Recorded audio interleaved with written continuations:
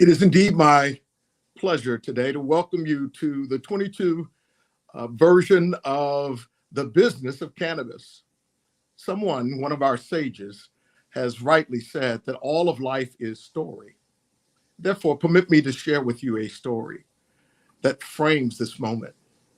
Several years ago, Gia Moran and I were on a train, unbeknownst to us, back to New York. I'm not sure where she was coming from, but I was coming from Philly. When we stepped out of the train on the 30th, 31st, and 8th Street at Penn Station, we saw one another, we greeted each other, and I asked where she was headed. She said back to Brooklyn. I knew her because she had her daughter in our daycare years before. Well, I shared with her that I would be glad to share a cab back to Brooklyn. She agreed. During the course of our ride back, I simply began by asking her questions about what she had been doing. I listened to her answer, and I learned that she was doing some incredible work. The work that she was doing was not only difference making, but it was history making. She shared with me that she had founded a group, the Women Grow, and the intention was to make sure that persons of color, in particular Black people, were not left at the station as the business of cannabis began to unfold. And as I listened to what she said, I shared with her that I thought that we might partner in this. And I said, this is something that our church can be involved in, and I'd like to form a partnership with you. She looked at me rather surprised and shocked, and she said, well, sure. A few weeks later, we had our initial meeting, and it was a very exciting and engaging meeting, and we resolved to form a partnership between Women Grow and EBC. Our first event, while small, was still significant. We did it under the banner of Exiting Egypt, which is EBC's literary effort, a financial literary effort. And from that moment, this movement has grown from the engagement and the education of a few to now well over, I believe last year was 1,500 participants. It is an incredible thing. And I don't know whether or not you are aware of the fact that I think it's apropos that during Black History Month, we have a sister in Gia Moran and another sister, one of our members, Nicole Monroe, who are indeed making history. History begins simply with people doing what they're passionate about, doing what they believe will make a difference, doing that which they believe that they are uniquely gifted to do. And I am grateful that Gia and Nicole and others did not pull back when I proposed the idea of a partnership, but rather they were very much in favor of it. And I'm thankful that they are. Why did I share that story with you? I share that story with you because you come to this experience, and I want to encourage you to do what I did. I want to encourage you to raise questions. I want to encourage you to listen for answers. I want to encourage you to learn. And then finally, I want to encourage you to live out what you learn. You have an opportunity to make a difference, not only in your life, but in the life of your family and the larger community. I hope and pray that you will not only receive the information and not only sense that you now have motivation to make a difference, but that ultimately that you will apply what you're hearing. And when you apply it, watch what God will do through you and beyond you. I hope and pray that you will find this experience to be a blessing. Now, if you don't, here's what I want you to know. That one of my partners is A Better World, and A Better World is the community outreach arm of EBC. And the focus of that entity is to strengthen and equip and encourage families. If you do not benefit from this experience, then it is really on you, because EBC is not only hosting this event, but we're investing in it. We're trying to make sure that we create an experience in which you will have a better me, a better we, and a better world. But finally, if you don't benefit from it, it's simply because you don't believe women grow. God bless you. God keep you. Peace. Namaste. Let us pray. Oh God, in the midst of this moment, we thank you and acknowledge that you have been at work from the very beginning. We acknowledge that you work through individuals and institutions, that you make a difference in the world through people who desire not simply to sit on the sidelines, but get involved in the business, not only of living, but in the business of liberation. I thank you for the partnership between A Better World, EBC, and Women Grow.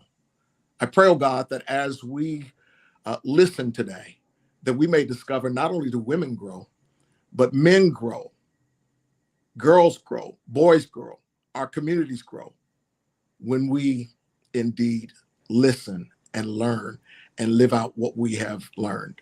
Bless every speaker. Bless, oh God, the AV people who are enabling us through the miracle of technology to connect, not only within the borough of Brooklyn, but beyond. Now, God, as your favor falls upon us as a people, we do indeed acknowledge him who said, I am come that you might have life and have it more abundantly. In the name of Jesus Christ and for his cause we pray. And the sons and daughters of God said, amen. God bless. Peace. Enjoy the experience.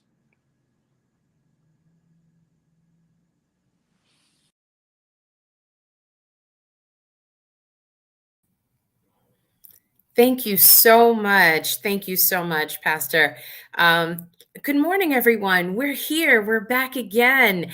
Yes, it's 2022, and we're back just as we were last year for the Business of Cannabis. And it's an honor to be here with you this morning. I'm super excited. And you're probably going to hear that word over and over again, the word excited, because we as a team came together once again to bring this summit, which started in 2019. Unfortunately, we weren't able to host it in 2020, but we came back in a creative way in 2021. And who knew that we would have to bring it back again in 2022? But this year it's actually amazing. We're streaming over YouTube. We're streaming over Twitter. We're streaming over Facebook, as well as LinkedIn. And, if you're joining us late, don't worry. This will replay. This will replay. But for those who are tuning in who have yet to register, we're encouraging you to still go to the Eventbrite and register. Why? Because at the close of not part one, but part two, yes, we're coming to you in two parts this year. We will share with all the registered attendees a digital workbook. And this digital workbook will include this incredible resource, contacts, just information that we've gathered through our two-part series. And believe it or not, everyone, this is only the beginning. My name is Gia Marone, and I am president of Women Grow. If you're not familiar with Women Grow, our mission is to connect, educate, empower, and inspire that next generation of cannabis leaders. And I believe today you're going to hear from some incredible minds in the industry. But before we get into the full programming, we are so honored that we have a special guest joining us this morning. And what's interesting is that at the time in 2019, she was one of our borough representatives and assemblywoman. And now we have this incredible person leading our Office of Cannabis Management, but she is the chair of the office of, oh my gosh, I'm so sorry. this New York State Cannabis Control Board. My apologies, but we're honored. We're honored not to only have her here to join us this morning, but to also, did you hear me say her, she, a woman? A woman is chair of the New York State Cannabis Control Board. And what a blessing to have her here this morning. And I'd love to bring in our incredible chair of New York State, Ms. Tremaine Wright.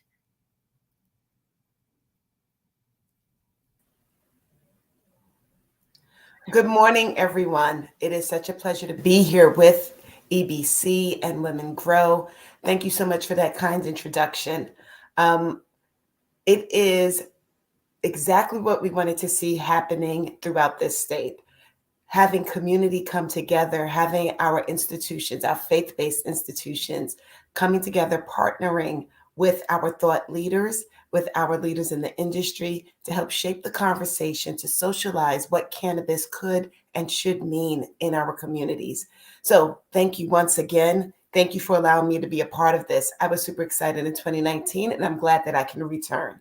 And today, I return as the chairperson for the Cannabis Control Board. So back in March of 2021, New York State passed the marijuana regulation taxation.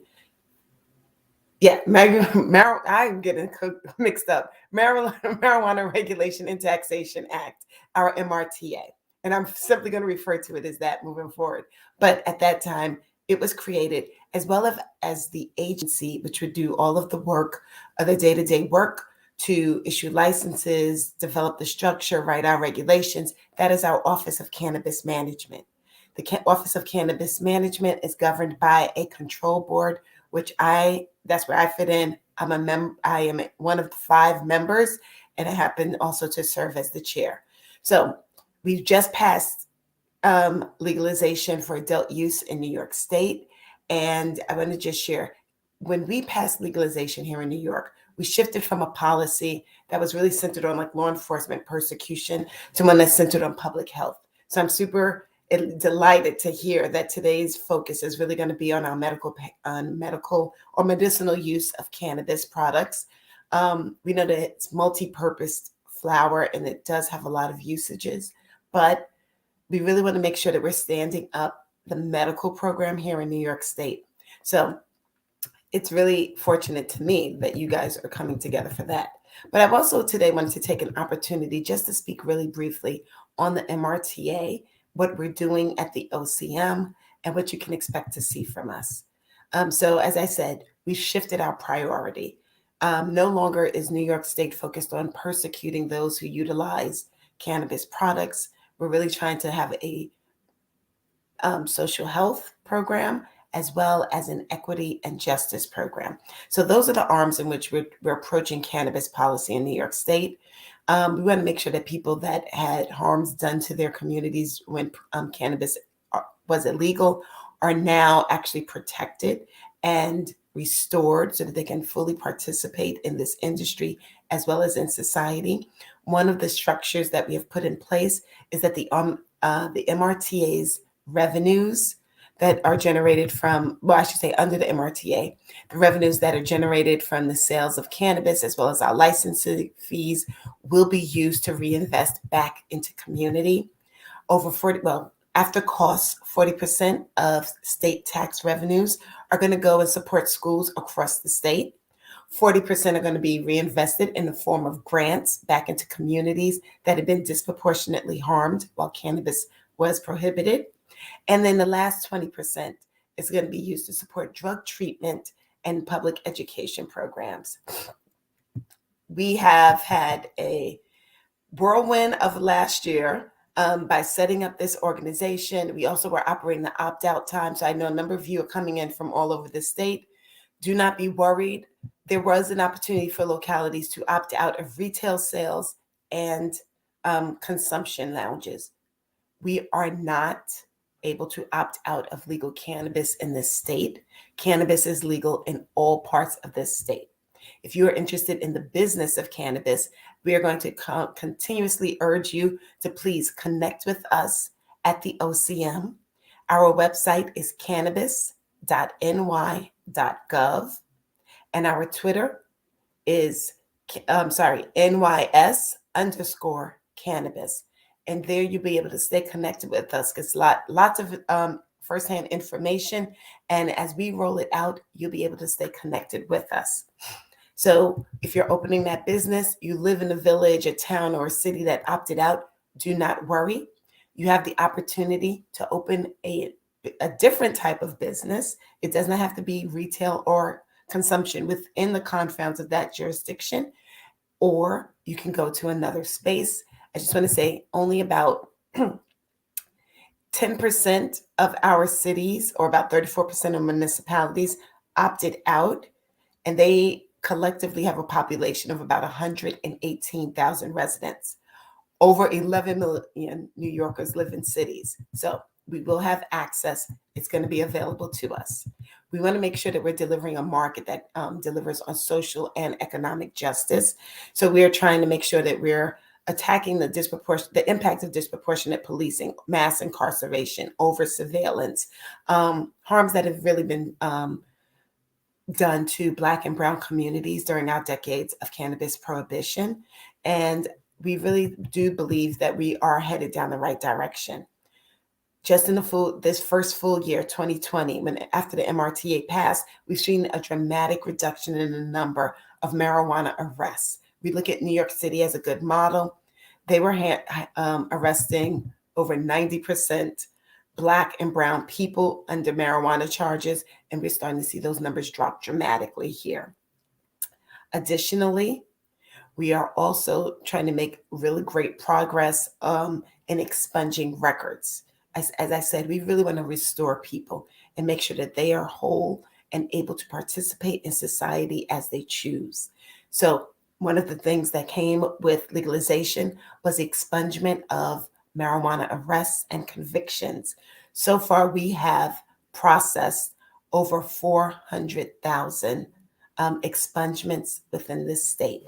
The work is ongoing. And if you have any concerns, any questions, please make sure you contact the Office of Court Administration so that you can check on the status of your individual case.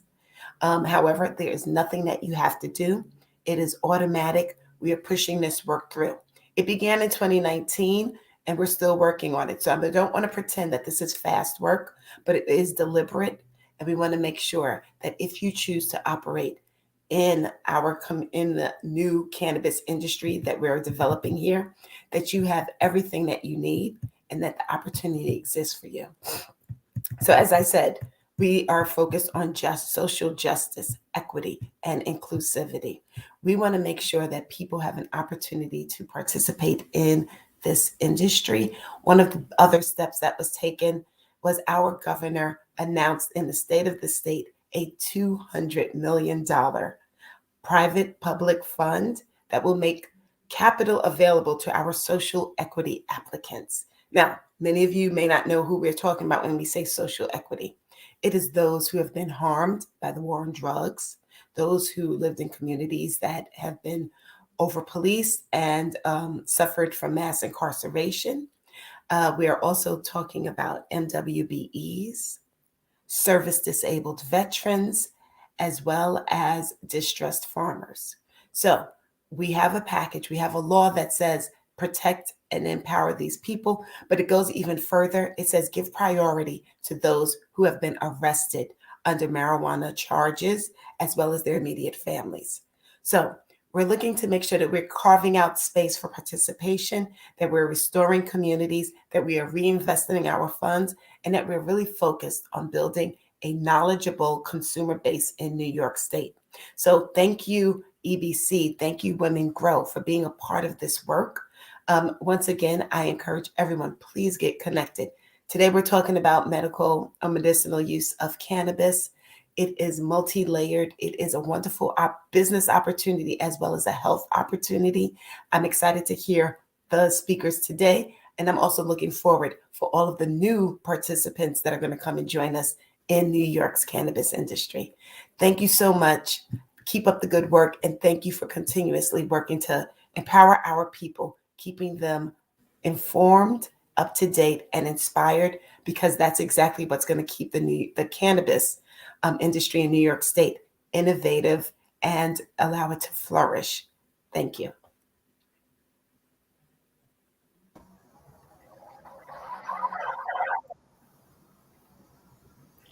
Wow. Thank you so much. Wasn't that incredible? Amazing. I am so looking forward to, as we build out this event, but as we build out this event, the community, the New York State cannabis community is also building out as well, which I really look forward to. So I have to formally introduce you all because I've been on the screen, but I am so excited to once again be joined with my co-host here, Nicole Monroe. Nicole Monroe and I are both members of EBC. Yes. Yes. True story. I was not a member of EBC in 2019, although had been a member of the church, like had been attending the church, knew Rev from our kids going to school together, not only kindergarten, but also elementary school. But Nicole, I've known you for many years. So it's incredible to be back here with you again. Same here. I'm so excited to work with Women Grow as always, and also to be a representative of Emmanuel Baptist Church in this effort. This is so great. And then we've got Tanya here, our director of community. Yes. She's also our digital producer. Like Tanya is the brains behind putting this together. And I just want to thank you up front. I'm going to thank you in the front. I'm going to thank you in the back end. But thank you so much, Tanya, for all the hard work that you've done and continue to do. And for those of you who do not know, when we held our first event in 2019, it was Nicole and Tanya that continued to host. How many was it, like 6 or 7 events? Following? 6-part series after the event. Yeah. That's when we were allowed to like join together in person. When we were outside. With no mask.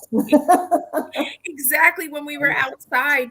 But what an incredible series those were, because while we drew 400 people at the church, in the months after, you guys had an average of anywhere from 80 to like 100 and something people at the church in person, just continuing to embrace the education. So follow up.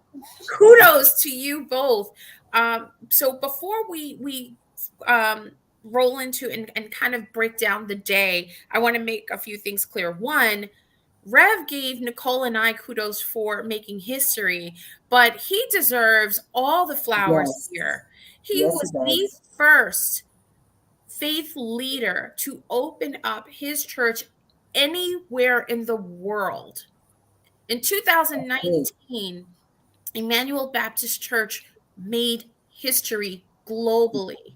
Rev opened up the entire, not just the sanctuary, it was the adjacent building as well as the school building. We had the entire building. We had 400 people. We had 60 speakers who flew in from across the country because everyone heard, oh my God, a church opened up to us to have this conversation. Yes. And so he is a history maker during Black History Month. This is very intentional in holding it during the month of February. So I wanted to make sure that we acknowledge Rev for the work that he's done in embracing what we're doing. He is a history maker, continues to be a history maker, and a huge supporter of social justice and social equity and equality. So we're grateful to EBC. The other point I wanted to make clear, Gia Marone is not the founder of Women Grow. I am not. Women Grow was founded in 2014 in Denver, Colorado by Jane West and her co-founder, Jasmine Hump, who came in as a founder in 2015. But what has happened and what has transitioned over the years is that our chairwoman and CEO, Dr. Shonda Macias, and I, we're partners in Women Grow. So Women Grow is a majority, it's interesting to say majority minority owned, but that's somewhat how it's referenced. But we as both Black Latina women are majority stakeholders in the company. And so she is the chairwoman CEO, Dr. Shonda Macias and Gia Marone, me. I am the president, and we are partners in the company. So I wanted to make that clear because the credit is really due to the person that birthed the concept of what Women Grow is. And I like to say that Shonda and I have somewhat adopted this and are growing it into more. But all kudos to the founders and the incredible work that they've done, where we ended up taking on the baton or receiving the baton, right, to move on. So I want to make that clear. And then here we are today. We were going to do a full day, ladies, right? We were going to do a full day. And then I was like, anyone that knows me, and we're going to get into the show soon, but I'm one of these people. I wake up 5. Well, really, I woke up at 5 in the morning, but I didn't want them to get mad at me. So I waited until 6:15 to say, I have an idea. We need to change the format. And the reason being is that having done this event twice, I recognize it's a lot of content that we share, and it's a lot of process. And I remember when I first started out, as well as anyone else that I know, my peers and colleagues, it's a lot to receive in one day. Yeah. What I asked the team, and there's more of us, you're just seeing just a few of us now, but what I asked is that if we can break this up, and if we can have part 1 focused on the medical cannabis program, because there's so much information in New York, New Jersey, and Connecticut, because this really is a tri-state effect. It's that entourage, right, effect amongst us. And then next next Saturday, same time, we're going to focus on the adult use market. The reason being a medical patient is just as important as having an adult use program in your state. And today, I believe that people are going to understand that better.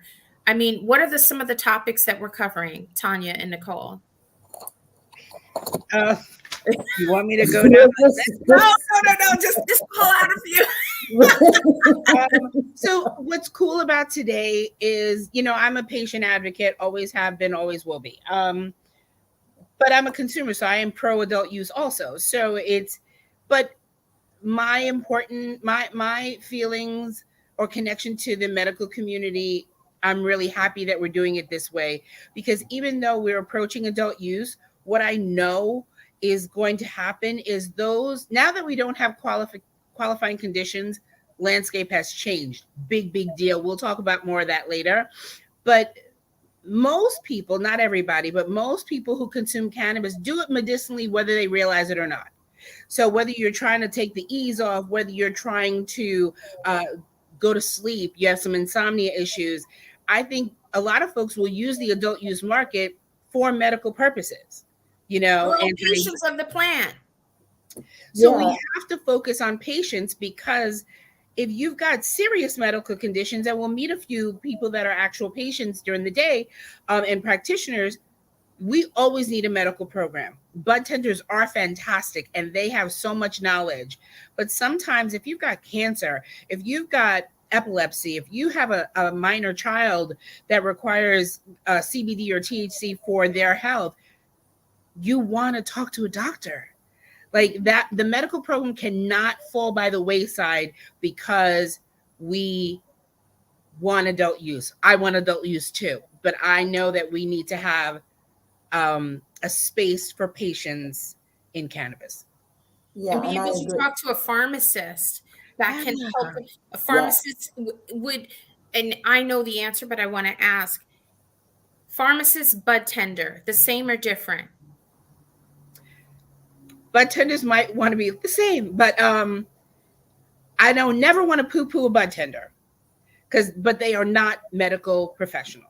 Can you explain what a bud tender is? Because I've never even heard of that before. So a bud tender, think of it the equivalent of a bartender. Yeah.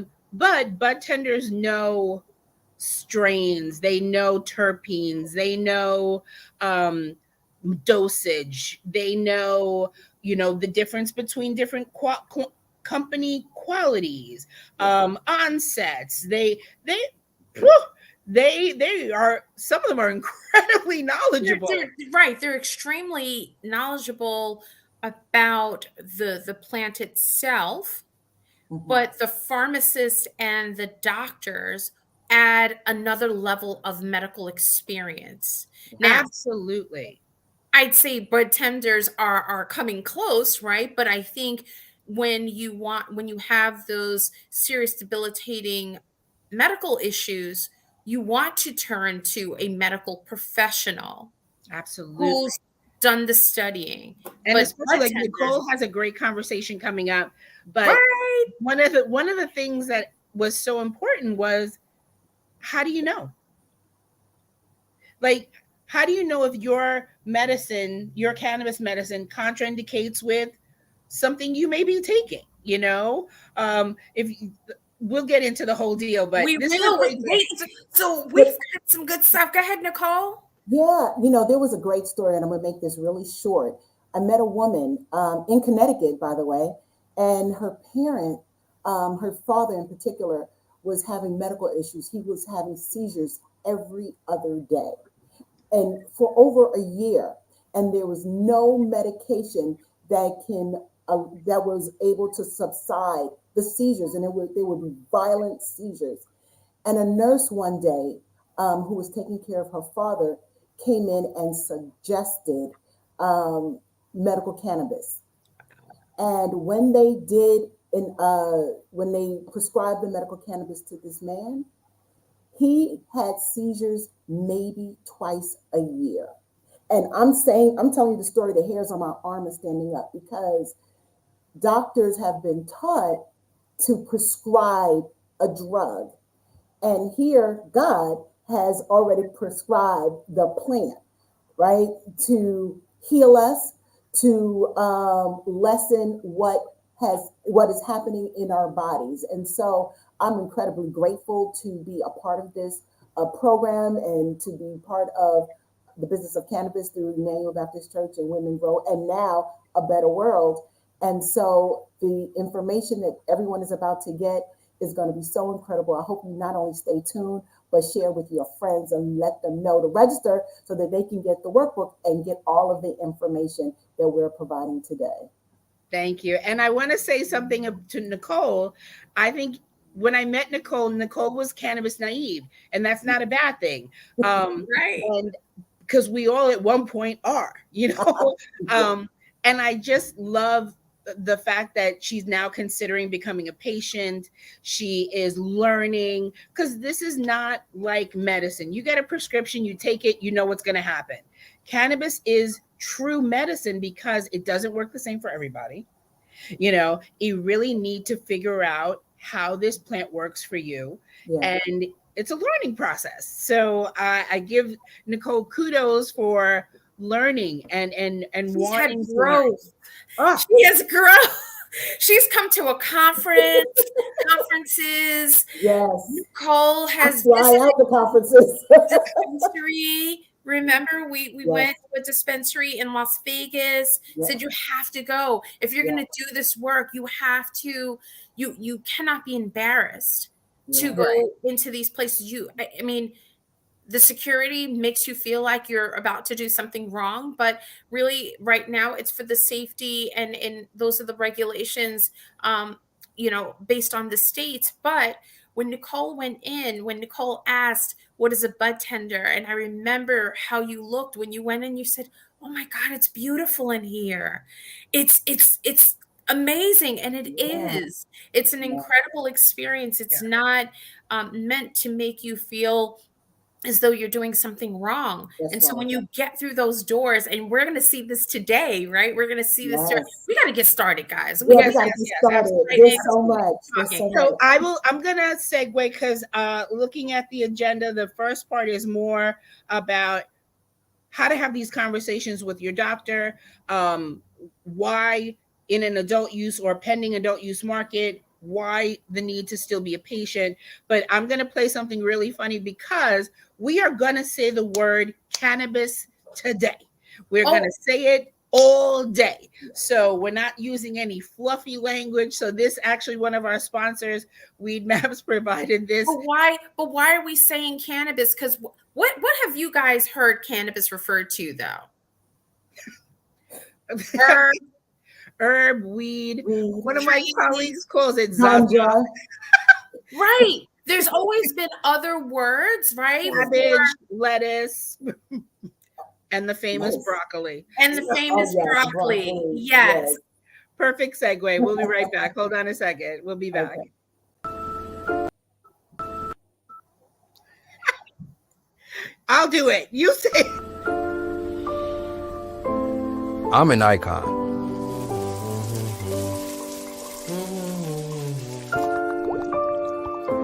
But since we can't talk about cannabis publicly, my likeness is being used as a safe substitute. Well, Brock?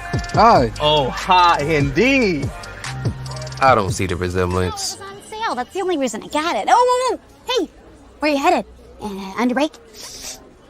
Finance meeting, Janet. Okay, bud. Go get that green. They're not even being subtle anymore. Wow. Don't do this to me. Oh, there you are. Hey, Susan.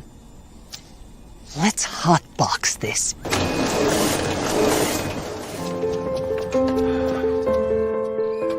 It's taking over my life. Cannabis is here to stay. That's great. But can we just call it what it is? I'm broccoli. I mean, you guys get it. Pot, leaf. It's messed up. Thank you.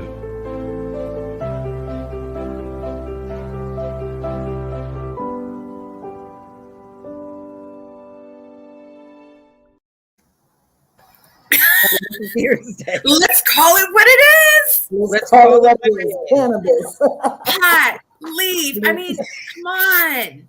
Thank you to Weed Maps for letting us share that. Weed Maps.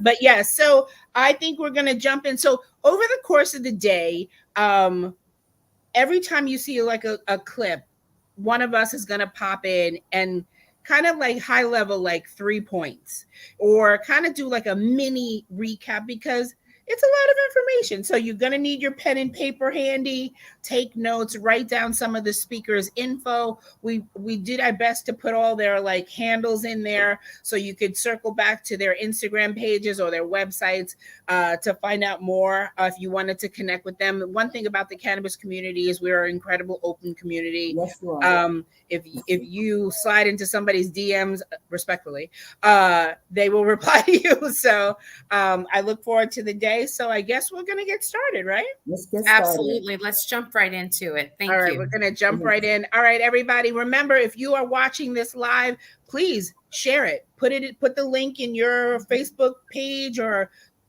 send the link to your grandma or your auntie. It's a church event. So this is the time to broach that cannabis conversation with people that you might, maybe have not been so receptive in the past. This is a good opportunity. So we're going to jump right in, folks. Thank you so much.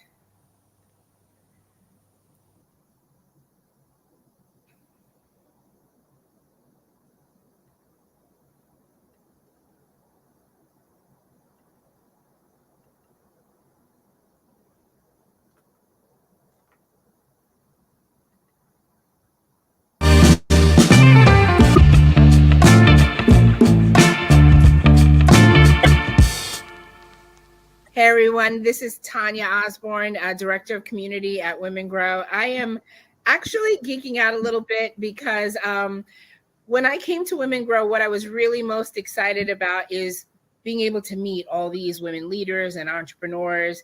And when I ran the New York market, I had the opportunity to meet Dr. Paloma Leifeld. And it was just so great to be able to talk to a woman doctor about the things about cannabis and having like the science behind it. When you're a consumer and you just want to learn, it's so fantastic to be able to talk to. So now, but we've never done this type of like chat, like where we're able to sit down. So I'm really excited to do this. So please allow me to introduce Dr. Paloma Leifeld. She is the Senior Director of Clinical Science and Partnerships at Goodness Growth. And I am very happy that you're here. Thank you so much for joining me. I am absolutely thrilled to be here. I've been in the industry for a few years now, but Women Grow is one of the first organizations that I said I need to meet these women. I mean, truly amazing what you guys have done over the past years, and just so excited to be here. Tanya, thank you so much for having me. I have to quote you and saying, this amazing quote from a few weeks ago that doctors are the gatekeepers to the stigma. I couldn't agree with you more. Like myself, none of my colleagues in medical school were ever taught about cannabis as a medicine. And it's completely unfortunate that we're still talking about this today. So thank you for providing a platform to really spread the amazing cannabis plant, the medicine, and how many conditions it's really used for. Thank you. Thank you. Thank you. So I think what would be a good talk today would be, New York is really we're really starting to get close to adult use, but it's still a ways away.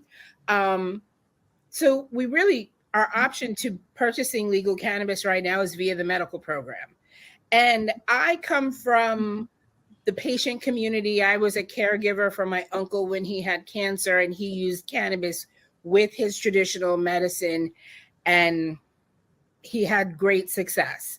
So I am a patient advocate, 110%. So I do feel the need for medical in an adult use market.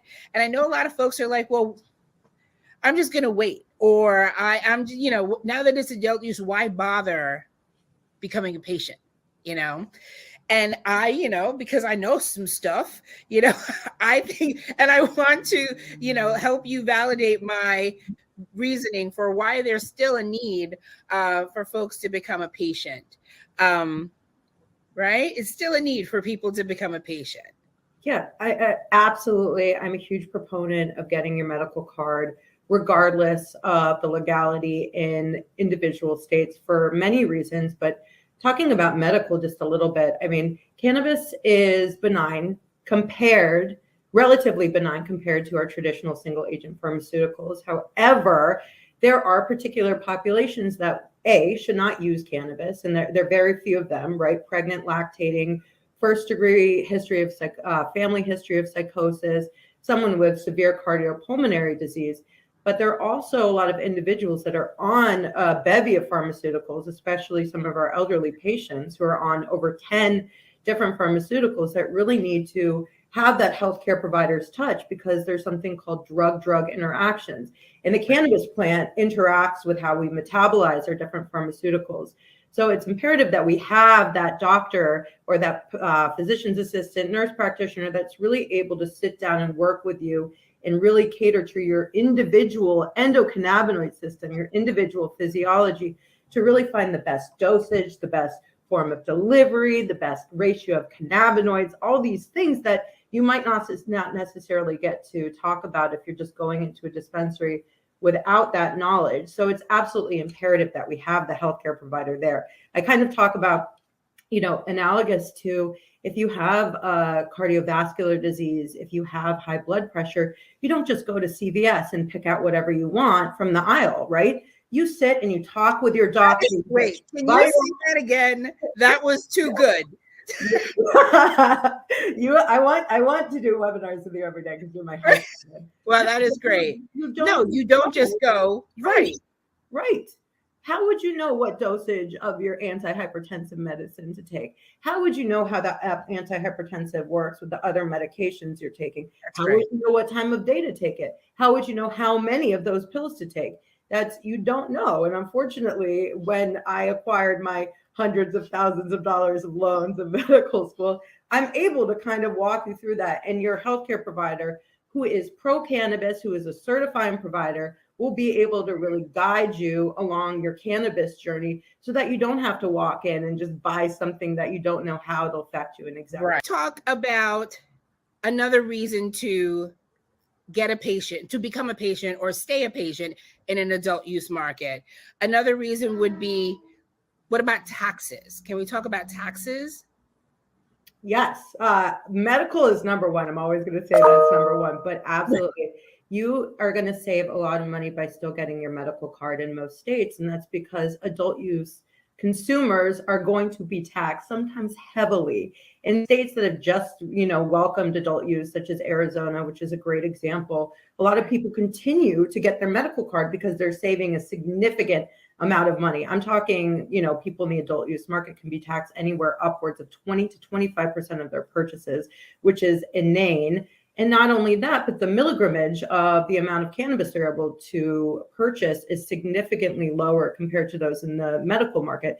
And Right. that's incredibly imperative for folks to have that high milligramage if they're suffering from chronic pain, palliative diseases, cancer, and many others. Absolutely. They can't have that 10 milligram THC cap that adult use patients might see, and they need that. And then we talk about forms of delivery. Adult use patients are really limited to forms of delivery. Medical patients have that suppositories available, those gel capsules, more medical ways, as well as traditional combustible formulation. So it really is limiting to become to switch from medical to adult use. And we've seen it in the markets in which we operate that people really remain in the medical market for those reasons. I love that. I love that. So let's continue talking about medical, because that's really the issue. I was a caregiver for my uncle. I don't think my uncle would have gone to a traditional adult use dispensary because he needed that contact. You know what I mean? He needed someone to answer his questions. And I think, like you said about the high blood pressure medication, why would you even not consider speaking to a professional? Right. Absolutely. You absolutely need that touch in order to really have the best experience. Again, it is overwhelming for someone who does not know about cannabis. You cannot just walk into a dispensary and get something that works for you specifically. It's just not going to happen if you really don't have that touch. We talk about different cannabinoid levels, different terpenes, different strains, different forms of delivery, the way it affects men and women differently, our own pharmacogenomics, which are the different ways we metabolize. So really not having that. That was a big word. That was a big word. It's like the 23andMe for cannabis, right? We all have a different genetic makeup that has to do with how we metabolize cannabis differently. So something that works for you might not work for me and vice versa. And it's incredibly important that with regard to our THC dosage, if that's what we need, that we're really starting low. The worst thing that could possibly happen is someone that's coming into a dispensary for the first time, a new user, as an adult use patient, is taking something that is way too high for them. And they have a horrible experience and really never come back to cannabis at all. Again, it's why it's so imperative that you have that healthcare provider touch. And it's the same thing with all different, new things that you're putting into your body. You really need to have that background and learn how it's going to affect us all differently, because it does. All of our endocannabinoid systems are so different: gender, age, drugs we're taking, history of cannabis use, other substances we might be taking. And if we're not really, learning about how it's going to affect us, we're not treating our diseases or our ailments in the best way that we possibly can. And Tanya, you mentioned chronic pain. Chronic pain is something called a multifactorial disease, right? You don't just have the pain. You have difficulty sleeping. You have insomnia. You have depression. You are not incorrect. You are not incorrect. And now New York has opened up the medical program to not be so restrictive with a specific amount of diseases, because insomnia, especially, talk about the pandemic, who isn't suffering from sort of insomnia, right? Regardless of chronic pain. But before this expansion of the program, insomnia was not a qualifying condition. Right. Which is a disservice, but now it is. And if we're going to go insomnia, we got to talk about mental health too. Right now there are 1 in 3 people that had COVID have a new onset mental health disease. This was a poll that went out. And, rather than just pumping everyone full of pharmaceuticals, which do work for people, right? SSRIs are great for some people, but we need to really make sure that we have our psychiatrists on board as certifying providers, so we can get all of our new onset anxiety patients, new onset PTSD patients, the proper cannabinoid medicine. And that they're working with someone, because that, again, is something that's frightening to venture in by yourself. You may have heard something works and then you try it and then you don't have the best experience and you're not been supported. You know what I mean? That's not a great thing to happen, Absolutely.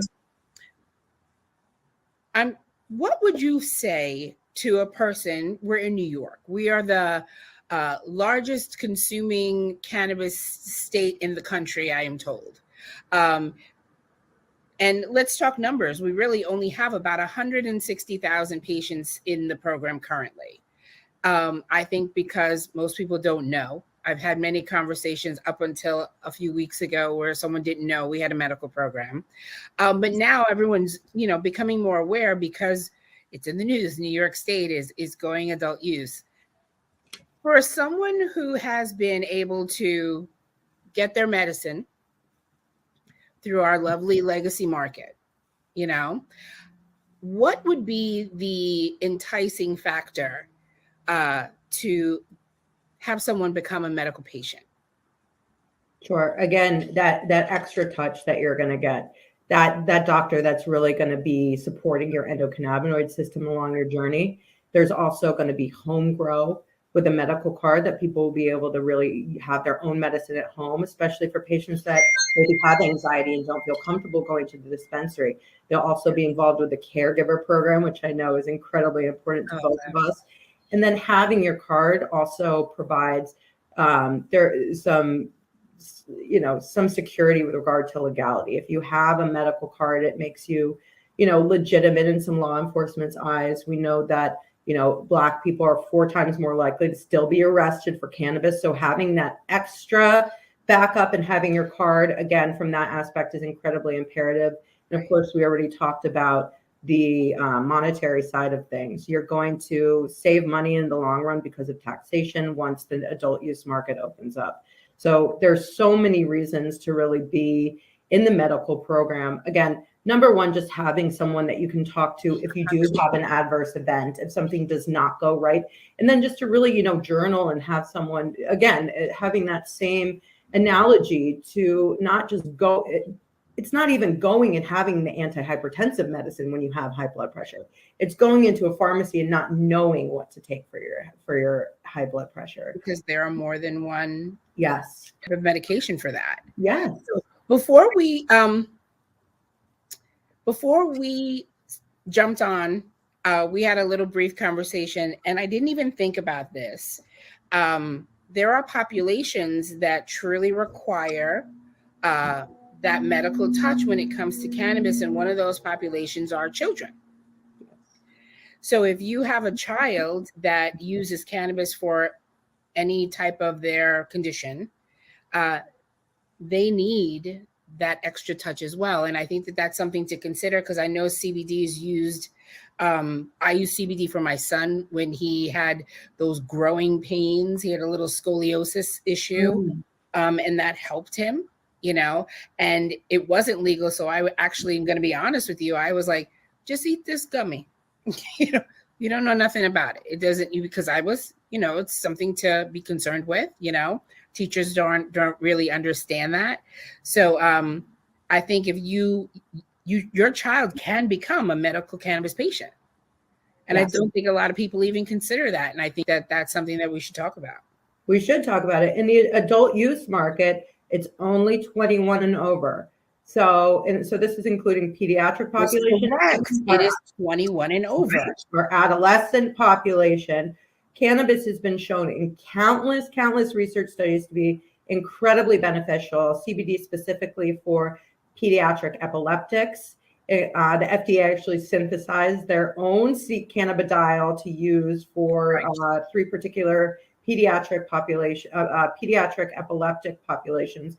It's also been shown to be amazing for autism spectrum disorder, as well as a variety of different mental health disorders in the adolescent population. Again, I'm going to bring it back to COVID.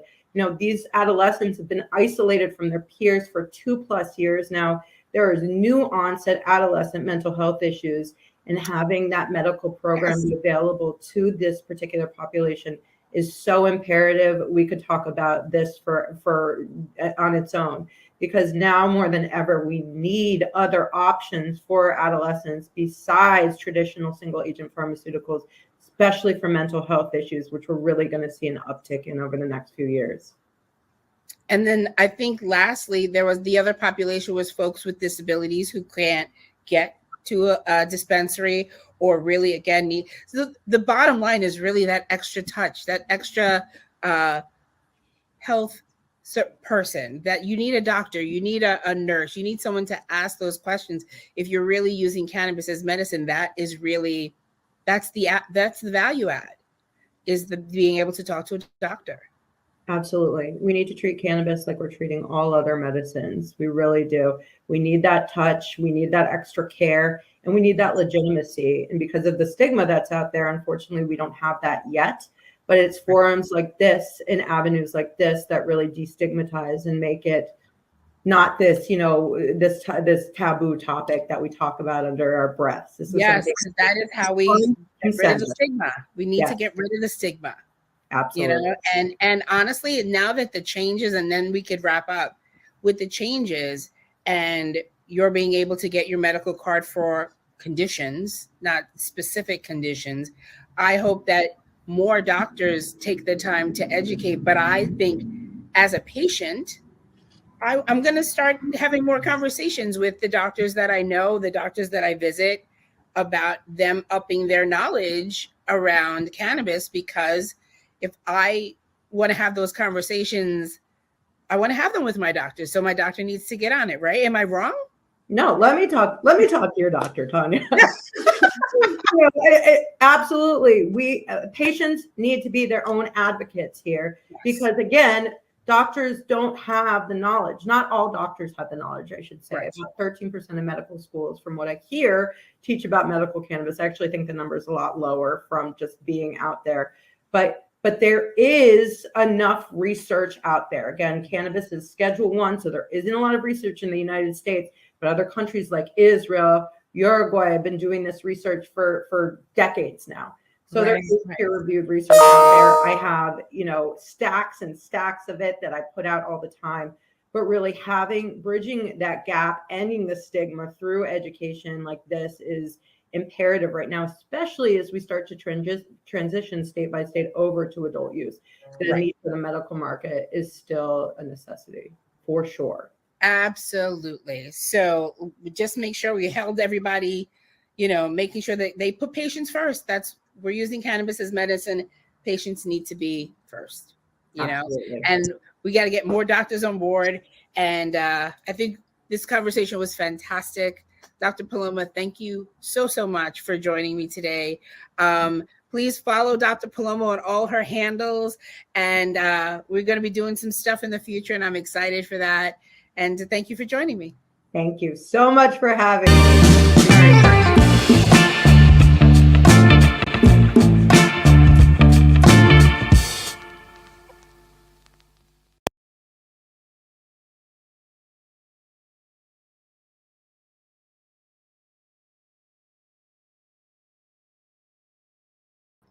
I realize I'm muted. Hi, this is live, so it happens. It was really great talking to Dr. Paloma. She's an incredible resource. Definitely circle back and hit her up to get any questions answered. Goodness Growth, Vireo Health. Thank you for your support. Okay, so the next conversation we're going to have with Nicole, she will be talking about, I'm sorry, wrong one. We're going to have Gia talking with Dr. Janella Chin about speaking with your medical doctor. We will circle back in a few seconds. Again, we wanted to just solidify becoming a patient is still really important, especially if you want that attention, that extra level of care. If there are questions, we will definitely try to circle things back. Some of these items are pre-recorded for lack of craziness. So sit tight. If you have any questions, you could always DM me at Women Grow or the Canadiva, and we'll make sure that we get all your questions answered. And let me pull up the next video. See you shortly.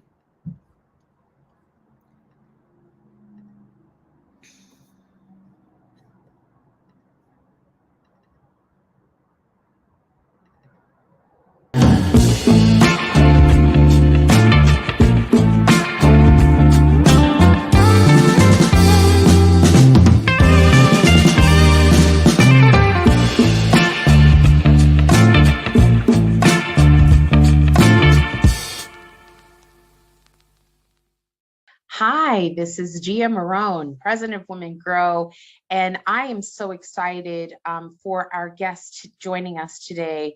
This is Dr. June Chin. She's a medical marijuana doctor.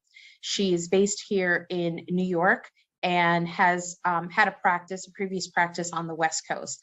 So she brings to us today experience from what she saw not only on the West Coast, but really what she's seeing here on the East Coast. And what's exciting about today's talk with her, as she's joining us for the Emmanuel Baptist Church, the Business of Cannabis Summit, is her understanding and breakdown of the expanded medical program. So I am so excited to have my good friend here, Dr. June, join us. Hi, how are you, Dr. June? I'm great. Thank you so much for having me again. I can't believe a year's already passed since the last one we did for Emmanuel Baptist Church. It has, like, the time has gone by so quickly, but what a year, right? When you think about where we were last year versus where we are today. So much has changed since then. And not only are we legal, do we now will soon have an adult use market, but there's been so many changes since last year in regards to the medical market. And I would love for you to share with our community what changes have happened recently. So the medical market has expanded, and I think in response to adult use legalization.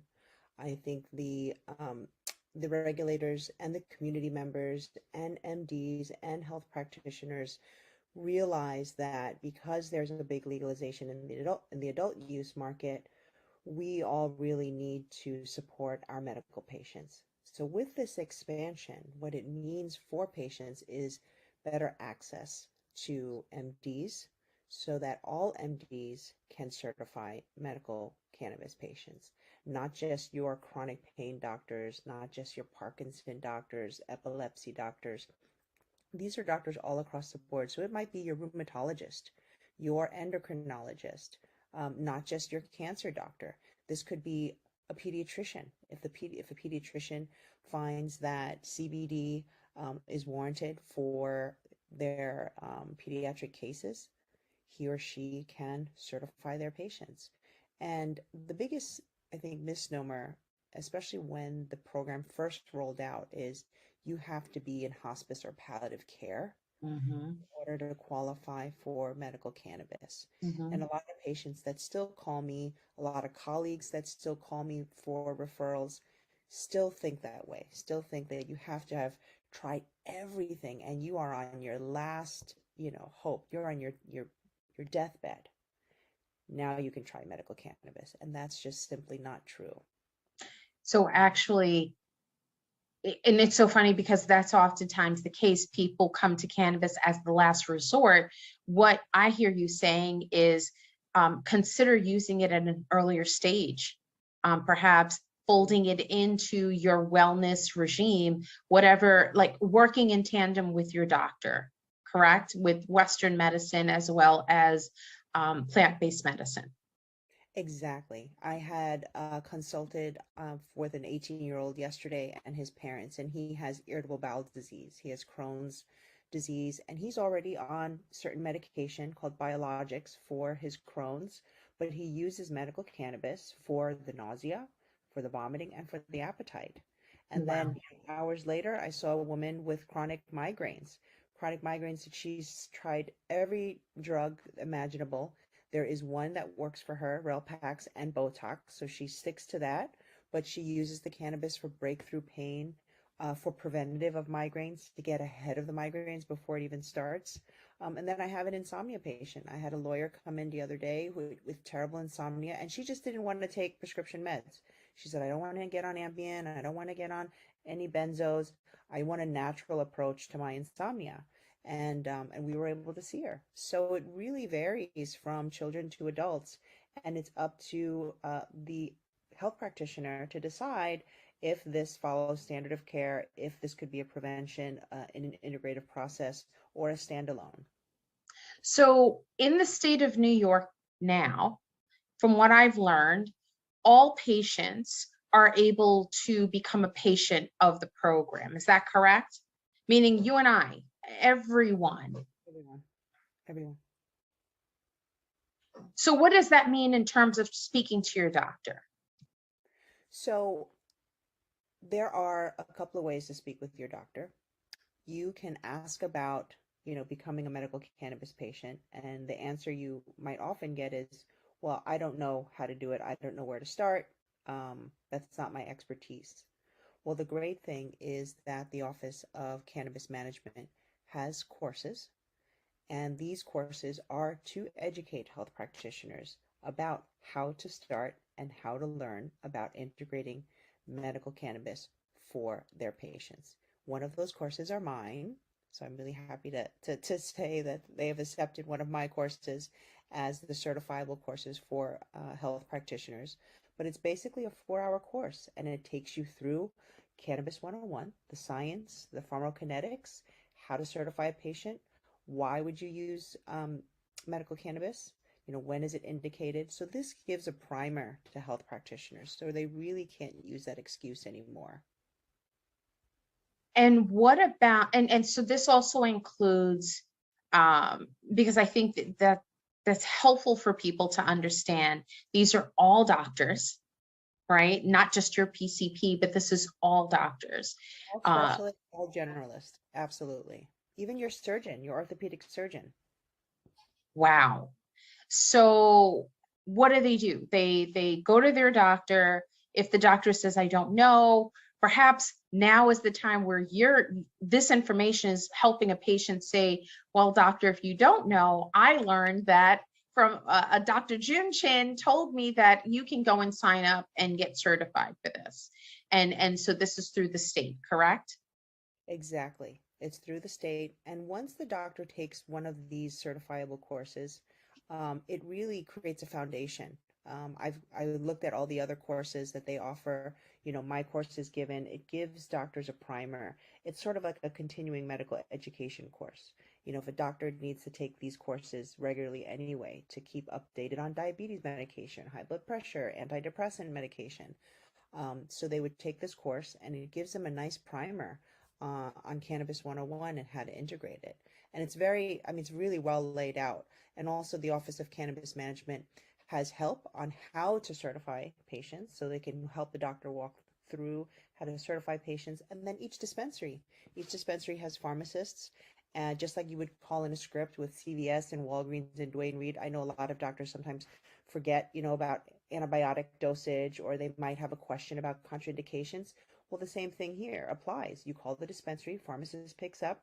You can say, I'm interested in prescribing medical cannabis for Mrs. Smith, but Mrs. Smith is on X, Y, and Z medication. What do you think?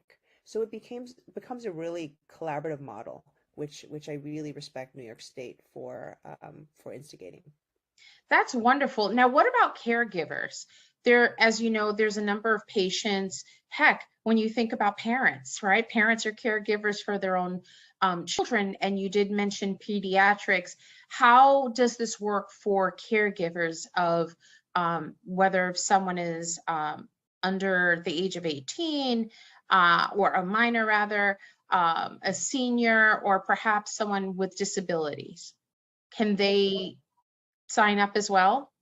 Absolutely. So every patient has up to 5 caregivers now. It used to be 2, so it's expanded quite a bit. And these caregivers, so let's say you're pediatric, you're a child, you're under 18, your parent or your caregiver can sign up as a proxy. So the caregiver gets their own card, the child gets a card and a prescription, and they purchase for the child. Okay.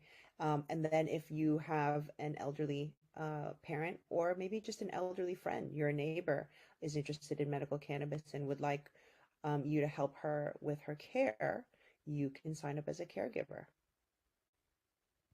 What types of medicines are available for patients under the medical marijuana program? There's actually a variety of medications. There's high CBD medication available. So those are types of medication that won't be as sedating. It might not create the euphoria versus a higher THC formulation. And there is a whole spectrum. So you go from high CBD to middle of the road CBD plus THC balanced, and then through the spectrum of higher and higher THC, maybe better for a chronic pain patient, better for muscle spasms, better for sleep, for example. And also, there's different formulations. There are gummies and candies if you like edibles.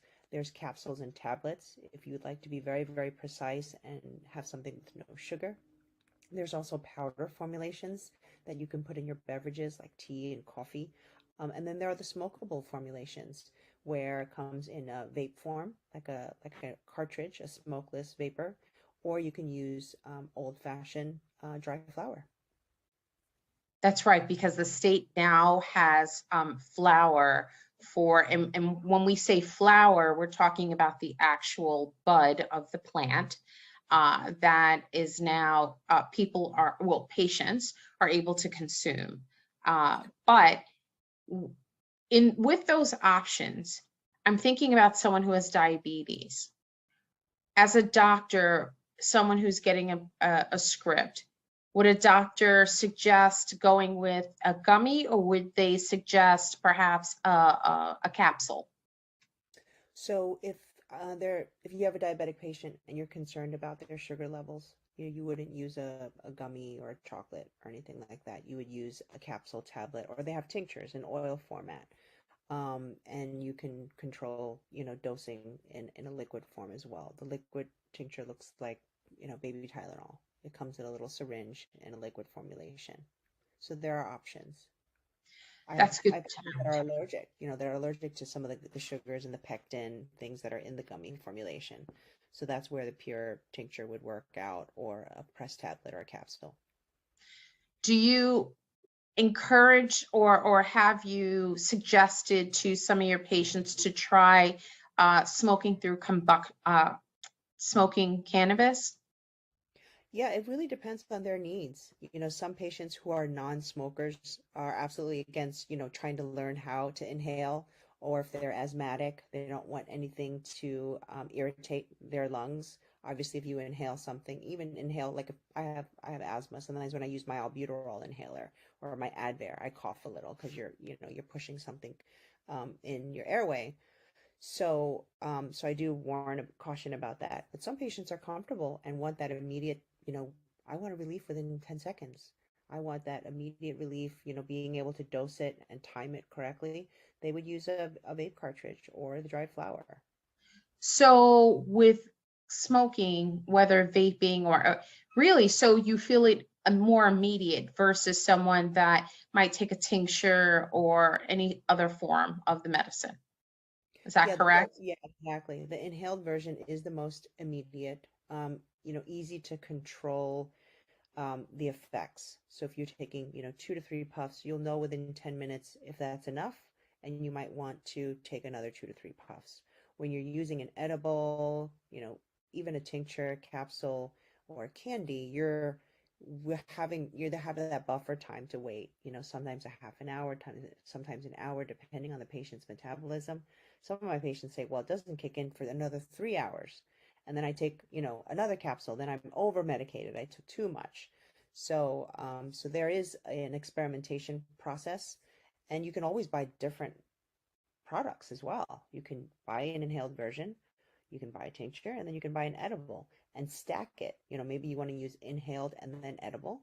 So the edible kicks in later, but the inhaled version kicks in sooner. Maybe you want to use in between for different times of the day, and that's okay too. I hadn't even thought about that, right? Like changing the type of medicine that you're taking throughout the day according to your needs. I hadn't thought about that. That's actually a good point. So what questions should patients ask their doctors? And I think that's some of the feedback that I've gotten. Like, how do you talk to your doctor about this? I know initially you mentioned that earlier, but what questions should they be asking according to perhaps their medical needs? Number one thing is medication. Is there any contraindication to the medication that I'm currently taking? And I know that cannabis can interact with blood thinners. It can interact with certain psychiatric medications, because cannabis does work on serotonin and dopamine receptors and GABA receptors. Also, it can counteract sometimes chemotherapy regimens, steroids, for example. Usually, my patients can take it concurrently with their medication, but I have them take it 3 to 4 hours apart, right? Because everything goes through your liver, everything gets metabolized, and you should do this with natural supplements anyway. You know, your echinacea, your vitamin C, your zinc. Take it about 3 to 4 hours apart from your other medications so that it gives your body time to metabolize one thing at a time. Let's say you're on a sleep aid, for example. You would talk to your doctor, how do I time medical cannabis with my sleep aid? Do I take the sleep aid first and then wait a few hours, then take the cannabis? So these are different things that you can talk about with your doctor so that he or she can integrate your current regimen with this new plant-based regimen that you're wanting to integrate. I am one of those people that likes to take all her medicine all at once. And I hadn't thought about that, right? I mean, I guess it makes sense. When you're taking everything all at once, that means your body is having to break all of that down and process it. So giving it time, you're basically allowing that first round to process, and then you're introducing that next round, whatever that might be. That's good. I hope that that's helpful to some folks that are tuning in. I guess another question that I have, Dr. Chin, what else can we expect from the program? I mean, so you now have seen your doctor, you become a certified patient, your doctor becomes certified, now you're a patient and you become certified, and now you go to a dispensary. Do you as a doctor work in tandem with the dispensaries? Because it sounds like you make this recommendation for many of your patients. So are you keeping up with the pharmacy or with the pharmacist and your patients just to make sure that the medicine is balancing out?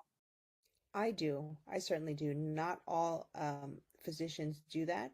Some physicians are comfortable with the pharmacist taking over care and managing the cannabis recommendations, and that's okay too. You can let your doctor know that.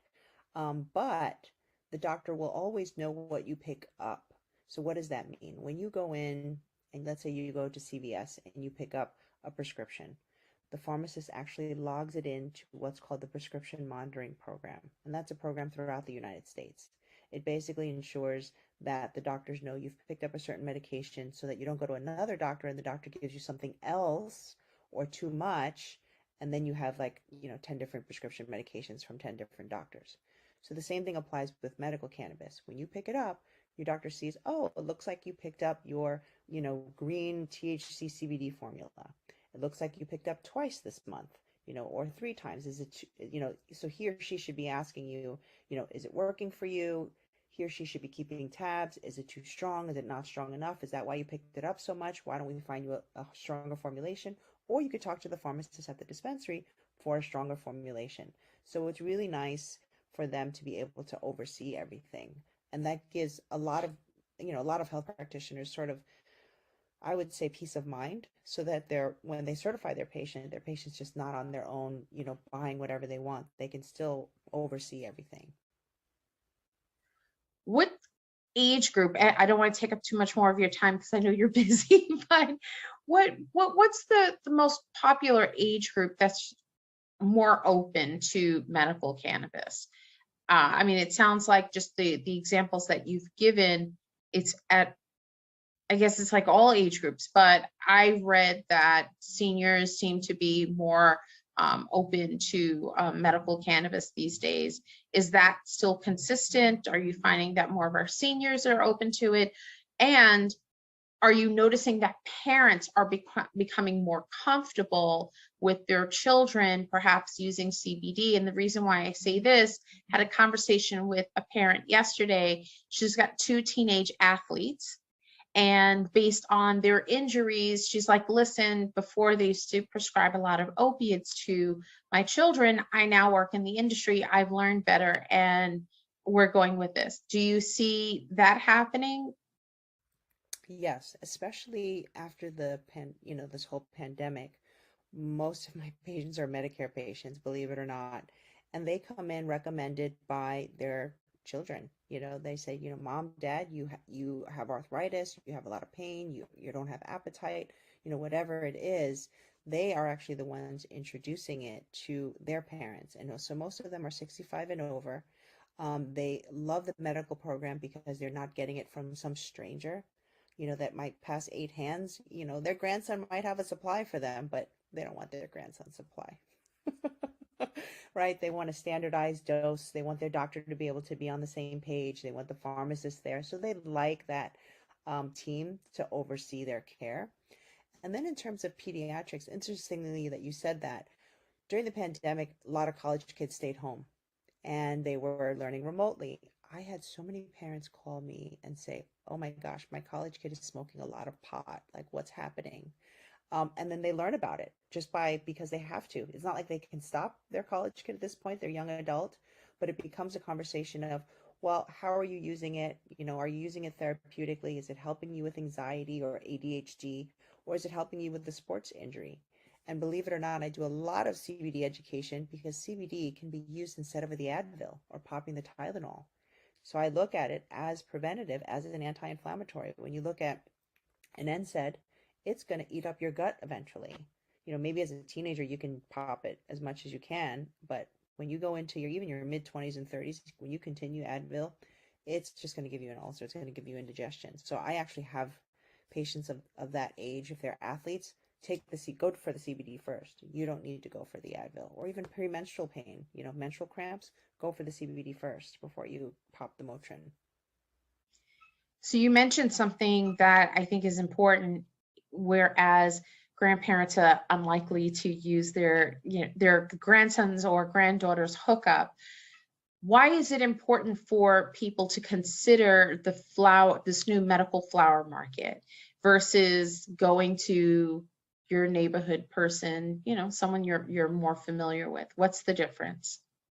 Well, the difference is everything is tested, through the OCM, through the Office of Cannabis Management. Everything gets tested, third-party tested. So you want to make sure there's no pesticides and solvents, mold and fungus. And if, you're older, you're a little more immunocompromised. Maybe you have had COVID, maybe you have respiratory issues, maybe you are a cancer survivor, right? There are some things that you want to be careful before you ingest just any old cannabis that you're not really sure what the source is from.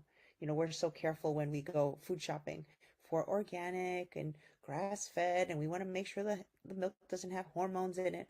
Well, you should be treating this plant-based medicine the same way. So I want to talk to you forever and ever, but I told you I'd be conscious of your time. I know you have patience. So my last question is, what can you leave our viewers with? You've given a lot of advice today, and I appreciate you. I've learned about the different types of patients you had. We've learned about what people should ask their doctors and how to have the conversation, and even instructing their doctor on how to become certified. But is there anything else that you can leave with our viewers today that they should know about the New York State medical cannabis program? I think a couple of things is disability. So patients always ask me, does workers' comp cover it? And I have cases quite a bit where workers' comp is covering for the medical cannabis. If you have a health— Oh, wait, hold on. Wait, you need to say that again. What? I didn't know that. Are you serious? Yes. So I have cases where workers' comp covers for the medical cannabis. Right? It's paperwork. It's paperwork. It's some hurdles. It's not an easy thing. You don't walk in and say I have workers' comp and then they're like, no problem, here's cannabis, right? So there is some paperwork that you have to fill out, your doctors to fill out. If you have a health savings account or flexible savings account, so some employers give you what's called like an FSA card, where you can put your money in and use that to go see the eye doctor. You can use that card at the dispensary to purchase medical cannabis. The 9/11 grant also covers for medical cannabis. Again, there is some paperwork, but I'm optimistic. When I hear that workers' comp, 9/11, HSA covers medical cannabis, I know that that's just the beginning. It's really to help set the precedent. So it may be a lot of paperwork for you guys, but if you do it, it will help future patients, and it will help other insurers look at the data and realize maybe we can save money. Maybe we can use medical cannabis as a preventative. Maybe these patients don't need to go to the ER so much. Don't need to fill out the other 10 prescriptions or the opiates or the narcotics they have. So this actually helps the program. I do have one more question because I got to ask in case someone wonders. I'm so sorry because we don't get these opportunities, you know? So when a patient goes to see their doctor, hoping to get a script for medical cannabis, is there a fee? So if your physician, your normal rheumatologist, PCP, neurologist, oncologist, there is no fee. They should be covering you just like any other doctor visit. You go in and you say, I need to refill my high blood pressure medication and I'd like to talk to you about medical cannabis. All covered. What's not covered, obviously, is the medication. That is out of pocket.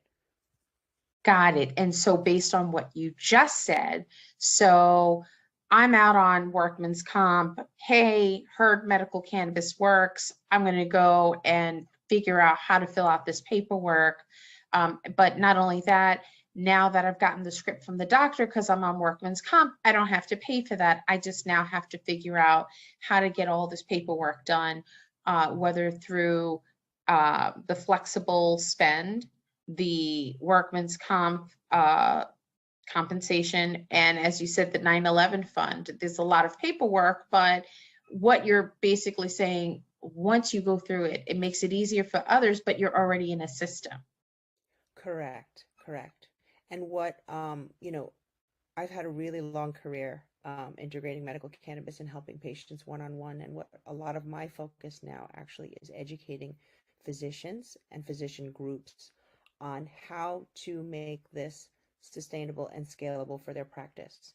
So what can they put in for the back of the house, so for their admin, to support their electronic medical records? What can they bill for? How do they do billing codes for medical cannabis?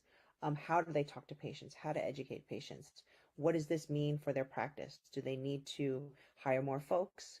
Do they need to hire more educators? So I'm actually helping doctors put this in place so that they can offer this as a service for their patients under insurance. So it's not a separate fee.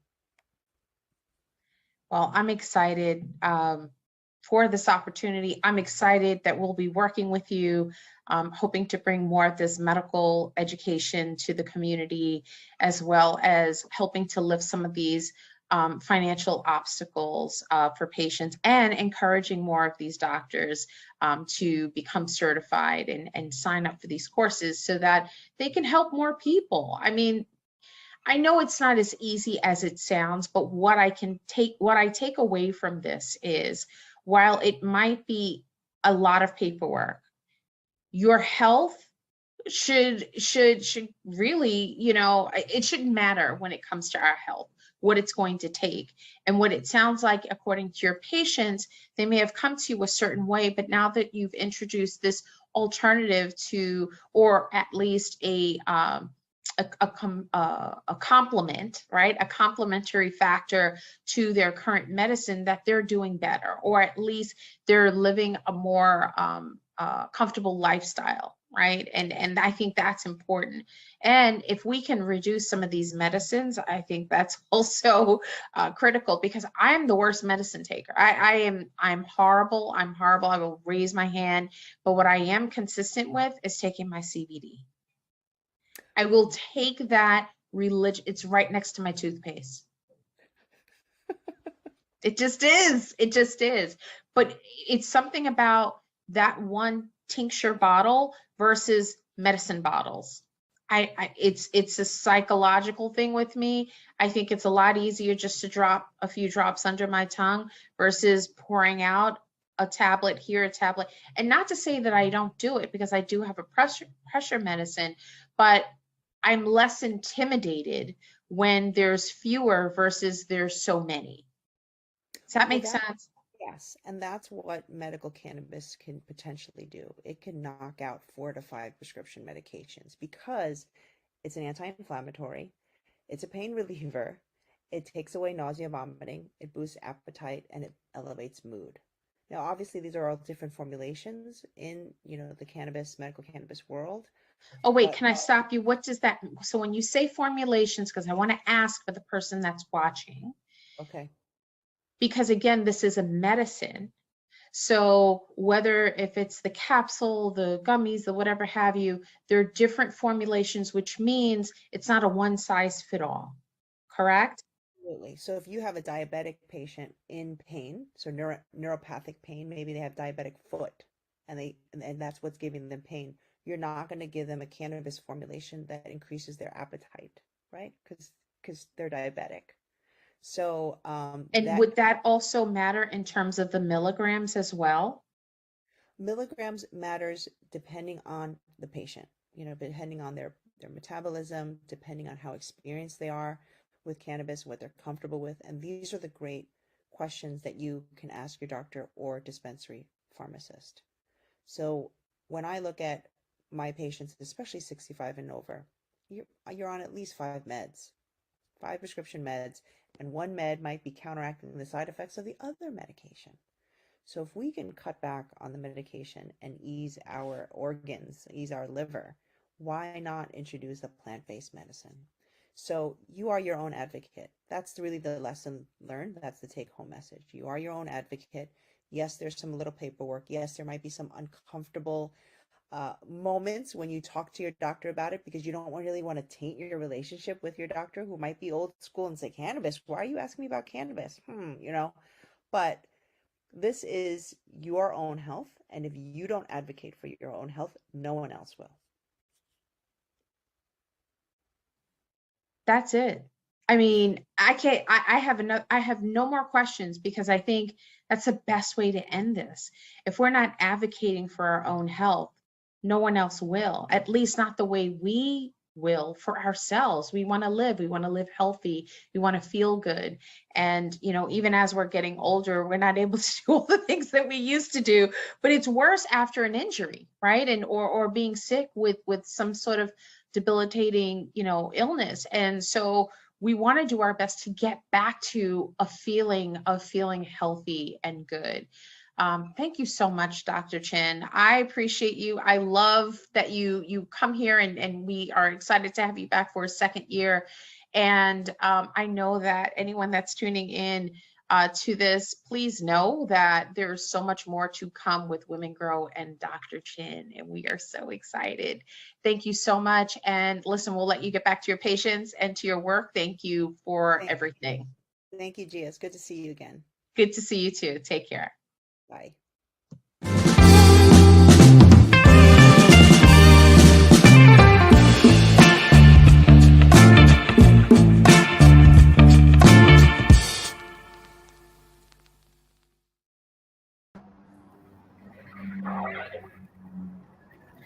Wow. That was great. That was very cool. I want to just address some questions, and then I'm going to, because a lot of these segments are pre-recorded, timing and all that good stuff. So some folks did have some questions. Yes, Dr. Janella Chin is from New York, so you can find her here in New York. What else did we have that I wanted to? All doctors can make recommendations now. In New York State. Right. In New York State, they do need to get certified. All of that information is going to come from the Office of Cannabis Management. And that is, they can pick a course, one of those being Dr. June's. And then the name of the course, you're going to have to go back to the replay on that one. I have some info for that. Yeah. Okay, cool. Let me just segue. Looking through, she is in New York. How dosage is applicable per patient. We recommend low and slow. Then yes, these are combinations between family. I don't know about the workers' comp laws outside of New York State. That would actually have to be something that you do your own research on, unfortunately. Yes, Dr. Chin is amazing. And someone had one more question that I can't seem to find. I know the questions are coming in, right? I've been watching them. Yeah. So, yes, we need to get all of our doctors informed.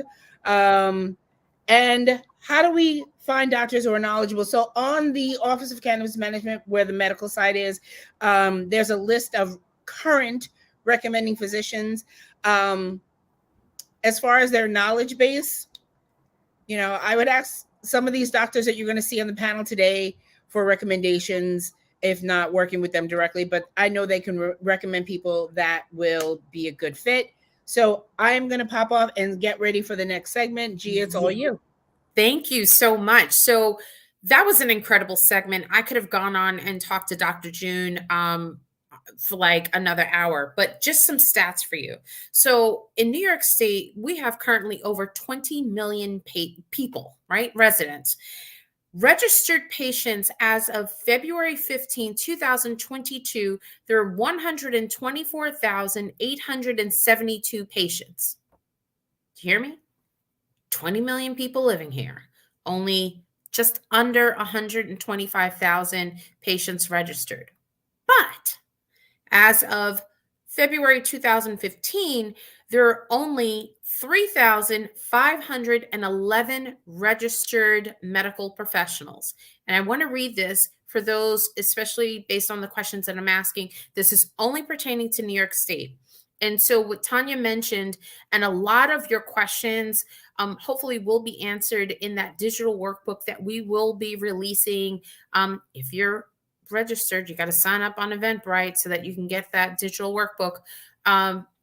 We'll be sure to share that information. But just this is off of the cannabis.ny.gov/practitioners. It says, to issue certifications for patients to receive medical cannabis health care providers must be licensed, registered, and certified by New York State to prescribe controlled substances to human beings within the state, such as physicians, nurse practitioners, physician assistants, dentists, podiatrists, and midwives. They all have to complete a 2-hour course, register with the office. And the reason why I'm stating that, because some of the folks that are viewing today may be dentists, maybe podiatrists, maybe midwives, maybe nurse practitioners. And so if you are one or you know of one, we're encouraging you to share this information with them, because they may learn that they may not be unaware that they can actually become registered with the state. So we can get the number up from 3,511 and get that up to like 10,000, 20,000 more. We have over 20 million people that live in the state. So I just wanted to share that information with you in case you didn't know. Nicole, where are you? Hey. Hi. Oh my gosh. Dr. Chin gave so much great information. I had to repost. Did you know workers' comp can pay for your medical 9/11 fund. I was blown away. Did you hear her? The 9/11 fund. Oh, if you my were goodness. registered through the 9/11 fund, it covers, and there's another program that covers it as well. Incredible. Okay, but you have to look for this information. But this is why these experts today are so important. But you had an interesting experience. I did. I had the awesome opportunity to interview Sang Choi, who's a pharmacist at Etain. And she gives so much great information about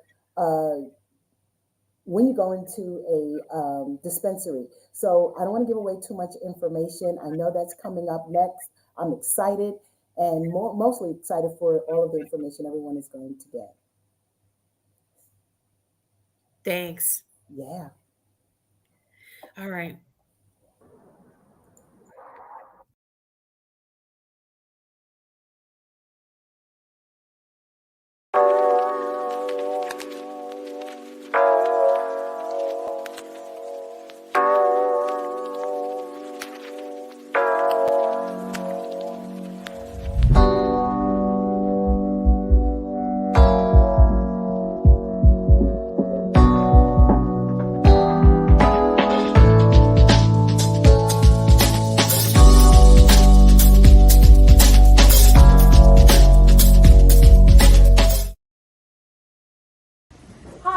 From Etain. I'm the marketing director here, and I'm excited to show you guys our 58th Street flagship, which is open to medical marijuana patients as well as anyone who wants to stop by and shop our health and wellness products.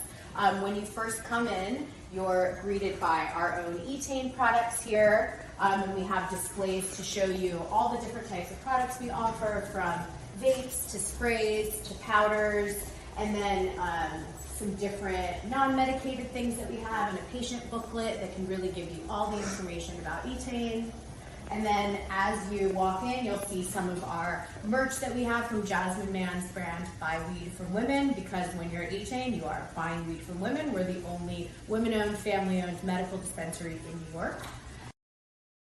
You come in, come to the check-in desk here. One of our staff members will greet you, and they'll be able to check you in.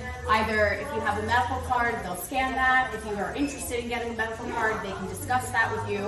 Or if you don't have a medical card and want to shop health and wellness items, you just sign in to be registered that you stop by the store.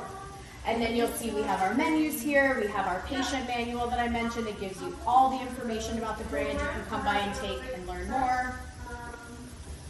And then we have other products here. We have the Omuro vape, we have our patient journal, we have Alana's book, Women in Weed, and of course, more Buy Weed from Women.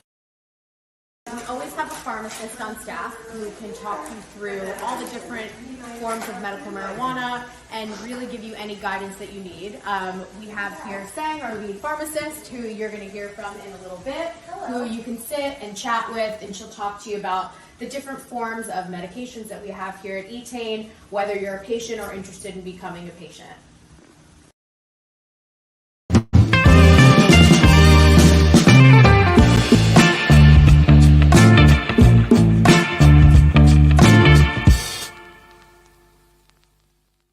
So excited today that we get to talk about what is it like to be a medical marijuana patient or medical cannabis patient. I'm excited to have Sang Choi, lead pharmacist at Etain Health, which is the only women-owned dispensary in New York State. Hi, Sang. It's so great to have you here. Hi, Nicole. Thank you so much. Thank you so much for having me today. Yeah, we are so excited, and let's jump right into it.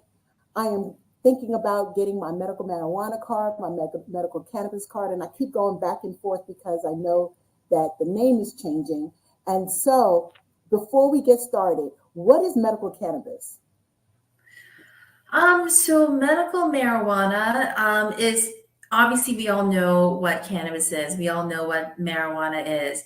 I think when we say medical marijuana, we are really trying to treat or at least alleviate some, pain or some sort of medical condition in a very sort of systematic way.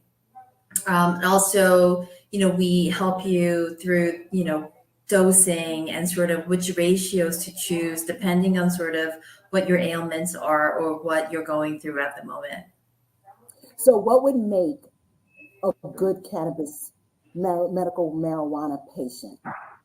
So, what the most exciting regulation change right now is that you actually don't need a qualifying condition, or the qualifying conditions that were in place.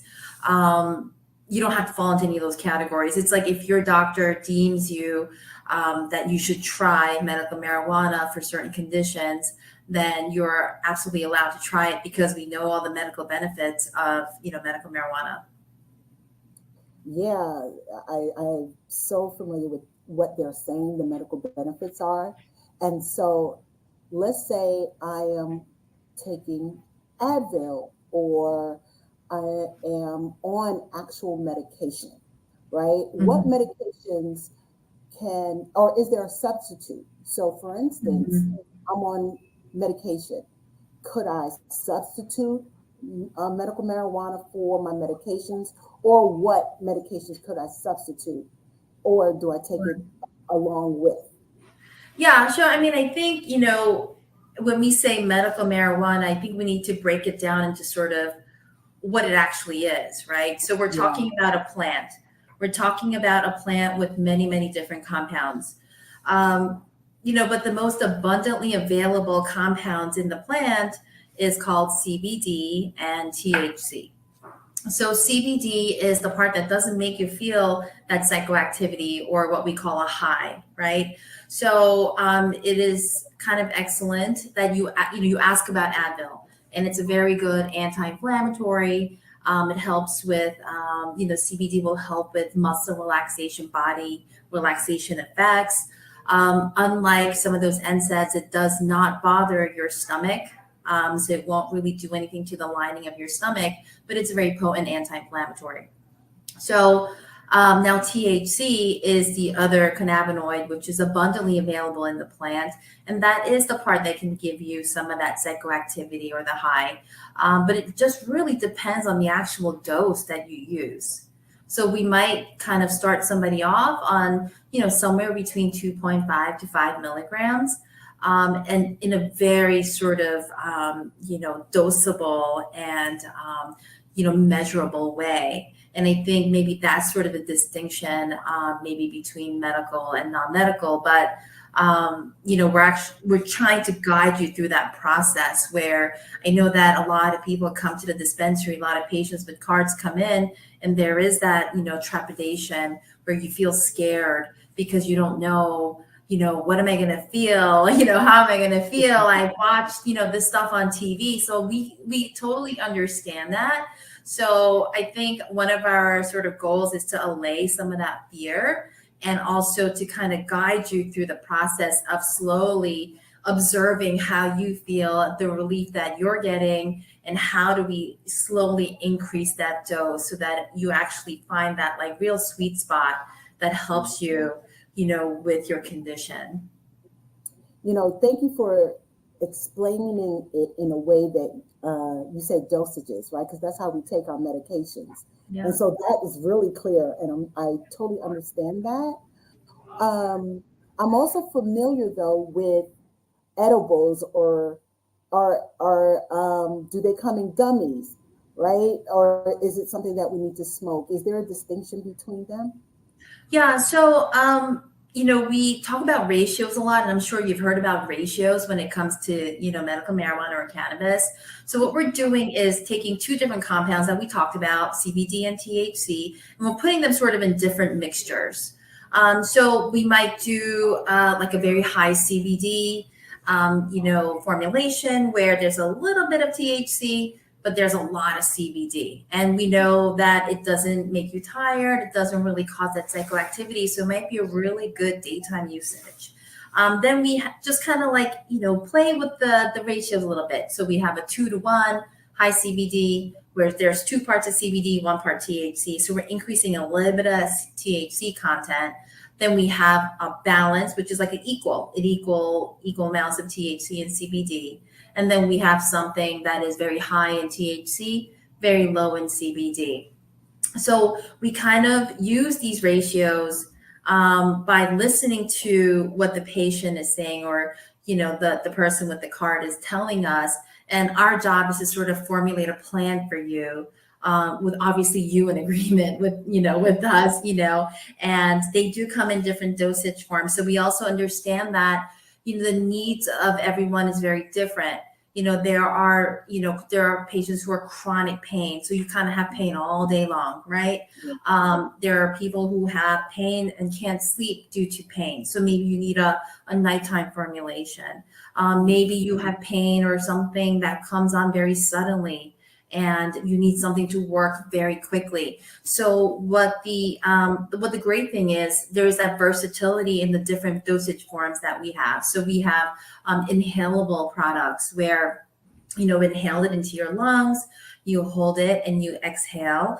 The beauty of that is the lungs are very absorbent, where it goes directly into the bloodstream. So it's very, very quick. So you'll have the effects within 5 minutes, and very controllable in a sense where, if I should I repeat another dose? Should I wait? So it's very, very quick. So you're very easily able to assess if you need another dose or not.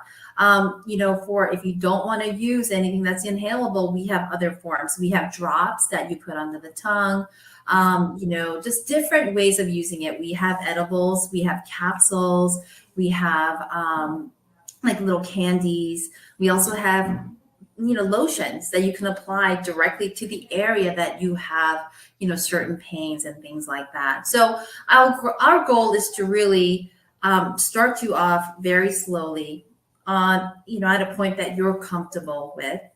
And that's kind of like we start off, so everybody off at the same sort of low dose. And then, we ask that you write down or you observe sort of the effects that you're getting. What the other great thing is that we are available, via email, via phone call. So, I'm not the only pharmacist that works here. We have a pharmacist in every dispensary. So we're able to dispatch any question. If someone has an emergency or they have a question that they want answered right away, we are readily available to our patients so that we can answer these questions. Now, thank you for that, first of all, and I'm glad that you also mentioned about the topicals, right? Mm-hmm. So there are options for us, right? Whether it's ingesting or a topical, and you put it directly on your skin. What about for someone who has high blood pressure or diabetes? Would the same work for them as well? Yeah, I mean, of course, there are some anecdotal evidence that it does help, with certain conditions as well. Some reports, but obviously, we have to look a little bit deeper into that. But yeah, there have been some reports that, it can actually, help with diabetic, issues and things like that. There are some drug interactions, obviously. It is not 100%, free and clear. So there are certain drugs that affect like the liver, like warfarin, that you have to watch out for. There aren't any, I would say, dramatic contraindications to medications, but there are certain warnings that, we give patients as well. So you can have something called additive effects, where if you're taking, let's say, sleeping medication, and let's say you take something a little bit high in THC, you can have these additive effects where you get even more drowsier. You want to watch for alcohol and things like that. You want to follow sort of the same precautions that you would if your medical doctor were giving you, certain medications like opioids and things like that. So you would have to just kind of see, like, can I drive, until you just have to be very careful with those things because it affects the central nervous system, especially THC. Yeah. I have a lot of family members who are on medication, primarily due to diabetes. Yeah. And this is really helpful information.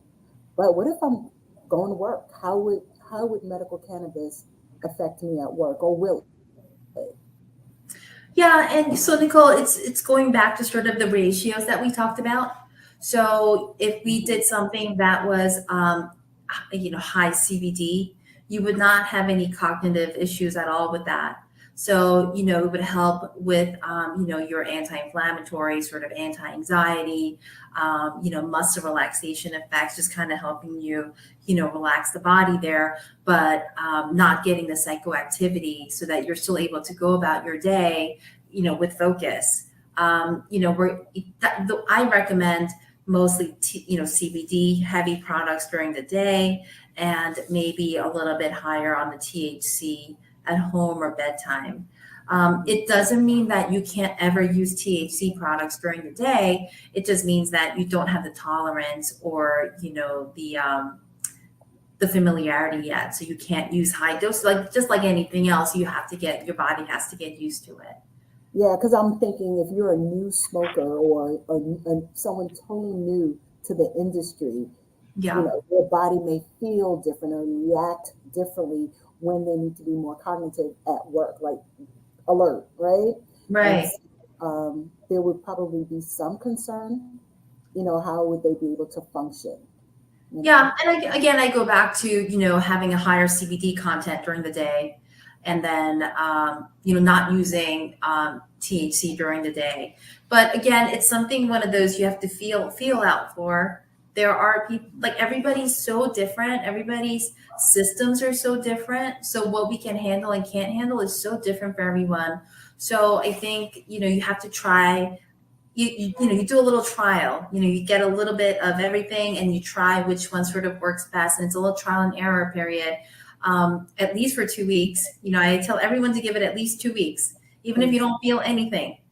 Right. And then, again, you can call me, we can figure it out together. So I love that they have 18 has a pharmacist on staff that can explain this.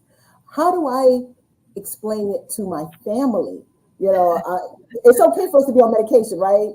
And we just go to the doctor, we get our medication, and we don't have to really have this discussion. But once we decide to get into medical marijuana, it's a conversation to have with my family. What do you suggest about going into that? How do you suggest I go into that? Yeah, I mean, I totally understand that. I've been here for 6 years, which was the beginning of the program. So it's come a very, very long way in 6 years, only, in the way people think about it and the way they talk about it is very different than 6 years ago. So I think that, talking about it in a very educational way has helped a lot, talking about the medical benefits, talking about it as medicine has really been really helpful.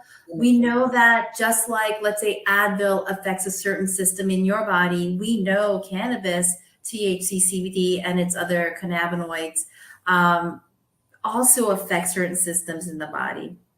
So we know that we're able to, like, our bodies make substances that are very similar to THC and CBD that elicit the same effect. So we're just kind of taking something that we already can utilize and using it to our advantage. So, and I think the other thing is that's scary for people is that they think when you think medical marijuana or cannabis, automatically you get that high or psychoactivity. Yes. But again, we talked about this a couple of times throughout this, interview that if you do something a little bit higher in CBD, you won't have to feel that way. And it does help your system. It helps your body with, anti-inflammatory effects, just kind of helping you relax and just getting to a better, place, a better feeling of well-being. So, yeah, I mean, I just think you have to talk about it just like the way you talk about other medications. I agree. I totally agree. Side effects. Yeah. And so you made a lot of this really clear for me, but I have some people or older friends who may not, let's say they decide to get a medical marijuana card and they are unable to go to the dispensary themselves. Can they have someone take their card and go for them? Is that legal? Can we do that? So absolutely. That's a really good question. That's a really great question. So as a patient, you're allowed to have a caregiver or, multiple caregivers that can come pick up medication for you. Also, many of these dispensaries deliver. So if we can set up a delivery and you just have to be home to receive your package. So yeah, definitely. I mean, there are many that shouldn't be something that stops you from getting into the program because there are multiple ways of getting the medications to you. If you can't come in, we'll deliver to you. If you have family members or friends that want to become a caregiver for you, they can also come and pick it up for you as well. So yeah, there are multiple ways of doing that. I think that's probably a very easily solved problem. Yeah. Oh my gosh, this was amazing. You gave me a lot of great information. I'm so thankful to you, Sang Choi from Etain Health. I think I'm ready to make a clear decision. Great. I think I'm going to make a decision and get my card. Well, thank you so much for having me. Thank you so much. Thank you.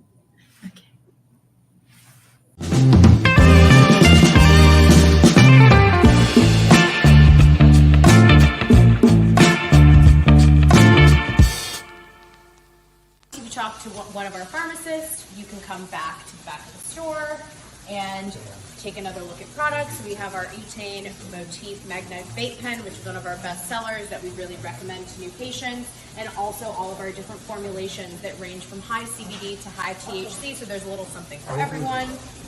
And then in the back, we have my personal favorite section. So we have our living wall here. We'll really encourage people to really just come, take a moment, they can read our menu, see any of the health and wellness products that we have that are all from different women-owned brands, from CBD to our sack fill products to different books that we have to our Etain CBD that just launched. And we also offer delivery, and like we said, as well as having consultations, and we can help you get your medical card in New York and really answer any questions you have. And we are at Etain Health and etainhealth.com. Thanks so much to Women Grow for another amazing event.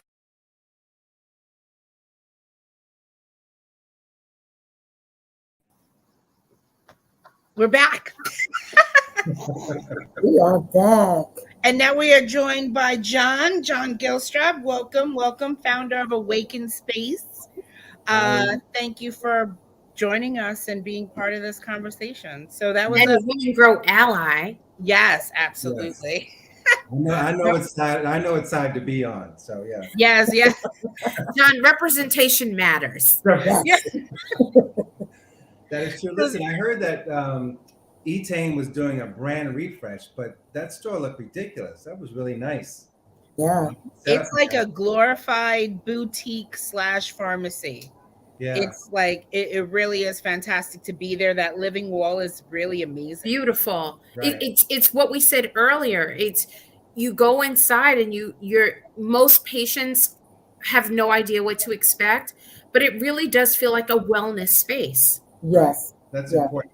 So do you think that folks are looking to open up dispensaries and stuff going forward, that the sort of the game has changed, the standards changed on the type of environment, or no?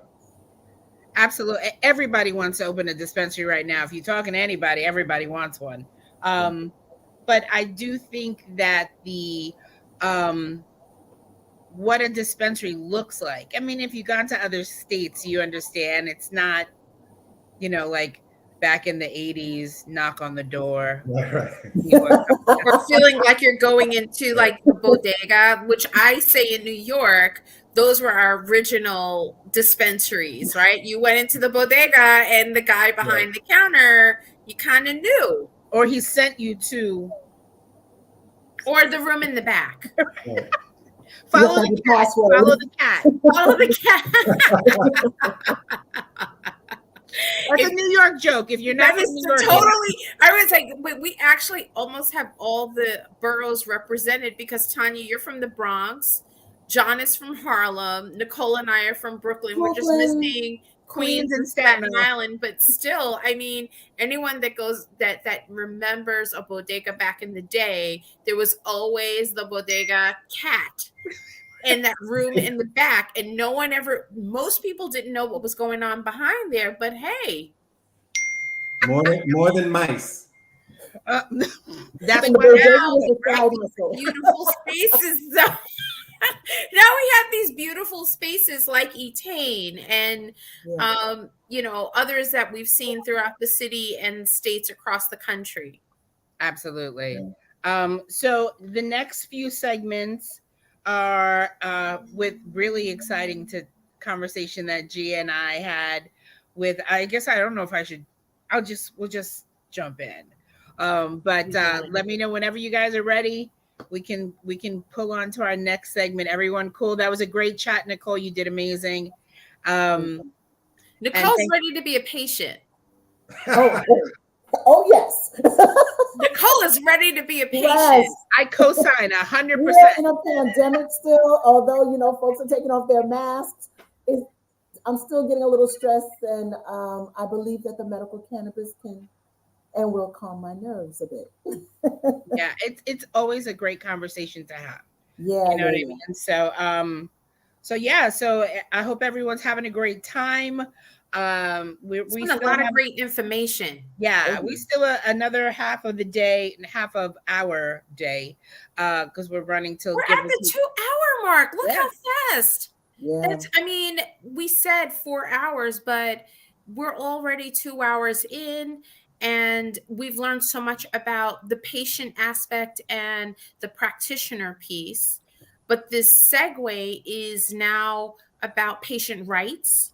And I know this has been very New York focused, but we do have someone coming up who will speak to Connecticut as well as to New Jersey. So, we did say tri-state, so we don't want the non-New Yorkers to think we forgot about them. But, the most important part, I think, are the patient rights piece. Yeah. And we have a surprise. Well, it's not a surprise because we did promote this interview, but it's a beautiful segue from that story to really then speaking to the attorney that's going to speak to patient rights. And I promise you, if you have a relative who's formerly incarcerated, or you have friends and family who live in private housing and have landlord issues, that is not the conversation you want to miss. Yes, absolutely. So I turn it back over to you, Tanya.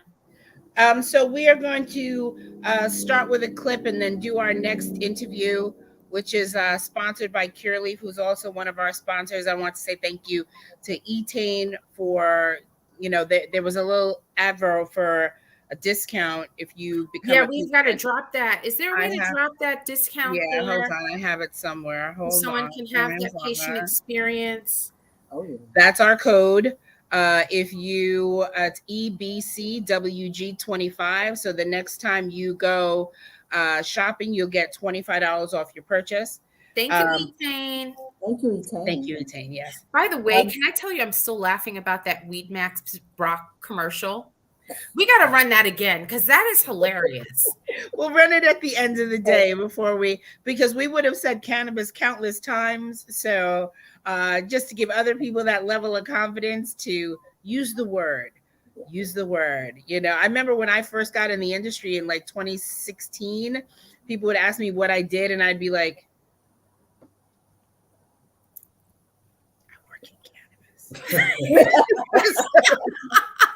We all did, didn't we? And I don't do that anymore. So I used to say most people didn't even know what that meant. I work in agriculture. Yeah.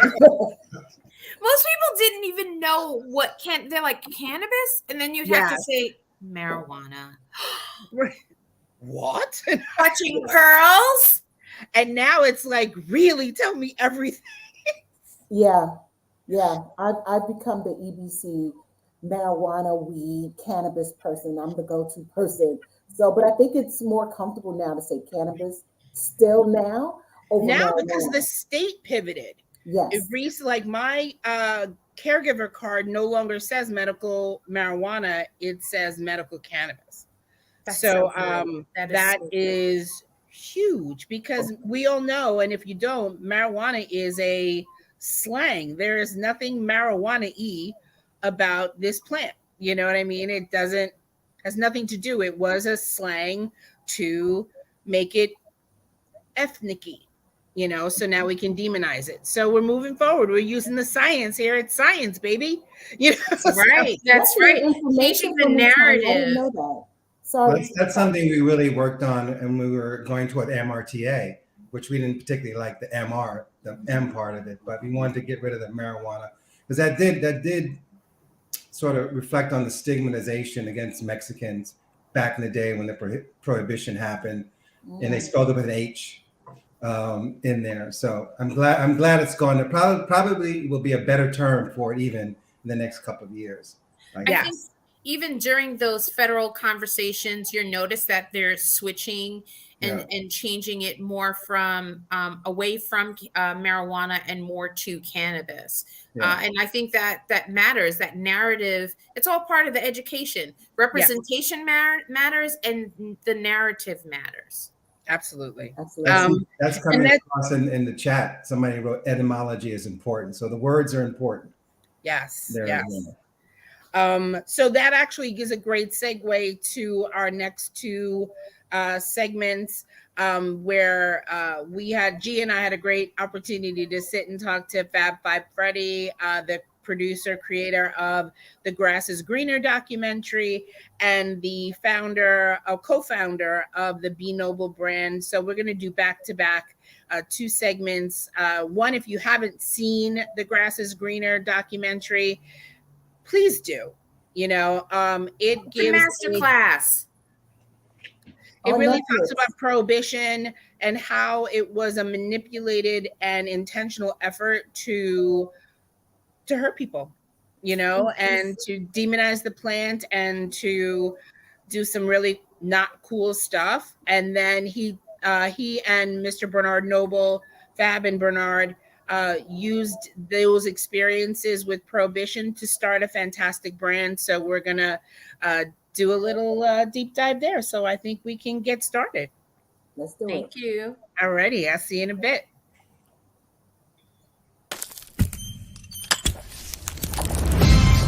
My name is Fab Five Freddy. I'm a longtime cannabis advocate. The history of cannabis in America has long been tied to the history of music in America.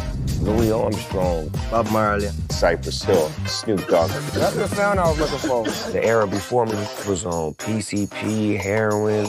My mission was to get everybody hooked on chronic. You know what I'm saying? As cannabis goes mainstream, it's easy to forget the past. Marijuana, from its entry point into the U.S., has been associated with African Americans and Mexicans. Marijuana, a Mexican weed smoked in cigarette form called reefers, a one-way ticket to the nut house. This is where drugs becomes a proxy to race, because you could no longer legally write race into the law.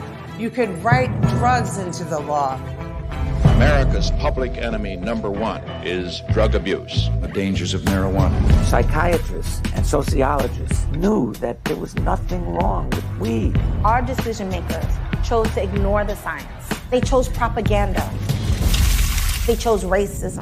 There is something to the fact that we, the public, not pushing them to do the right thing. We have sat around too long. Marijuana, pot, grass, whatever you want to call it, is probably the most dangerous drug in the United States. Dangerous drug, dangerous drug, dangerous drug. We're not the war on drugs, we're fighting the war on drugs.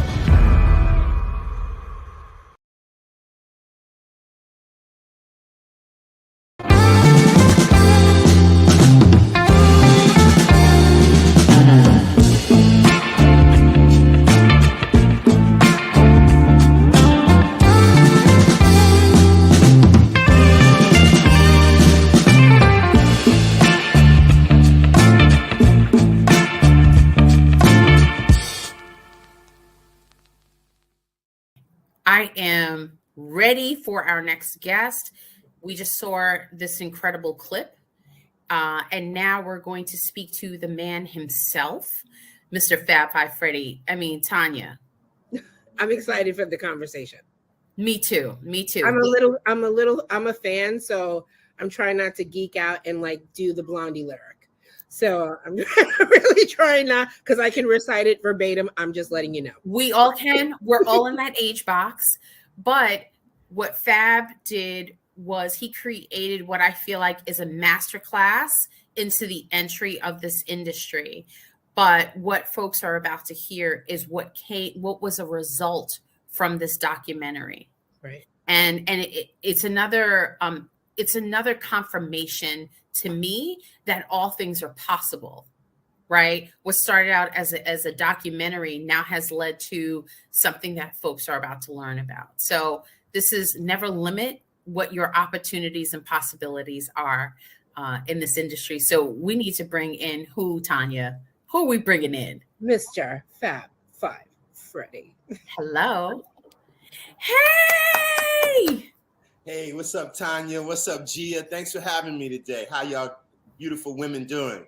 We are great. Thank you so much for being here. Thank you for taking the time out of your busy schedule to sit down with us. Everything good for you today? Everything's great. I'm, getting my day going. The phones are ringing. I'm Zooming with you guys and a few more down the line later today. So business as usual, I'm happy to say, as I'm home in Harlem. What's up?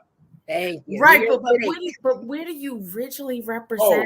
Oh, where I'm born, bred, and collard green fed? It's from, as we say, do or die Bed-Stuy from the Bedford-Stuyvesant section of Brooklyn, my beloved birth borough, Hancock Street. I'm not gonna tell you what I'm between, but we get in the middle of it all.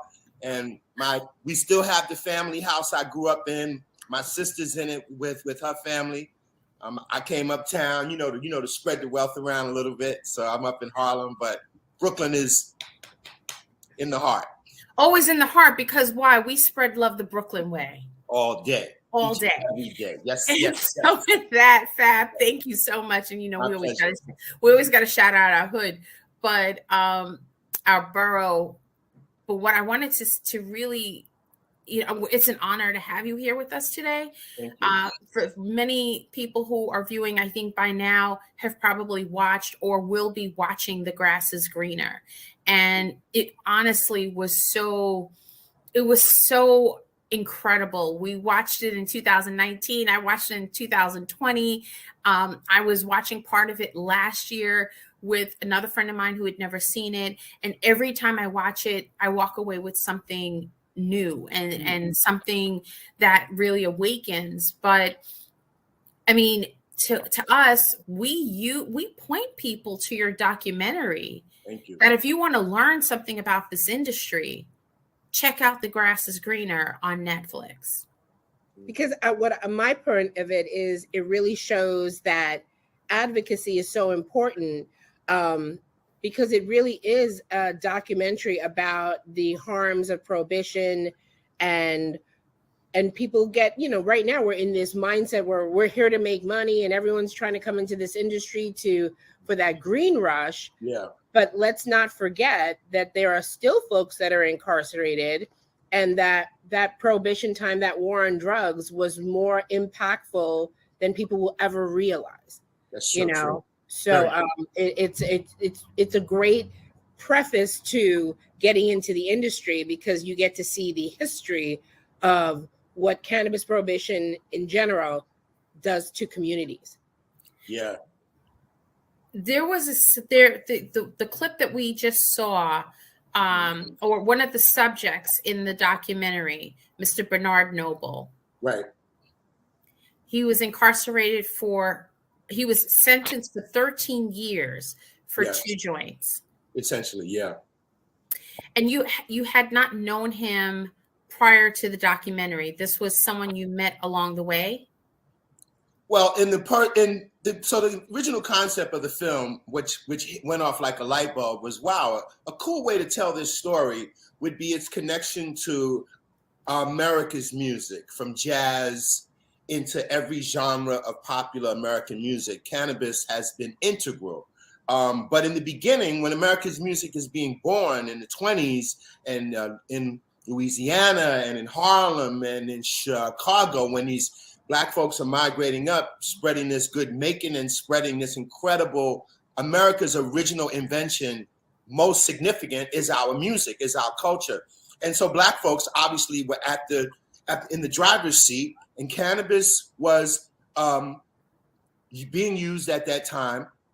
This harmless plant, it was bringing Blacks and whites together. Racists did not want to see us come together at all. And that was a big motivator into what led to cannabis's criminalization in 1937.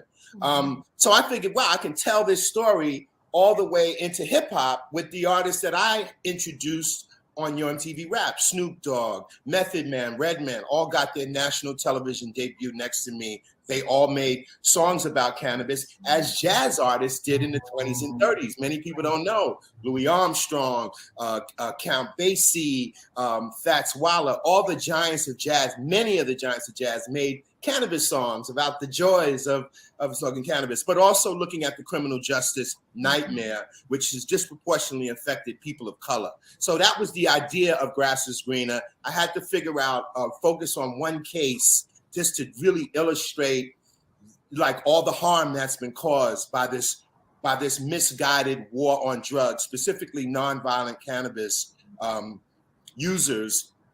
And then there's this man from Louisiana, Bernard Noble, who was in prison at the time, who had been given a 13-year sentence. We say 14 in the movie. We were rounding it off with some other previous time he had been in prison for under the same thing, just going to trials and stuff like that. So essentially a 13-year sentence, hard labor, of which he served 7. And I was lucky during the course of making the film that he finally got a parole. And we went back to Louisiana to capture this moment, which I knew the audience had to see, this Black man being freed into the arms of his family. And so at that moment is literally when I meet Bernard as he walks out of prison.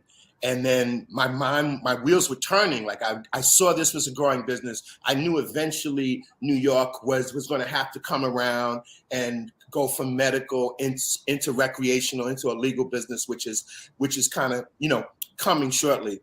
And that was the thing. And then the idea that I came up with was to create a brand, but also to address the issues that put Bernard and too many other people, Black, white, and otherwise, in prison for nonviolent cannabis. So what we came up with, in his name, we created a brand called Be Noble. And this is what the packaging looks like. Two pre-rolled cannabis joints come in this packaging, and on the back, we message clearly about what these issues are. You can hold your phone up on the QR code and get some more information. And that's the purpose of this brand, is to raise awareness about what happened. We're also going to donate 10% of our profits, revenue in each of the 10 states we're selling in right now, including New York, to organizations helping the formerly incarcerated for cannabis-related get their records expunged. It's like a ball and chain. If you've ever been convicted of cannabis, you're walking around with a ball and chain. Certain places won't let you, live in these buildings. And, I heard in the New York public housing, they could take your kids away if somebody, put you on blast for indulging in this harmless medicinal plant. So I'm fired up and ready to tell this story a million times, as many times as I can, because I'm shocked at how few people really understand this. And so the film is a way that it taught me a lot. It began to haunt me, things that people like Killer Mike and Cassandra Frederique and different people in the film that were advocates and activists and legal minds talked about.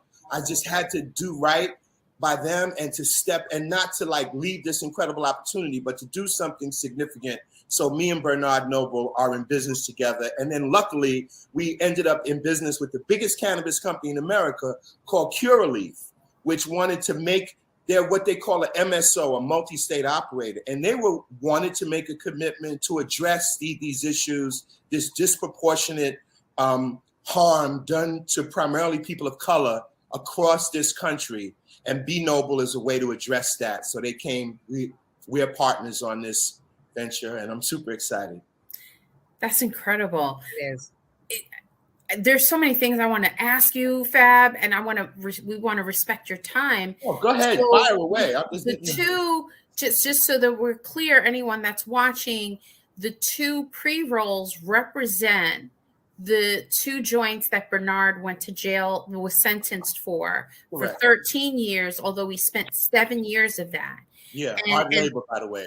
Hard labor. Crazy, yeah. And I love that symbolism, right, of the 2 pre-rolls. Yeah. But you both took what was a negative situation and now are turning it into a positive one in educating, informing, and giving back. Being able to, the proceeds to give back to community. Yeah. That's incredible. Where can people find your product in New York?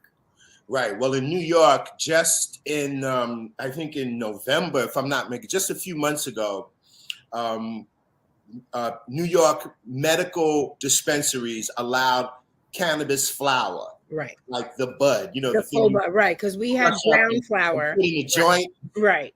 In the cannabis business, it's technically a flower. So we refer to it as such. But that was not allowed in the medical cannabis. The medical cannabis in New York was rather restrictive compared to how other states did it, where they had the full array of cannabis products available, flower, edibles, tinctures, etc., like the way they did it in California, New York. But California, and Colorado. New York was a little more restrictive, but now with our new, very progressive legislation, we have the most progressive cannabis legislation in the country. Very true. Right now. Anywhere you can smoke a cigarette, you now can use cannabis. You can walk past 30 cops on a corner and enjoy your cannabis. And it wasn't like that back in the day in Brooklyn or Harlem or Queens or South Bronx. Exactly. And whereas, and this is one of the glaring facts, when in the research for Grass is Greener, we got all this research and all this data, and the arrest data for decades, which white and black and Latin, everybody smokes cannabis in equal amounts, but it was the Black and brown folks that were arrested, thrown in Rikers Island, locked up in prison for long periods of time, walking around with that cannabis conviction on their life's record. And that's expungement is the process which is written into the law, which takes that away. If you had a nonviolent cannabis conviction, your record will be expunged. But in other places and every state is different. There's different types of legislation. So part of what we want to do with the 10% of profits is to find organizations that are targeting, helping people go through the expungement process. In some states, it may take a few dollars that people may not have. And so that's what we want to work to do and partner with those organizations that are doing that. What we plan to, oh, by the way, so where you can get the B Noble product in New York, to fully answer your question, is at specifically at Curaleaf dispensaries. And there's one out, I think, in Forest Hills, Queens, which is an amazing facility. And we don't have the pre-rolls, but what we actually have in New York is flower, actual cannabis flower, and it is something else. I want you to know, it's fire, as we say. For those that need it on a medical tip to help what ails you, you see, this is the problem that I'm excited about, especially dealing with people from our communities, because with all the harm that has been inflicted on Black and brown folks, people that their nephews and their sons and their loved ones have had to go through the prison system for this harmless plant, for a seed in your pocket, they would put Black and brown folks in prison. So there's a harm and there's a fear connected with this that's been drummed into our heads for decades.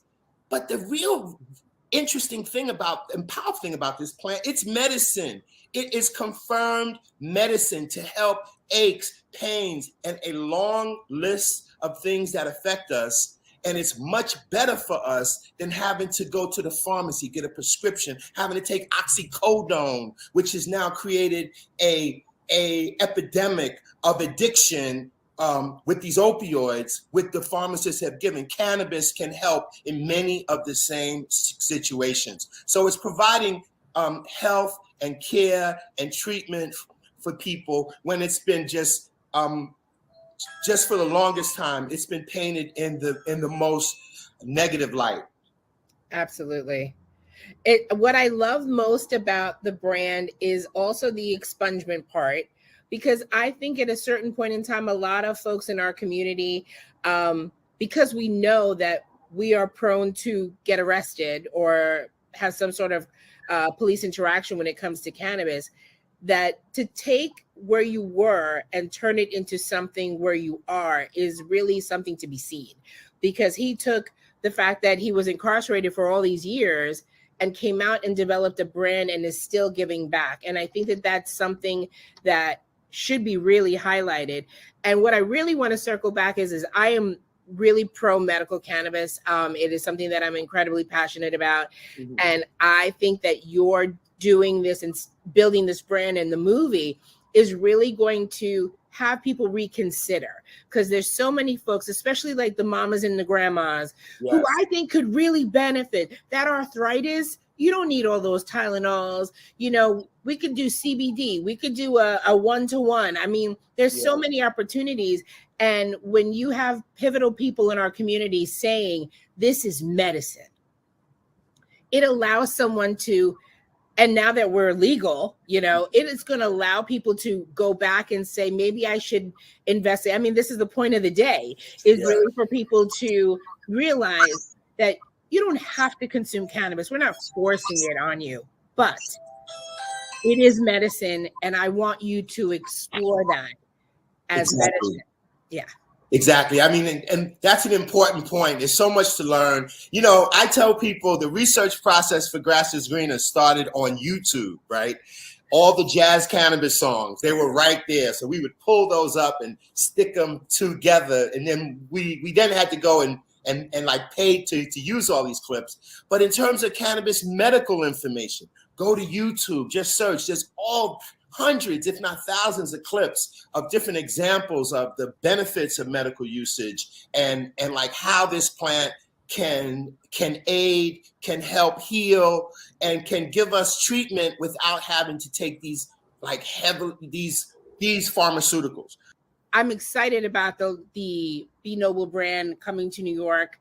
I really want to encourage people to go back and if you haven't watched the documentary, to watch it, because it not only does it have fantastic music, and I'm a music person, but you'll learn so much, and it might make you a little angry, you know, but now that the action part comes, you know what I mean, is to get involved, because I always say advocacy is free.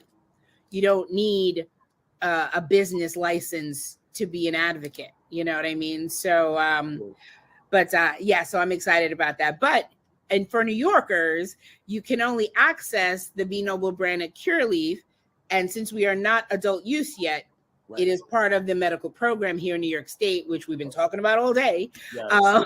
But I encourage everyone to investigate. The process of becoming a patient is no longer what it was, and it's ever changing. So encourage people to look into the medical program and see if it's beneficial for you. So that they can, I'm sorry, Fab, go ahead. I was just going to say, I just became a medical member, and I, you know, practically a lifetime cannabis, you know, advocate. And I went out and got the card really quickly and went to the Curaleaf dispensary, which is similar to like a pharmacy vibe, but they've got a very medical bedside manner. They ask you what's going on. You do an interview if you got aches and pains. It's funny with my lifelong use of cannabis, I never realized until recently that I've been self-medicating. So those. You better say that again. Please do. Say that again. Yes, I mean, I've been self-medicating and aiding and assisting. So there's so many levels to this plant. I just want to tell you guys, not just the medical benefits and all the feel-good things, but the hemp plant is like a magical plant that produces dozens and dozens of viable products, from clothing to things that can replicate plastics to various others. If you just do some research, you'll see how incredibly beneficial the plant is on so many levels. But the medical is, once again, without question, the most important. You can do research in ancient Chinese medicine, which now people are trying to tap into, and ancient Indian medicine. I'm talking hundreds of years. Cannabis has been a part of their medical regimen, the plant-based medicine. This is it. And now is our opportunity here in New York. You can go and become a part of this medical community. You got little aches and pains, and you got the prescription of whatever it is, the codeine and the this and all those things. Trust me, you can get some medicinal help that'll do you some real good. Absolutely. And I want to add that the continent, Africa, also has a very long history.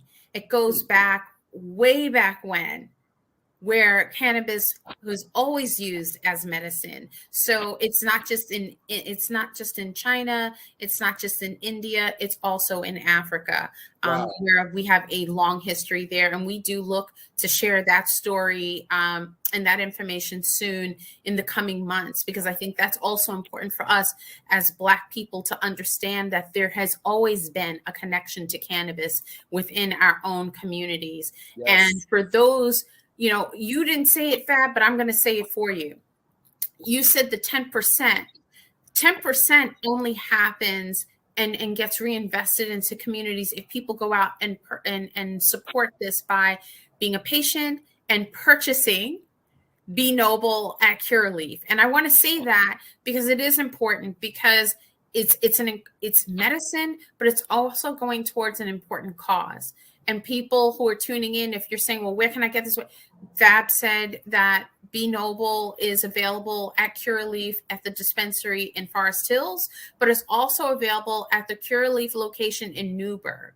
And so we want to make sure that if you are looking to support his brand with his partner, Bernard Noble, this is where you can find it. And know that every purchase of Be Noble, a 10% goes towards helping to expunge records for those that have been criminalized for this. Absolutely. So Fab, thank you so much, Mr. Fab Five Freddy, iconic hip hop legend himself.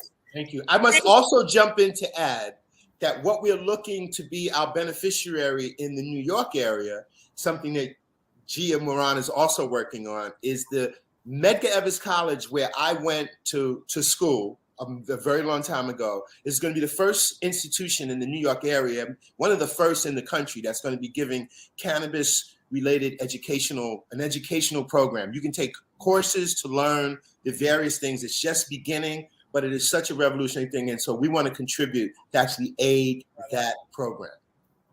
Well, because Fab, we got to keep it Brooklyn, right? We got always. What I'm nodding for. I'm from the Bronx. Why am I nodding? So, I'm from the Bronx. We love all the boroughs. It ain't where you from, it's where you at. As That's right. Once said. I also just want to say that Bernard was going to join me, but he's sorry. He had some family issues in Louisiana, but he wanted to send his love and his support. And me and him are typically doing podcasts and interviews. If you just Google Be Noble Cannabis, you'll see tons of stuff, and there's podcasts that we've done. And so that's it. So I'm so happy to spend time with you ladies and the audience that's been hopefully paying attention and listening in. Thank you very much. And please, if you haven't seen the film Grass is Greener, please click it up. Netflix. If you paid your Netflix bill, Grass is Green is right there, y'all. Brother, thank you so much. We greatly appreciate you. Yes. You got to come on the Women Grow podcast really soon. And we will always support you and continue to support you and spread this message that you're building here and this brand you're building. And hats off to you and Bernard. Please bring him back next time. We will definitely do that. And to close, like my homie Biggie famously said, spread love is the Brooklyn way.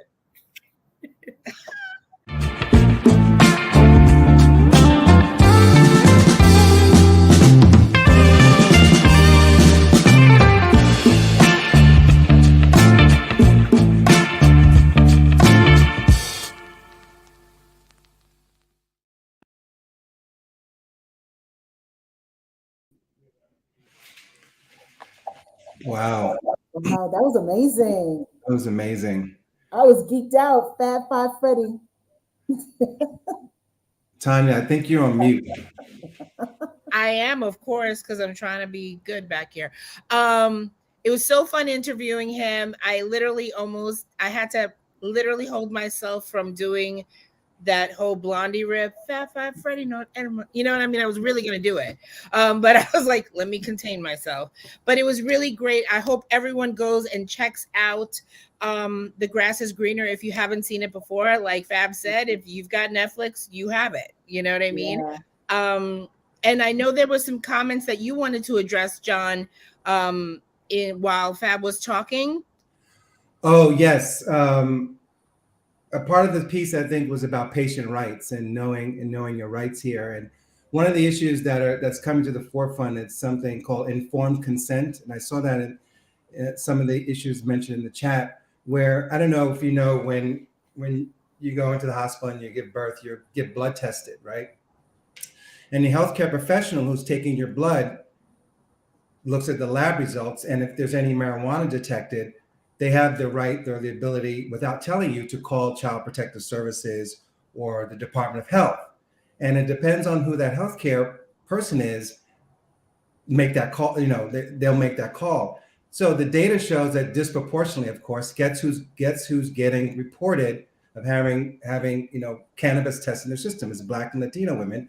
And often kids are taken away from them in the hospital because of that. And there are cases where families have been split up because of this issue. So, this is one of these things about cannabis. It's legal to use, but then they get you on the back end with all kind of other stuff and re-criminalize you and re-victimize you with it. So that's something to watch out for on the patient's rights front. Right. And that's our next segment, is having the patient rights conversation with Andrew from Hersana, which we're going to bring up in a second. So yes, and actually part of the Canadiva community, we have quite a few moms we call Canna moms that have had situations with Child Protective Services. And I'm very fortunate to say, and I don't know if there are any bad, cases that went the other direction, but because most of those moms had medical cannabis cards, they were deemed as patients. And, and they are patients, but that level of patientness, being a card carrying patient, was able to kind of help. I'm not saying that it's a get out of jail free card kind of thing, right, but it kind of doubles down on the fact that this is medicine for you. So yes, Tanya, I think that's a great point to make, that you just never know where your healing is going to come from. And if you choose cannabis, choose to get a medical cannabis card and medical marijuana card, just to protect yourself on the back end, as John has explained. Absolutely. That's great information. No, it's important, I think. I have to renew my card and not think about it.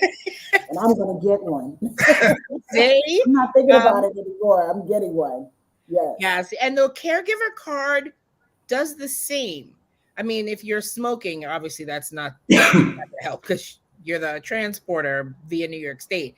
But if you have cannabis on you, your caregiver card does say why you have it on you. You're transporting it to or from dispensary to your patient. So at a level of interrupt you, Tanya, because what I'm curious about is, if it's legal, why would we have? If it's legal, why do we have to worry about carrying the card?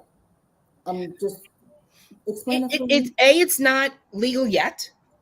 We don't have a open for business adult use program yet. So technically the only way to purchase legal cannabis is through the medical program. And I'm just going to be honest with you, we don't have a lot of patients currently. We have a lot, but we could have way more patients in the program. And we have a really big legacy market that has been here way before, the medical program. And we have a pretty thriving legacy community. So it still adds that protection, because let's say you're 19, and you want to consume, you technically not part of the adult use community because you're not 21. Right.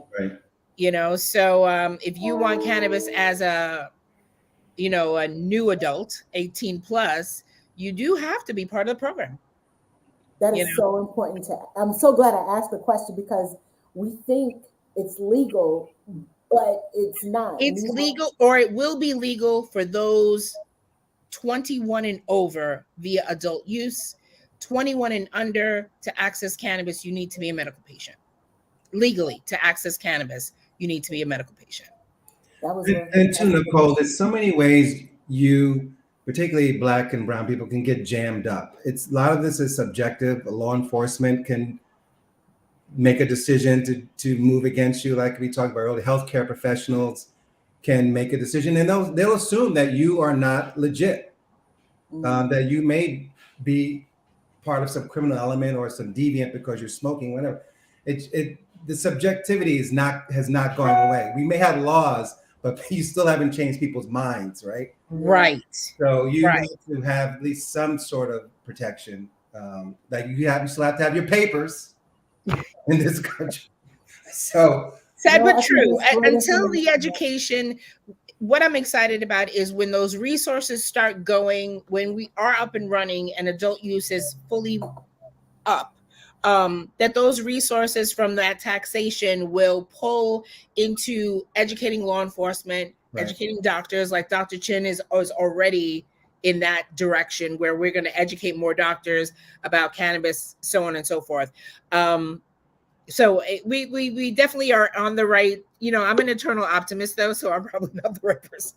I'm always going to find that silver lining because we didn't have medical cannabis. Yes, we've always had a great legacy, but some people are never going to go that route. So to have a medical program is amazing. Whether you use it or not, point people to it because there are people who need it. Right. You know what I mean? So let's go into patient rights. And if you have any questions, put them in the chat. And the next time we pop up, we'll try and address them. But remember, you need to register at the Eventbrite link. So if you want the workbook, if what we're giving you here is enough, stay and watch. If you want more tangible stuff to maybe go share with your auntie, or your grandma, so make sure you get that workbook. All right, everyone, we're going to pop back on in a few minutes and we're going to give you some good stuff. We'll see you soon.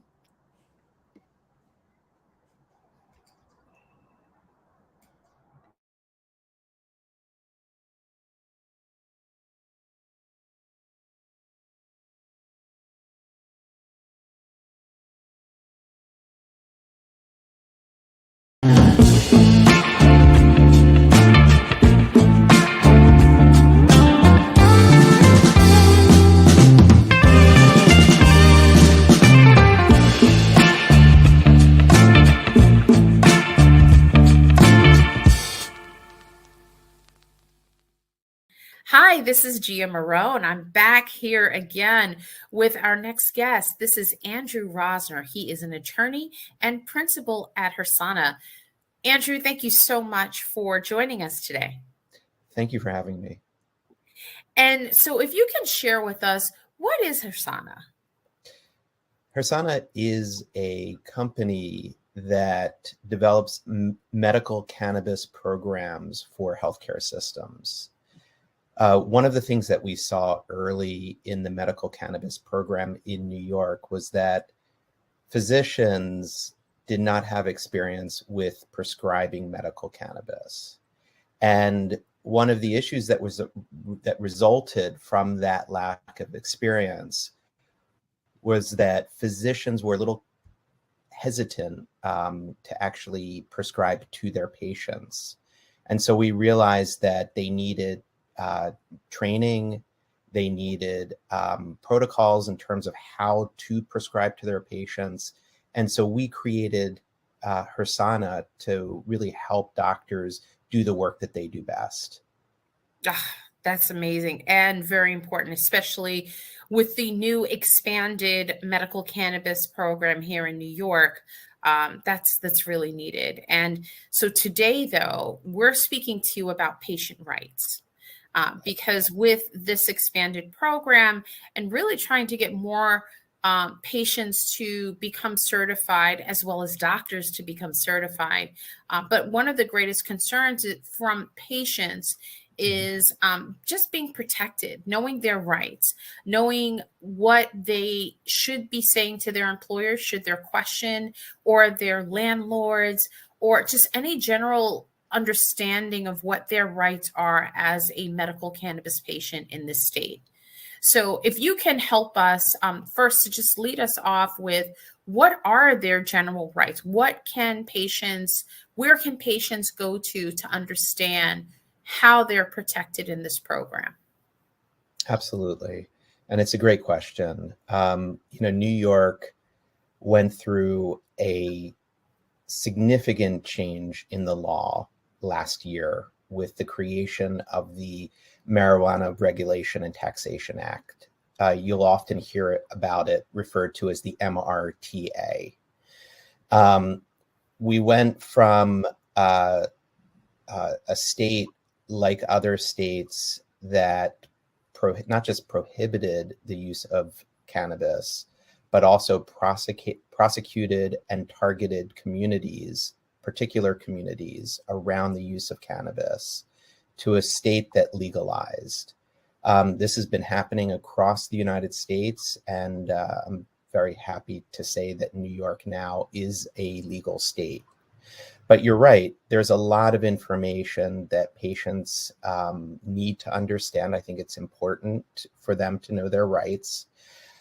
With the creation of the MRTA, the Office of Cannabis Management, you might hear it referred to as the OCM came into existence. And the OCM oversees medical cannabis along with adult use cannabis and hemp cannabis. Our focus is on medical, so I'll stay there. One of the I would say services that the OCM offers is a robust website that answers a lot of the questions that patients are asking. You can go to their website. I think it will be brought up. The site will be brought up in this program quite a few times. So I do strongly recommend that patients go there. It's quite easy to navigate. It provides a wealth of information. The other route that patients can take is actually, while sometimes you can come across information that's not correct on, web searches and things like that, there has been a lot written in local papers on the new law. And some of those articles actually do a very good job with sort of explaining a lot of what patients are going to be encountering as this program unfolds. But I do think the best place to go is right directly to the source. And that's really the Office of Cannabis Management. That's where you're going to get the most accurate information. And there's even a hotline that you can call and you can ask questions. And that's on the website as well. Thank you. That's good to know. And we'll be sure to share that information. Absolutely. OCM will be and has been repeated many times, because I think it's important for people to sign up so that they're getting the most up-to-date information, but also utilizing the resources that are available on the site as well. And so for that patient that is perhaps dealing with, let's say, a landlord whom perhaps is not in total support of cannabis overall, but doesn't quite understand that a patient is actually protected under this. And if it's a private residence, it's very different from federal housing and city housing. As we know, those are different guidelines. But can you speak to those who perhaps are or could potentially face some pushback from their landlords? So another really important question. Medical cannabis is treated like any other pharmaceutical, meaning a landlord does not have a right to stop you from utilizing the medicine that you use. So, for example, if you were prescribed an antibiotic, a landlord would not have a right to stop you from using that antibiotic. Similarly, with medical cannabis, obviously a landlord, as you pointed out, can have their own personal opinions, but they're also providing, in a sense, a public service by purchasing and leasing property. And so there are certain laws that do apply to landlords, and their personal opinions may be their own, and they can obviously have those, but they cannot interfere with your use of medical cannabis. That even extends to some of the issues around growing medical cannabis for your personal use. Municipalities will have certain abilities to regulate that, but not stop patients from growing medical cannabis for their use. So Right. I do think Now, it's... if I understand, I'm sorry, just so for clarity, if I understand this, under the expanded program, home grow is actually covered under the medical program. And that is 6 plants per adult in the household that is a registered patient, correct?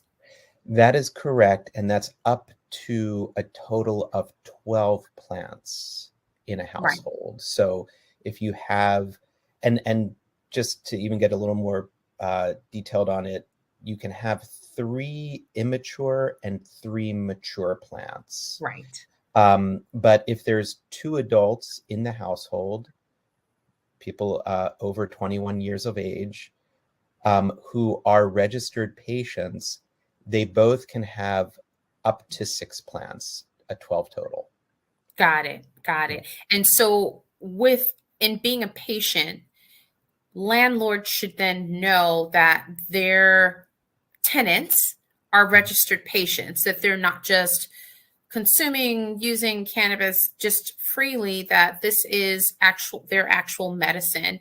And given that while consumption has been decriminalized, we know that landlords tend to push back. But as a patient, registered patient, that covers them in a sense. Is that correct? That's correct. I mean, I would even say that, I mean, as far as the landlord's concerned, you do not have to share your medical status with the landlord. So you don't have to, there's no notice requirement to the landlord. You're a medical patient, that's your choice, and you're able to use medical cannabis, in the ways that are prescribed under the law, but it doesn't mean that you have any responsibility to put the landlord on notice of your status or of your use of medical cannabis. How does that affect people in city or federal housing? So there is an exception that basically if a landlord would lose some sort of federal funding, so for example, if they're getting maybe funding under HUD, and the use of cannabis might put that funding in jeopardy, then that's the exception to the rule.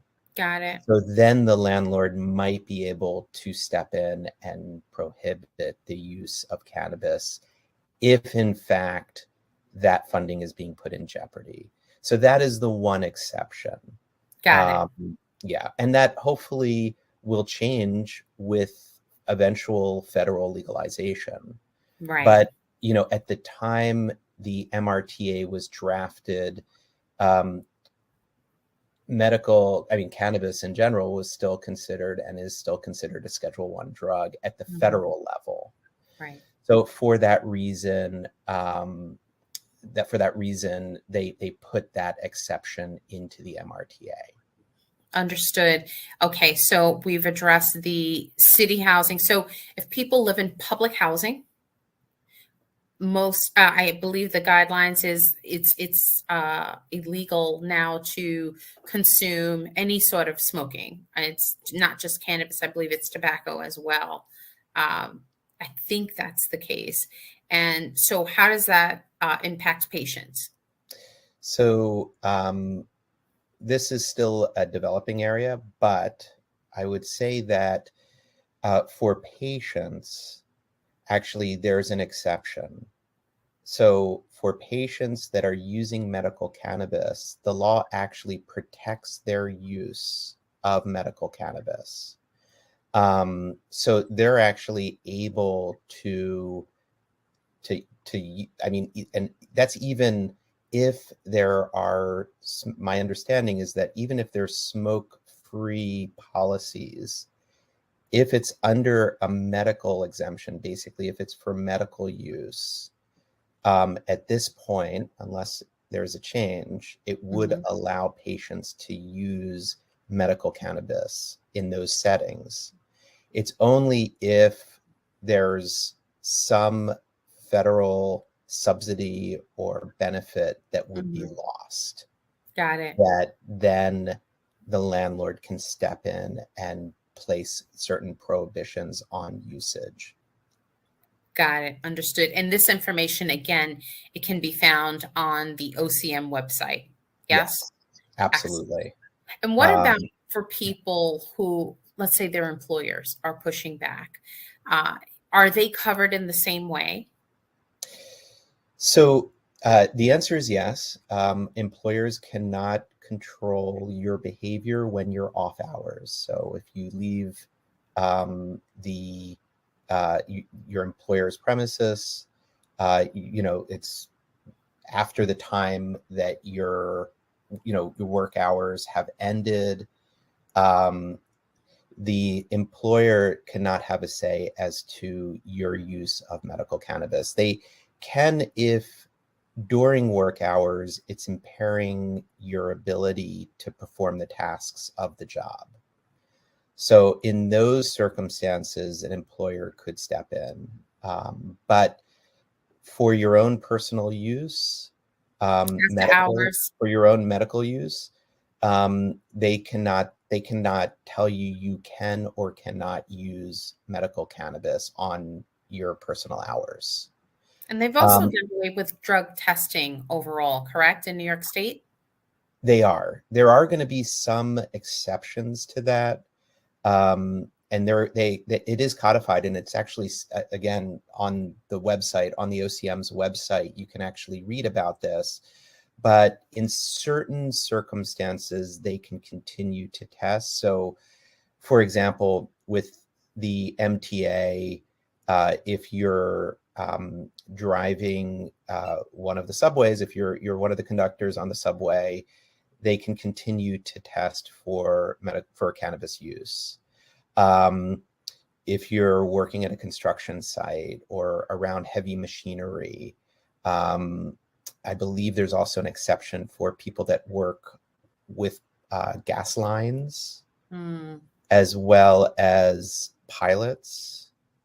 So there are certain jobs that they'll be able to test for, but those are fairly defined. And generally speaking, people in those jobs will know that they're required to test.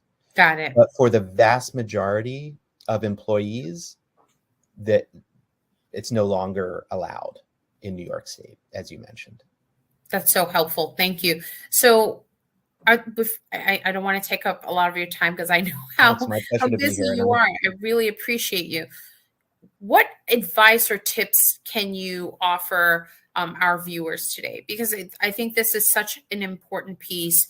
We want to encourage people to become registered patients because adult use still hasn't gone into effect, but also that we have a number of patients, right, that really see the benefits of medical cannabis. But at the same time, there's still a lot of learning to be embraced, I'd say, in our overall community here. But it would be helpful if you could share just some advice and some tips that you can give those so that they understand what their rights are. I mean, you've shared it in terms of housing and in terms of employment, but just overall, I mean, you've got people who still encounter law enforcement, right? We still have people who have family members who are still resistant, and it would be helpful if you can just share just some of those tips. And then again, I think you have something that you'll share with us that I'm excited about that you can leave behind. Absolutely.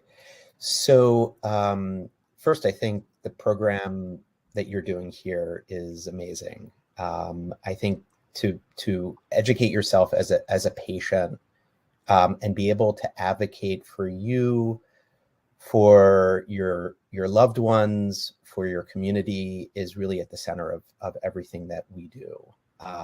And I think it's where like we all should start in this work.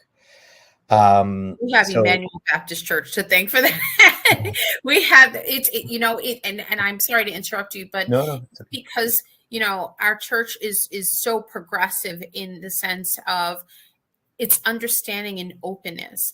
We can resist this as much as we want, but the laws are changing. And I think the way to support not only the congregation, but the greater communities overall is to really understand what's at hand. So, we have, all thanks and appreciation and grace to the pastor, Reverend Trufant, for, just welcoming this education. This is the third year that we're doing this. Amazing. But I think your piece is so critical because we do have to understand what our rights are. And if we don't understand it, then we are not able to truthfully stand in protection of ourselves. Absolutely. So, I do think it's important to really understand as much as possible, as you pointed out, what your rights are.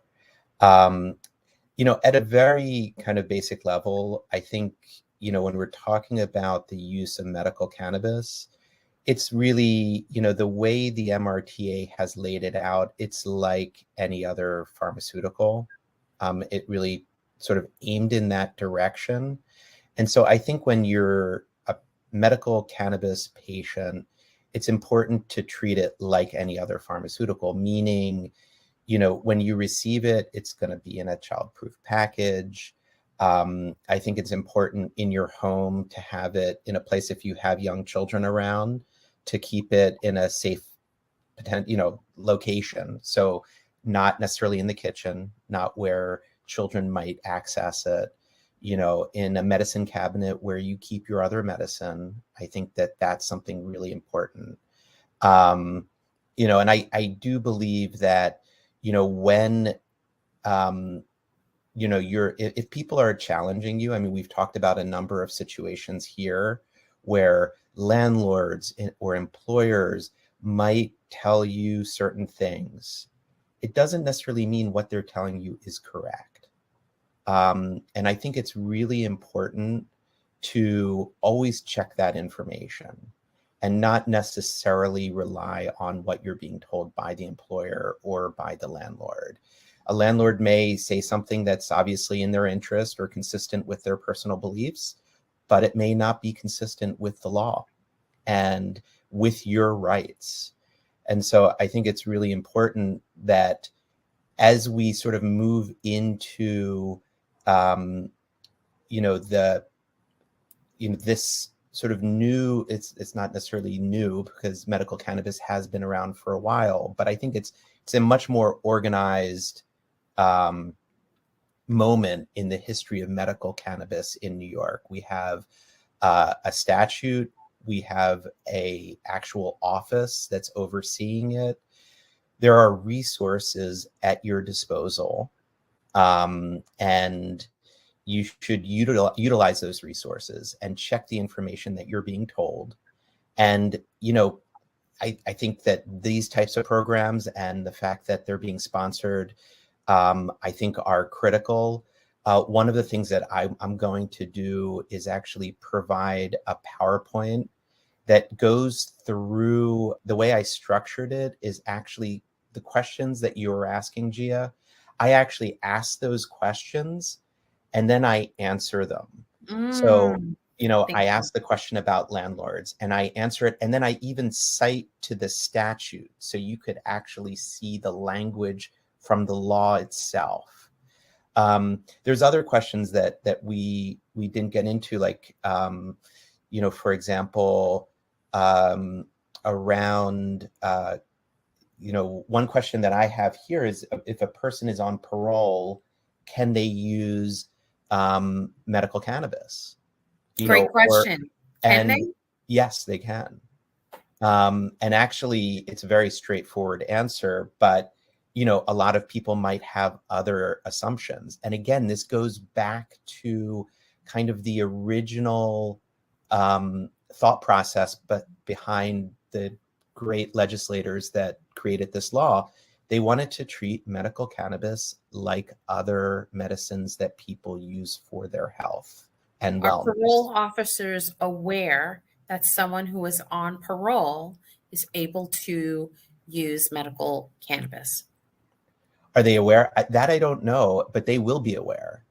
There's going to be That's why we have to know our rights, right? And that's why, exactly. And that's why I'm always a little bit I'm always concerned that people, and this came from an earlier part of our conversation, but you pointed out that landlords have their own beliefs, for example, about medical cannabis, and they may provide information that's incorrect, and that may scare tenants. Right. And it may scare tenants out of using Not a scare medicine and intimidate tenants. Yes, and it may scare and intimidate them out of using something that actually is enormously helpful and allowing them to avoid other types of treatments that have all sorts of side effects. And so I think it's important, as you said, for patients to know their rights, to be able to advocate for themselves. And it's one of the reasons why I think the PowerPoint, that I'm going to give you to provide to the community is important, is great to look through, because it does sort of break it all down. It even gives you references to the law. And, you can then go back and you can even reach out directly to the OCM through the number, through the hotline, and have actual discussions with people that are running that office around what your rights are. So, that's, it's like something that you should never just assume what I personally think it's never assume what somebody's telling you is true. Especially in research it, make sure that you look for yourself, because you're absolutely right. We can take the word of someone else, but it's always important to follow that up with just your own homework to make sure that what they said is accurate.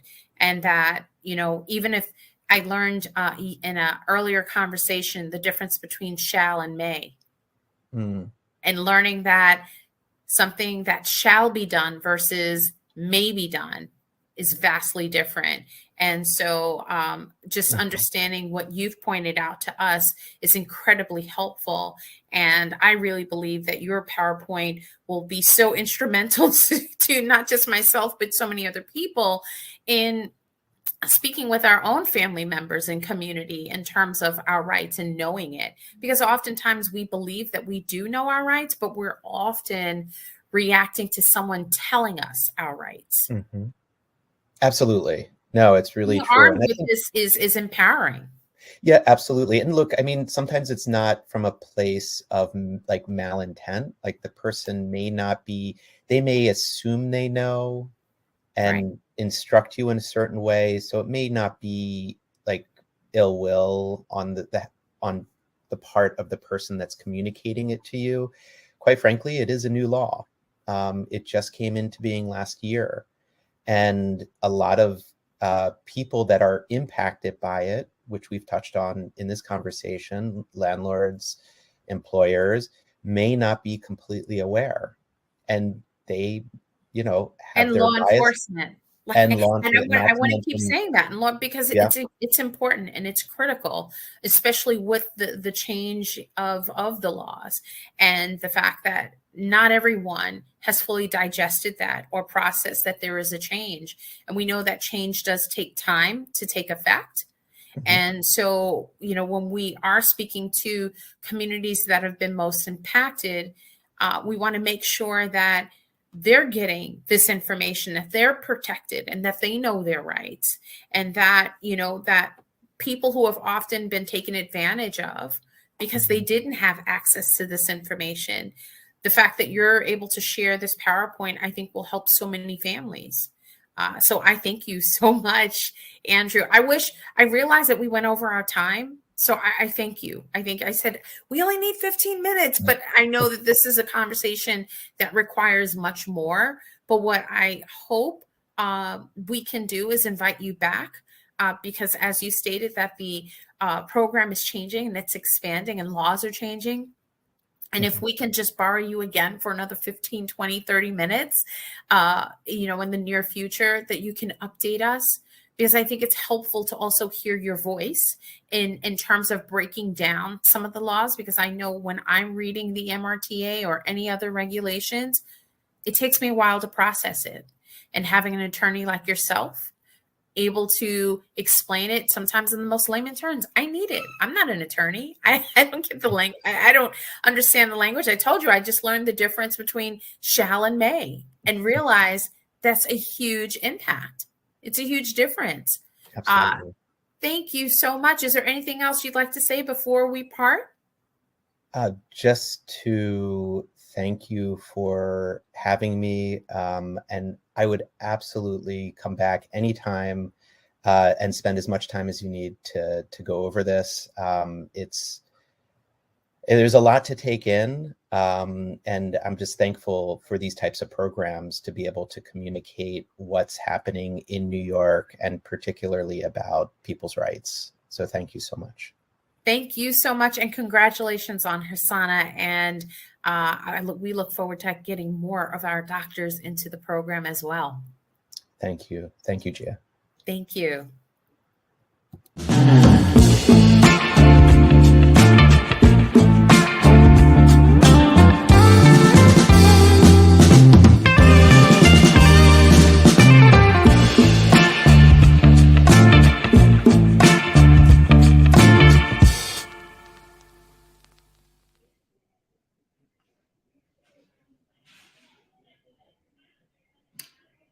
I guess it's just me now. Thank you for that great segment, Andrew Rosner. I always thought Andrew was a doctor because he and I in the past talk about medical cannabis and cultivation, but he really dropped some great information on the legal side. I would just also recommend if anybody's moving to a new apartment, really check the lease to look at the rules about smoking in the building and be pretty upfront with your landlord. That could save a lot of trouble on the back end.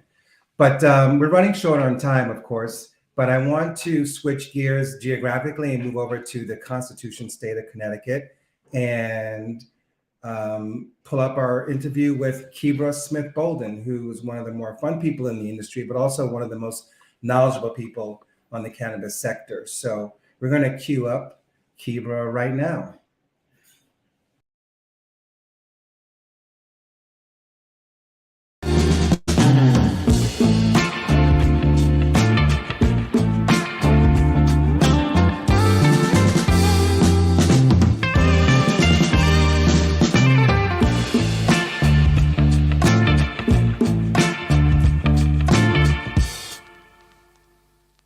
Our next panel on medical cannabis landscape in Connecticut.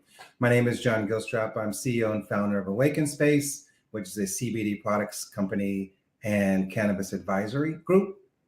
I'm joined today by a special guest, Kebra Smith-Bolden, who is a registered nurse and CEO entrepreneur. Her company is called Canna Health. And Kebra, before we go on and talk a little bit about the space in medical space in Connecticut, give us a little bit more about your background. Sure. So yes, my name is Kebra Smith-Bolden. I am a registered nurse. I grew up in New Haven, Connecticut, recently deemed one of the disproportionately impacted areas. So that means that I grew up in the height of the war on drugs, in the city of New Haven, saw the results of it and suffered the consequences of the war on drugs. And so, growing up here, I went through all the steps. I was a CNA and LPN and finally became an RN.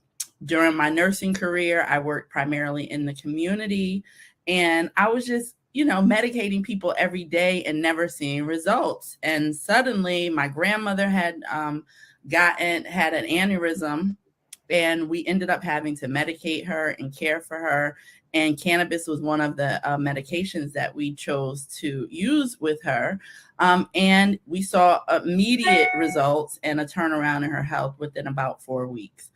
So I haven't been a nurse at this point for almost a decade, had never really seen such a turnaround. And so I decided to study it.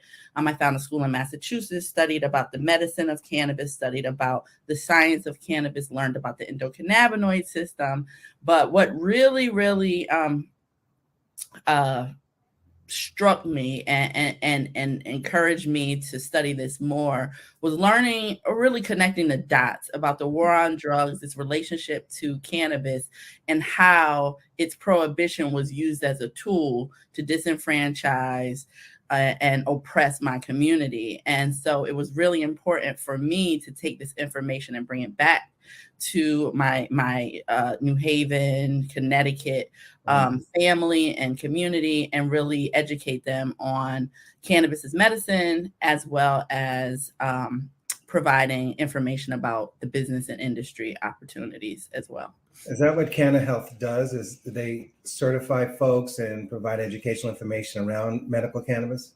Mm-hmm. So I founded Canna Health in 2017 because I had, being from New Haven, there weren't any medical certifying physicians for cannabis in our area. The closest one was about 20 minutes away and was in an area that frankly our community would not have felt welcomed going to. Right. And so they didn't do that. And so I wanted to fill that gap and provide a way for our community to come in, be evaluated in an environment that was comfortable for them, with people who looked like them and understood where they came from.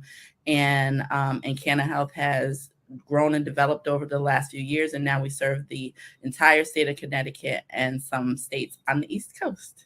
Wow, that's incredible. So what is the demo you are addressing, and also what are some of the types of illnesses that you're commonly finding among the Black and Brown community in New Haven, and maybe just in general throughout some of these similar communities in Connecticut?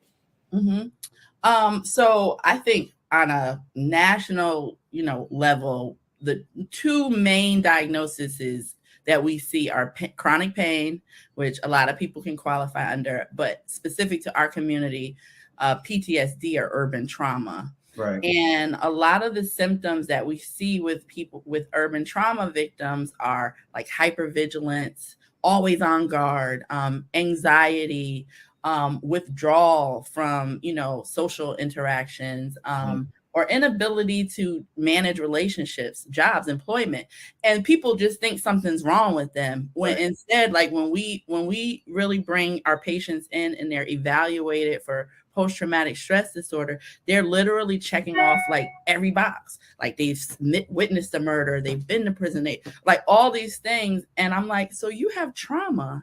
Like you can't maintain a happy relationship because you're a terrible person. It's because you have trauma, and we need to help manage those symptoms in order for you to have healthy relationships and interactions.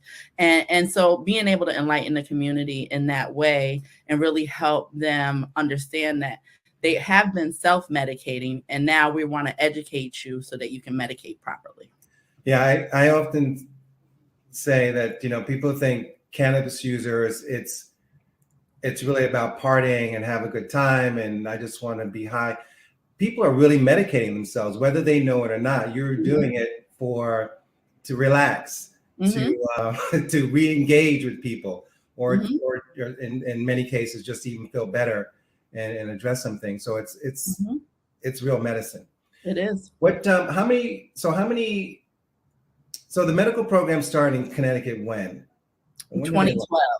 2012, and there are 4 providers, is that right? And there are 4 medical cannabis growers, so cultivators here in the state, and about 18 dispensaries throughout the state. So who are the 4? I know Curaleaf is probably one of them. Mm-hmm.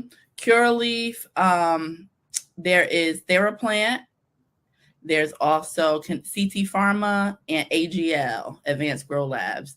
So Curaleaf purchased an original, so they're one of the 4 players. Actually, CT Pharma was just purchased by a larger organization. TheraPlant was just purchased by a larger cannabis company, and so we are all owned by multi-state operators at this point. Yeah, so in New York, maybe out of the 10 original, 5 have already changed hands at really crazy multiples, and of course there were no Black or Latinx owners of these things who can, receive those kind of great multiples. And hopefully New York State will address that pretty quickly. I'm sure that's the same. It is the same in Connecticut. Absolutely. Unfortunately, fortunately, our social equity laws and some of the legislation that has been put forward to get this industry going has shown preferential treatment to the existing producers and dispensaries. And so they have the ability with a social equity applicant. So it is an opportunity for one of us to create partnerships and an unlimited amount of partnerships to own dispensaries. So that really kind of puts a regular social equity applicant who isn't partnered with one of these companies at a real disadvantage. Not only are they getting a head start, but they also already have a machine behind them and will be able to quickly get involved in the industry. So that, that is definitely one of my concerns, because there are no Black and brown owners currently. And the route for Black and brown and people who come from these communities to actually get into business is the easiest route, and is to partner with one of these companies. One of the larger MSOs or whatever. Mm-hmm. And then also, I think the ownership structure is pretty tricky too. The percentages, and it's not really attractive for outside investors, but you need outside investment to get this going, because these build outs are significant, whether it's a dispensary or a cultivation. It's not insignificant. And if you don't have that capital network, which many Black and brown folks do not, unfortunately, for 400 years worth of reasons, it's a tough issue. So so in February, the lottery program opened up early this month. What's that about? February 3rd. Yep. So on February 3rd, there were 3 types of applications or submissions that could have occurred. The first we'll talk about is the social equity lottery. So they did they opened up the social equity lottery application on February 3rd for retailers. So if you want to open a dispensary or are interested in participating in the social equity lottery, you can fill out an application. The issue with that is, at the time of application, you have to know who all your investors are. You will not be able to take a dollar or a dime from anyone after you submit your application that is not already on your application. Does that sound so horrible? Maybe not to some, but if you think about it, before you have a license, you have to have someone committed to funding your project if you don't have your own money, which most people will not have a couple million sitting around to fund the project. So, it's really important that people are careful with these relationships and that they aren't taken advantage of. Know that you have the power. I'm talking to the social equity people. Know that you have the power. Essentially, the license is yours until you give parts of it away. So use that as a negotiating position. The other ways are, one is to skip the lot. Both are to skipping the lottery, which is the Section 149 license, or the disproportionately impacted area cultivator license, which is considered a social equity license. However, you have to have $3 million. That is the application fee. And if you're doing a cultivation project, as you just pointed out, Mr. Killstrap, it is going to cost millions and millions of dollars. So again, at the time of application for the Section 149 license, you have to know everyone who is going to invest every dime in your project going forward from the time of application. So it's cost prohibitive, and and then the last way is through equity joint ventures, again partnering with existing producers or dispensary owners. Positives are, you don't have to have any money necessarily. They will more than likely fund the whole project. You'll be a 51% owner, they'll own 49%, but depending on how you set up that agreement, is really going to determine if this is really a social equity relationship or not. Right. But then that's not a skip the lottery kind of situation. That's you have to apply with the regular pool of people. Nope. It is a skip the lottery situation. Oh, okay.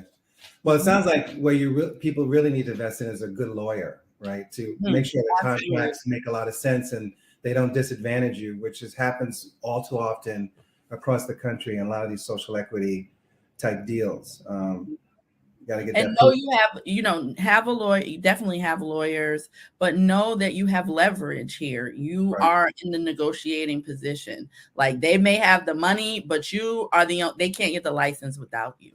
So use that as leverage in your negotiations and make sure that you are looking at every aspect of those agreements, or your lawyer is and advising you properly.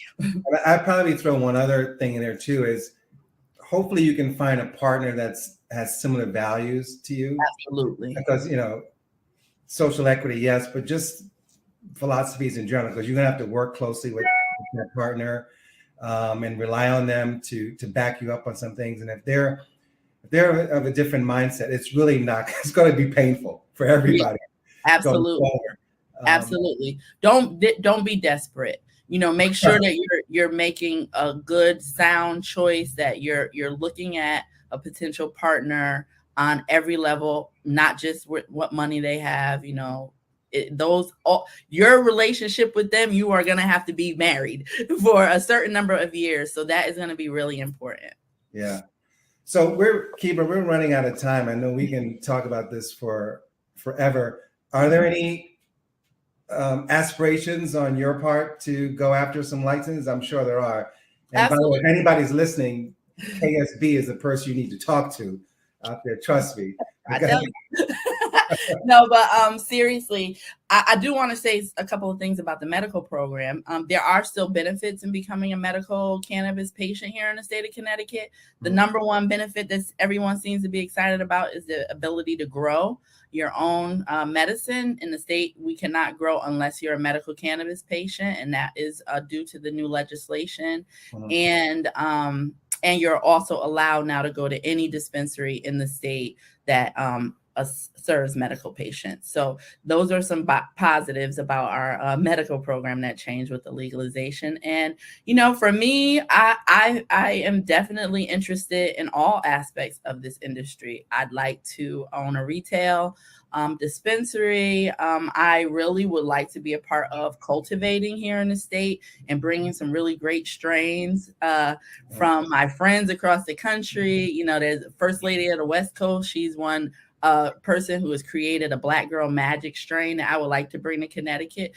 So there are a lot of different ways in which I plan on engaging in this industry, but I will continue to support and encourage and educate everyone, no matter if we end up being competitors.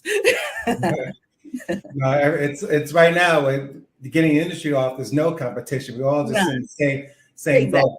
But listen, Kiba, thank you so much for joining us today. And also thank you for the work you're doing in Connecticut and Can Health and broadly in the region.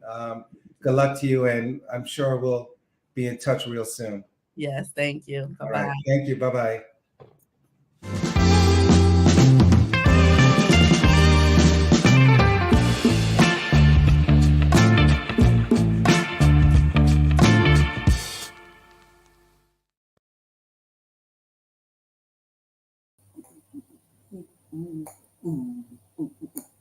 I love that music. Don't. What a great interview between John Gilstrap and Kibra Smith Bolden. Kibra, it is always great having you with us at the Business of Cannabis. You have been with us since the beginning when we started in 2019.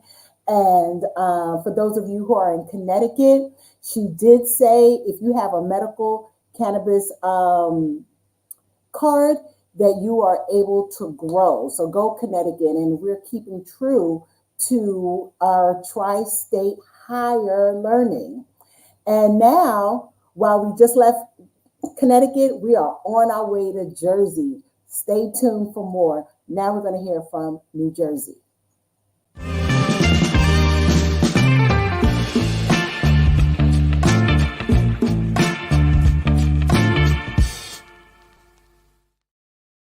Hello, everyone.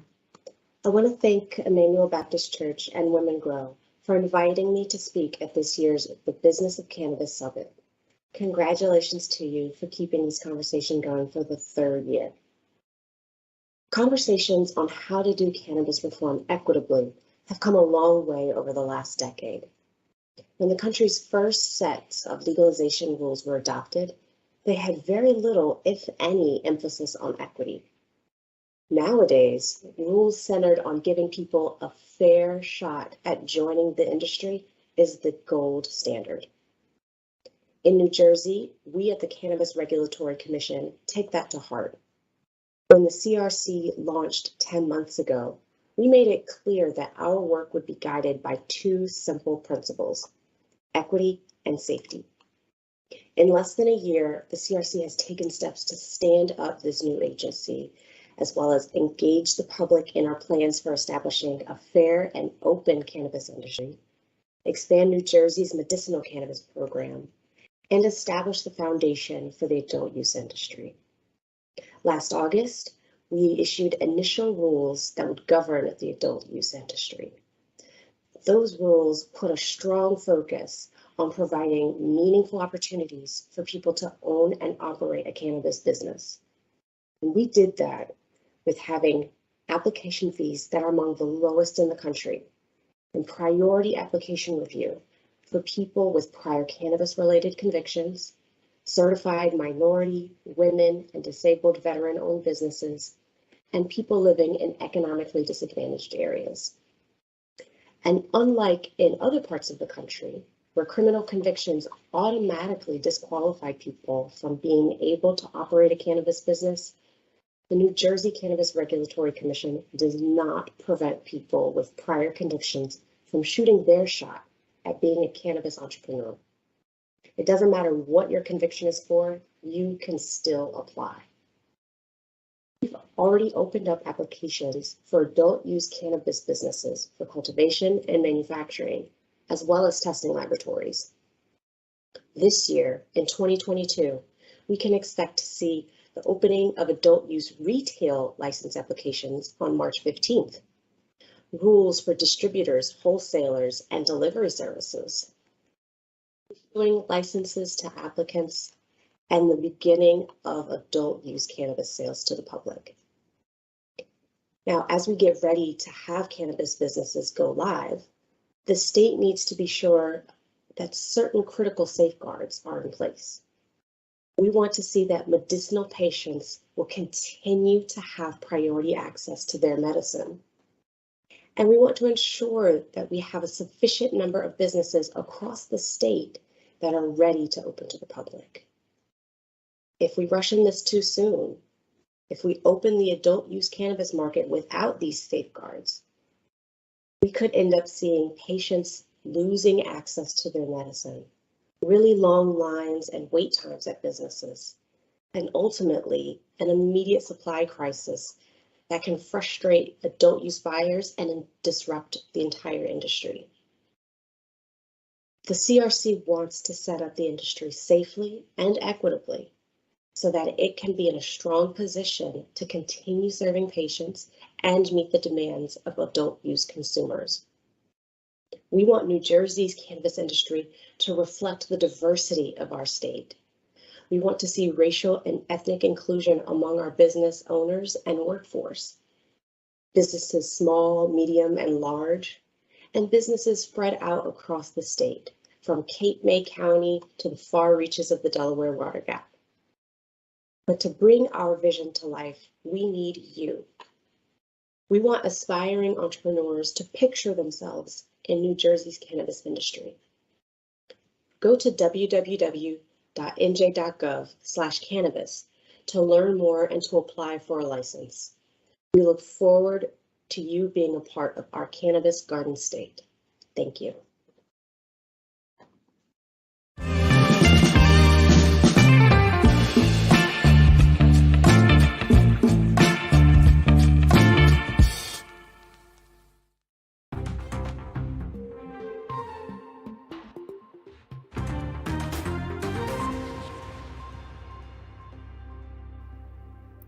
So Chirali, what is going on with the existing medical market in New Jersey in terms of the operators? We know that some licenses were given out some time ago and then some folks just received theirs. What's the status of that? Yeah, there's a lot going on at the medical market. So the original operators that were first licensed in the state, I would say there were 6 originally, and then from the 2018 round, there was an additional 6. Those operators are essentially grandfathered in. So they're permitted to continue with medical sales. And then if they can certify to the state that they have adequate supply, and amongst some other things, as well as getting the local approval, Because again, municipalities have to opt into adult use. Just because they did medical doesn't mean adult use as well. So if they can get that done and then the CRC approves them, these existing 12 will be able to switch over to adult use sales at some point. We're going to miss the target, which was quote unquote supposed to be next week, according to the legislature and our governor. But next week, meaning the February end of February 20th or 22nd was supposed to be the date that we were supposed to have adult use sales ongoing. But it doesn't look like any of the existing 12, the original 12 are going to be able to convert that soon. Of the original 12, the latest update we got from the CRC was that 8 of them have submitted expansion applications, meaning to convert over to adult use. So we'll see what happens. Still on standby. Curaleaf has already gone out on record publicly saying we have enough supply. We're waiting now to get approval. So right now we have this medical program, which is, we have about 130,000, I believe, patients so far. It's growing definitely. But the issue, what's happening is that the 2018 round, those 6 individuals that won, there was a lawsuit that was filed and the Court of Appeals actually ruled in favor of the applicants, and they held that the scoring method was flawed in 2018. They didn't give a remedy, but they said, you're right, it was flawed. And they asked the Department of Health at that time, which was the responsible agency for scoring, to remedy it. Obviously now it's no longer the DOH, it's CRC now, the Cannabis Regulatory Commission. So they still don't know what they're going to do with this 2018 issue. So we have that pending, set that aside. Then we got 2019, which took 2 years after, right? 2 years to get our winners finally announced because of a stay that was held up with all these other issues from disqualified applicants, which was resolved. Now, the state issued the 4 vertical licenses for medical. They doubled cultivation awards from 5 to 10, and they doubled dispensary awards from 15 to 30. They've all been issued as of today or now, right? And so of those winners, what they have to do is certify that everything that they had submitted back in 2019 is still accurate as far as the real estate, certification of minority or women-owned status. And then once they can, get all that. Wait, can you go back and say that latter part again, just for anyone that's tuning in? Yep. So for the businesses, the 2019 winners that were just recently announced, they're all in the process of confirming that everything they submitted back in 2019 is accurate. When it comes to real estate, the real estate is still viable. If they were minority business or women-owned business, they still are, and they meet that certification. So, and background checks, of course. So all that is happening right now. And then once they can pass the initial review, they can start their build out. And maybe as early as this summer, we may have some of those 2019 medical winners up and running. Those 2019 winners have to be operational, meaning doors open for a whole year until they can begin their adult use sales. So wow.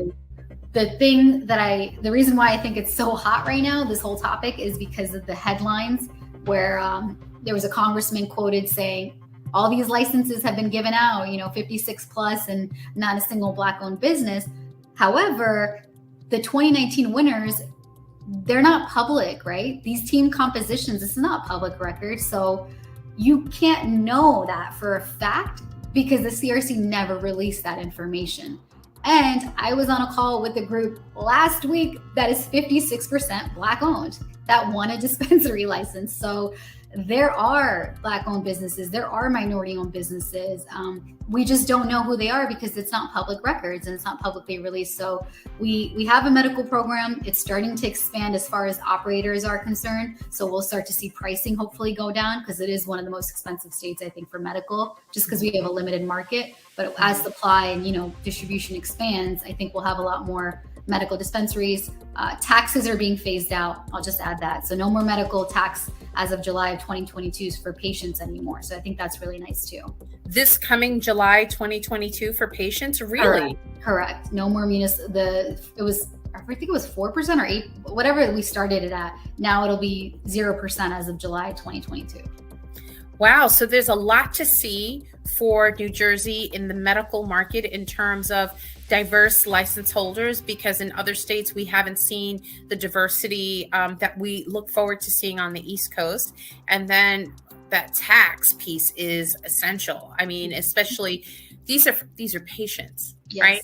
I love to say we're all patients of this plant because I do believe that, but specifically for people who are certified, who are card carrying patients, to have to pay for medicine, as you said, is so, one of the most expensive in the participating states under the medical program. To have just at least some sort of fees removed, I think is amazing. Thank you so much. I think that was really helpful for us to understand what's currently happening in New Jersey. We look forward to meeting and seeing some of these businesses open soon. Chirali Patel, CEO of Blaze Responsibly, but also principal. Is that what your title? Principal? You can call it whatever. She also is she just launched her own law firm, Blaze Law Firm in New Jersey. Thank you so much for your insight today. We greatly appreciate you. Appreciate you. Thank you. Take care.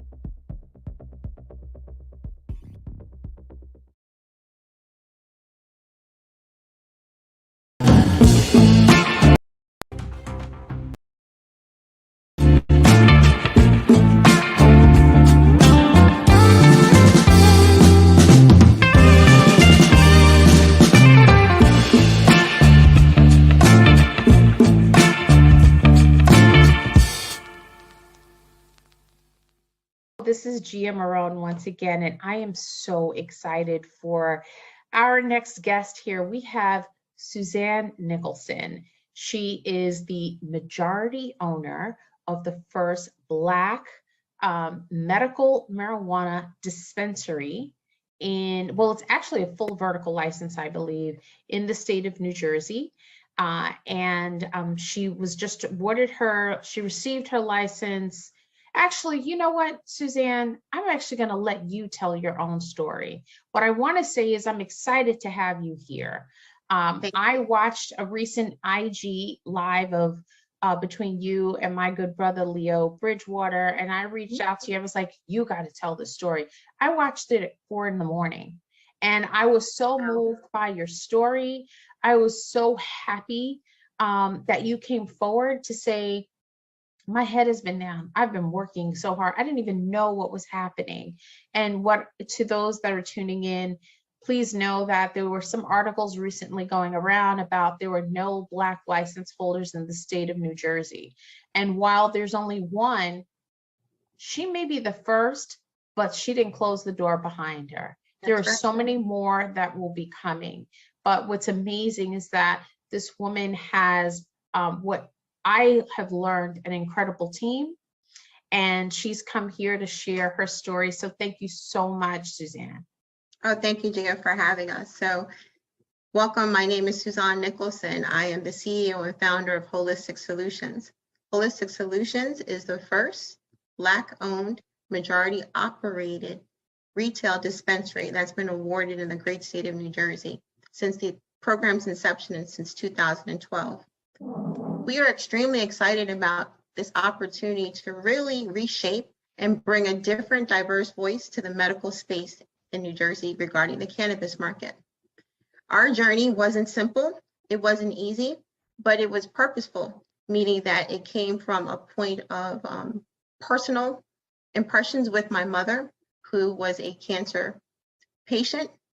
Currently, at the time that really refreshed my eyes, I was graduating from Rutgers, New Brunswick, and just starting the journey of my professional career. And I got that call that no one wants, that my mother said, unfortunately, she was diagnosed with cancer and she had less than a year to live, per the doctors. And in that, I came home and we had a family meeting. And we're really trying to prepare my mother to take her home to the island of Jamaica, where we are from. In that discussion, my mother was steadfast, and my mother said her time was not now, that she wanted to return to her herbalist traditions. In Jamaica, we come from maroon families that were escaped slaves that went up to the hills that created their own communities in farming and agriculture. And cannabis was the mainstay of our economic stability. And in that, I always say everything I learned about cannabis was from my mother. And when my mother stated that she believed cannabis would be the resource that would continue her lifespan, we went hard. So from the period of 1996 to 2013, my mother lived a happy, well life, and finally transitioned in 2013.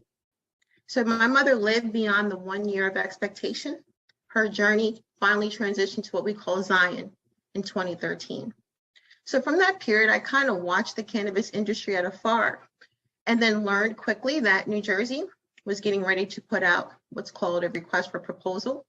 And in that, I felt that my team and myself were finally prepared to really come out of what we call the shadows and really come to the forefront of this great industry. So in 2019, I formed Holistic Solutions. And in that, we took on partners, people with like commonality, more importantly, respect and honor of the plant. Because again, that was my journey to make sure there was something that was readily available to people of color. During the time that we provided medicine to my mother, it was highly illegal. In that, we could have faced criminalization and incarceration. And as many of you know, Black, brown, and minorities face a higher touch point, which leads to increased incarceration for the same usage as our Caucasian counterparts. I come from a very structured prior professional life of a very government role. So in that, we look toward providing not only education, but a new resource for communities that we're now going to be introduced to plant-based medicine. I couldn't have asked for a better opening. I mean, what I feel that you've been able to share with us thus far is that your mother knew that this was medicine. She took it back to your original roots of where, and how this can be applied given her at the time, her current medical condition. And I applaud you. I know that that was risky. Mm-hmm. And I could only imagine what you all were faced, but at the same time, also helping your mother. And I think all of us are willing to go to the ends to do whatever we can for our loved ones. And so thank you so much for sharing that. And you said it so beautifully. So thank you so much, because I really hope that that touched someone's heart today. What I'd really like to talk to you about is about holistic solutions, because, you know, as you said, you came together, you came out of the closet out of 2019, you brought a team together. Now, had you already had people in mind?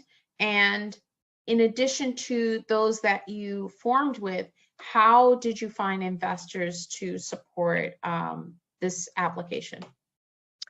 So I say the best bet that I made in 2019 was the bet on myself. From the forming of Holistic, one of the things you have to first do is learn to look to see if your company name exists. So we went through the basic of having to pull up New Jersey Register, federal government register, and look to see if that company name existed and any doing business entity name. And in that, we registered. And looking at the partnership of people that we wanted to put together. Since my days of Rutgers and my family relationships, we've had quiet people that we've known who have been quietly users of cannabis. And through our professional careers, we've gone and done great things and kind of come back together and say, if we had an opportunity of work in a legal space, what would that look like? So we wanted to make sure our team was very well-rounded. So with that, we looked for like-minded partners, and they came from a diverse group of people. So we have mostly women. So Holistic is made up of an all-female team. I say my significant other is our greatest asset.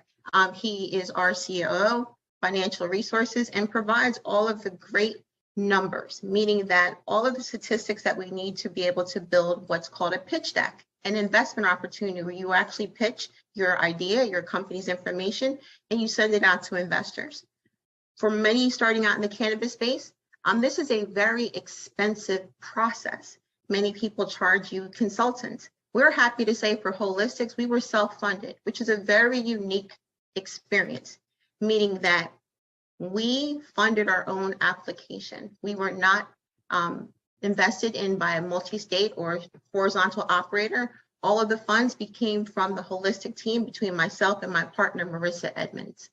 Marissa became a great partner in that she had a great business acumen, where I had great strengths in administration, state government, and other areas of employment relations. Marissa also taught me, and I think that's important for women, to reach out and extend themselves through the community.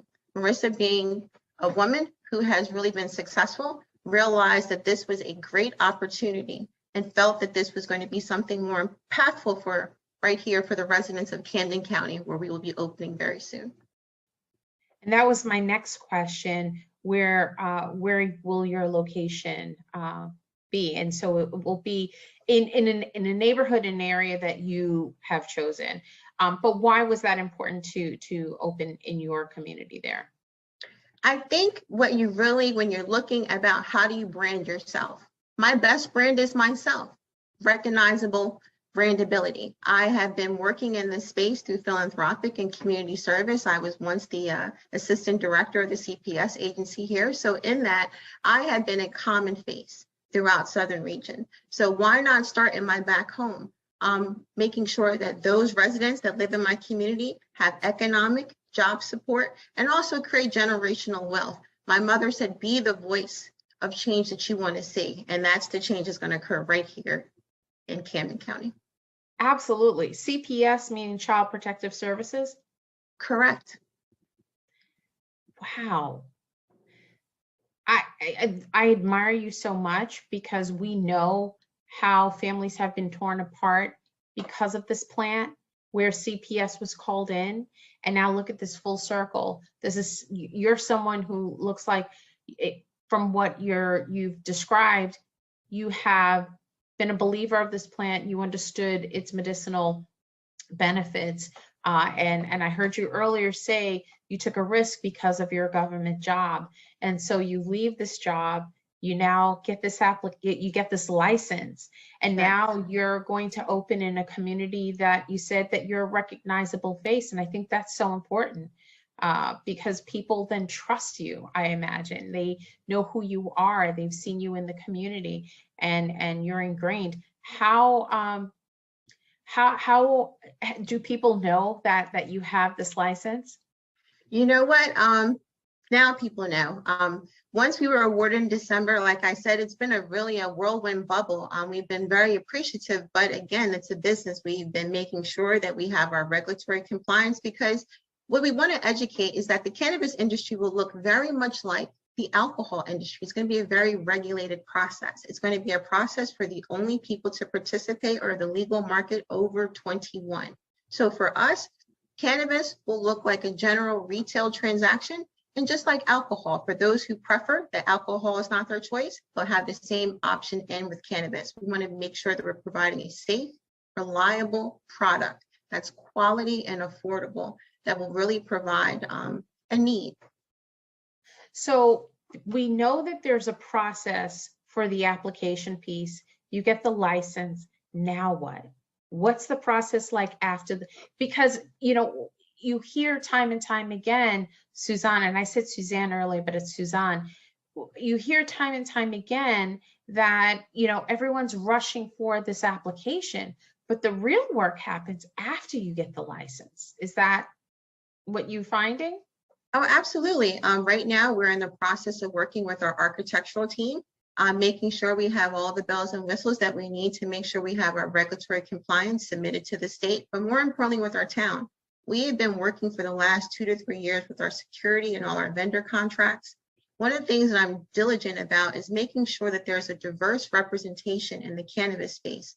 So I'm asking for all cannabis entrepreneurs throughout the great country to really come forward and tell us about your products. We want to be able to highlight and promote your products in our dispensary, because one thing we learned is exposure is a key to financial success. And with that, we have been working with our build out, which is a large portion of it, working with our budget, looking at rolling out some great job workforce announcements, working with our strategic partners, whether they be our educational partners in our community, working out roll shops, making sure that we also are doing our give back, making sure that people understand that cannabis will be a $2.3 billion industry by the year 2026. And that is just a very conservative estimate.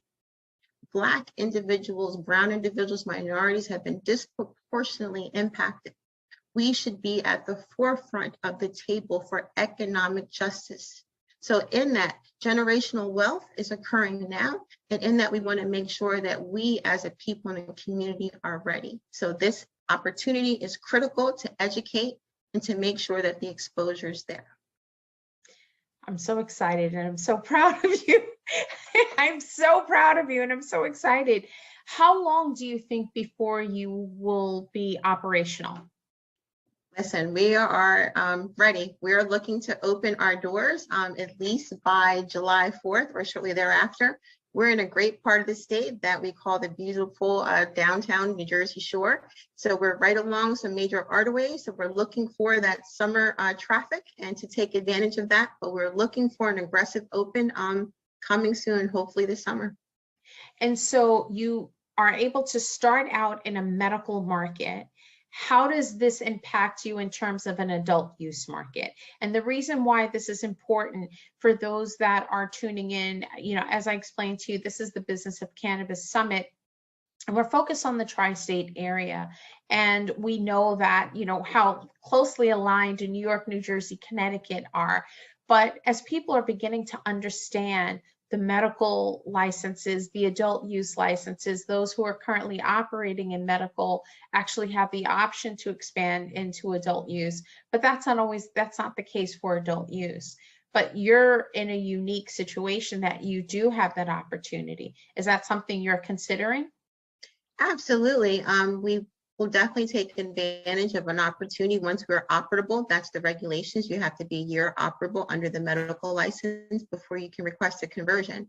But through the thoughtfulness of the CRC and the great state, they've also allowed opportunities for us to submit newly registered companies in the upcoming retail applications that go live as of March 15th. Previously in December, our cultivation, processing, and manufacturing licenses opened up. And in that, we are encouraging that anyone really looking to enter this space, the time is now. Look at your real estate. Make sure that you're meeting your town individuals. Go to your town councils. Become the advocate. 80% of New Jerseyans voted for cannabis. However, 70% of our communities have opted out. And I believe they've opted out because they are not given the right information and education. And Holistic Solutions is looking to do just that. Make sure that you have the right education, because those are tax dollars that would be a great revenue and resource to your citizens. So in that, we want to make sure that Holistic Solutions is also a business partner, but also a community partner. So I think you bring up a valid point in terms of the misinformation that's being dispensed throughout the various towns and states. See, I use dispense, right? how, you know, I could imagine that you probably had to attend many of these community meetings and meet with your legislators. What was that process like for you? How did you just show up? Did you make appointments? And I think this is important for those who are looking to open up their own dispensaries or have their own cultivations, to understand that it's not just the operation itself. From what I'm hearing from you, you have to also build those relationships. I think those relationships are critical. I think understanding where your community stands. In some communities, if they voted out, meaning that they are unwelcoming to cannabis opportunities, you need to go to those town council meetings and have those discussions and figure out what is the resistance, how can we overcome these obstacles, and more importantly, educate them. I think that we don't need to be in conflict with each other. Cannabis may not be something that everyone wants to partake in, but just like alcohol, it should not be villainized. This industry, again, will create economic revenue. And more importantly, those revenues should be at first put into the Black and brown communities who have been the most disproportionately impacted. So in that, education to us is key. Making sure that you understand your ordinance and continue to be the advocate, continue to be the change that you want to see. I love it. And so we have a goal of July 4th, which I think I'm going to have to drive down. I would love to send some incredible recommendations to you if you're open to it. Absolutely. I love that you're majority women. Like, how exciting is that? Yes. When you open, we must be able to feature and highlight you. And as I said earlier, you know, although you're the first, I am certain, I know you're not the last, but what I can tell from this conversation, that you have kept that door wide open. And just by this conversation, your invitation has been extended multiple times. So for anyone that is listening, I certainly encourage you to take heed to what has been shared here. If you were starting out today, what advice would you give that to yourself today and starting out? Believe in yourself. I started with a dream and my iPhone 6 Plus, and that's where my company started. It was an investment in myself to do the research and really form relationships that I felt would be valuable. Don't ever underestimate the ability of God, persistence and dedication. For God, all things are possible. So in that, the best bet was to believe in myself and allow my Father to guide me in the best direction for our company. That is so beautiful. Thank you so much. I do have one more question before we wrap up. Is it a lot of long hours for you? I think my best job was being a mom of 3 great children. This is my next baby. So it's kind of like birthing another baby. I'm up all hours of the night. Sleep is a thing of the past, but I know, as I know in motherhood, the reward is great. So again, looking forward to being able to open and bring a Black curated cannabis voice to the great state of New Jersey. I'm so glad you said that. And the reason why it's important for people to understand that this doesn't just happen overnight. You started out in 2019. Here we are in 2022. I can imagine there were a lot of sleepless nights, long days, but this is your baby. And you started out with a strong foundation. And I love your message. And I thank you so much for sharing your story with us. And I look forward to your opening. Thank you, Gia. And we look forward to continue to support Women Grow and just all entrepreneurs who want to get in this space. Thank you. Holistic Solutions coming soon, summer of 2022. Thank you.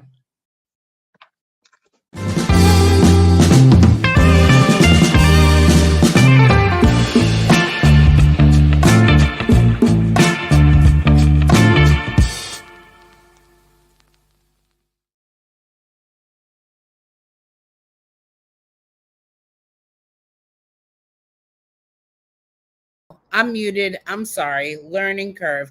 That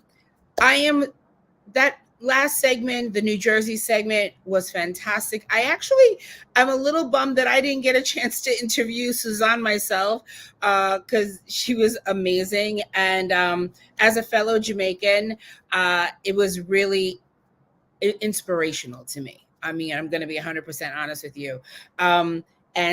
So here's what we're going to do next. We're going to hear from a word from one of our sponsors who did something really unique, and I just want to share. One of our sponsors, PTS, actually sponsored a segment so that we could highlight another brand. And so you're going to hear from them.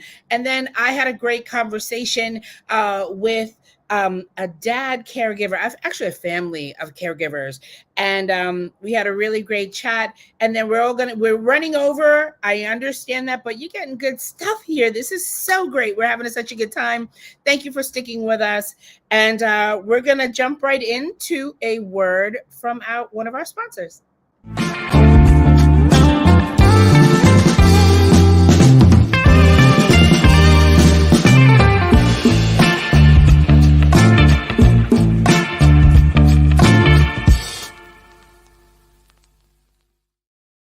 Hello, everyone. I want to begin by thanking A Better World, Women Grow, and Emmanuel Baptist Church for hosting the Business of Cannabis. I especially want to thank Gia Moran. I'm Terry Peterson, CEO of PTS Corp., a multi-state cannabis operator in Illinois, Michigan, Ohio, and Arizona. Since 2015, our company has been dedicated to providing quality cannabis products. You should know that I'm a relative newcomer to the industry. For 30 years, I've led a life of public service. As a Chicago alderman, CEO of Chicago Housing Authority, and chairman of Chicago Transit Authority Board. and most recently as Vice President of Corporate and External Affairs for Rush University Medical Center. Throughout my career, I've sought ways to deliver real positive change and impact for communities I've served, particularly communities that have experienced lack of investment.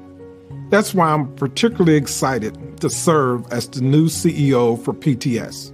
I care deeply about these communities, and I am excited to create real opportunities and access in this $61 billion industry for Black and Brown communities in cannabis. As you know, Black and Brown communities have endured a difficult history with cannabis. The criminalization of cannabis wreaked havoc for generations. Think about it. The cost was just not an abstract criminal justice issue. The cost was lost generations, families torn apart, careers derailed or never given a chance to begin, the inability to secure housing or capital for businesses, economic insecurities. The long multi-pronged history of cannabis laws created disproportionate impacts on individuals, families, neighborhoods, and entire communities. But now we're at a changing moment in history.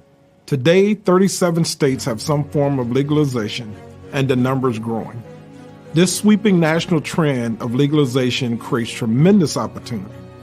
While the industry is still quite young, the early leaders have a responsibility to create equity and access to extraordinary opportunities ahead. I'm talking about developing meaningful careers, developing business ownership, and yes, creating generational wealth. What drew me to the role as PTS CEO is the foundational commitment of our organization to be a strong partner with underserved communities and create real, tangible pathways to mutual success. We are paying careful attention to direct jobs. This means developing industry training for a myriad of career opportunities, including cultivation, processing, product development, retail marketing, and more. But we're also looking to create ownership and leadership in the industry as it grows and matures. We're proud to be one of the sponsors for this important event. It's an important step in working with communities to use cannabis to finally change lives for good.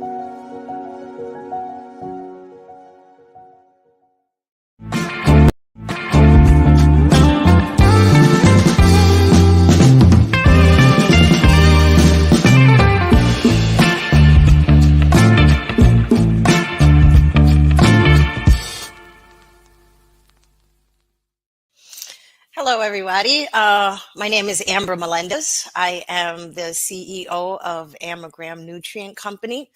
I make soil amendments. Oh God, that looks horrible. I make soil amendments called Sloppy Toppy and Sloppy Buns. They are fortified with compost that we farm on my at home in my farm. We have rabbits and ducks, and we live a symbiotic relationship. We have a symbiotic relationship with everything that is on our farm and on our land. I want to say my background.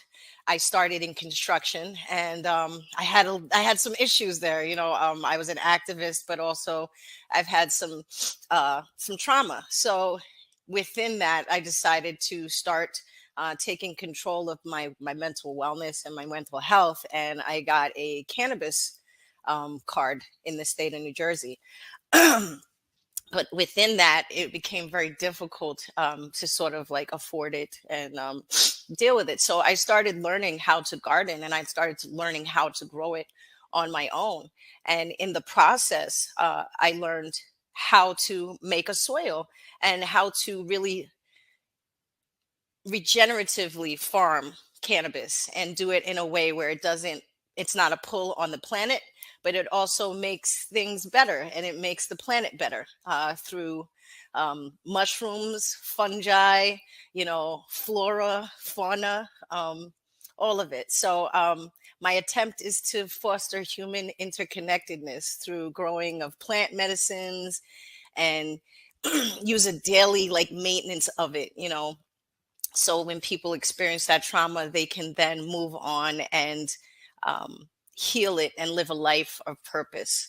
So that's what our company is about. It's family owned, woman owned. My daughter does the animal husbandry. I do the plant management. My mother and my sister, they do the product. We make products, that sort of put herbs and medicinal mushrooms and things in them and stuff like that for us to use and stuff. So, yeah, and I'm hoping that one day I can get more women to grow, and I'm hoping to be able to teach more women. So we have started, and we have a space to do that here in Queens. So I'm looking for more women to grow.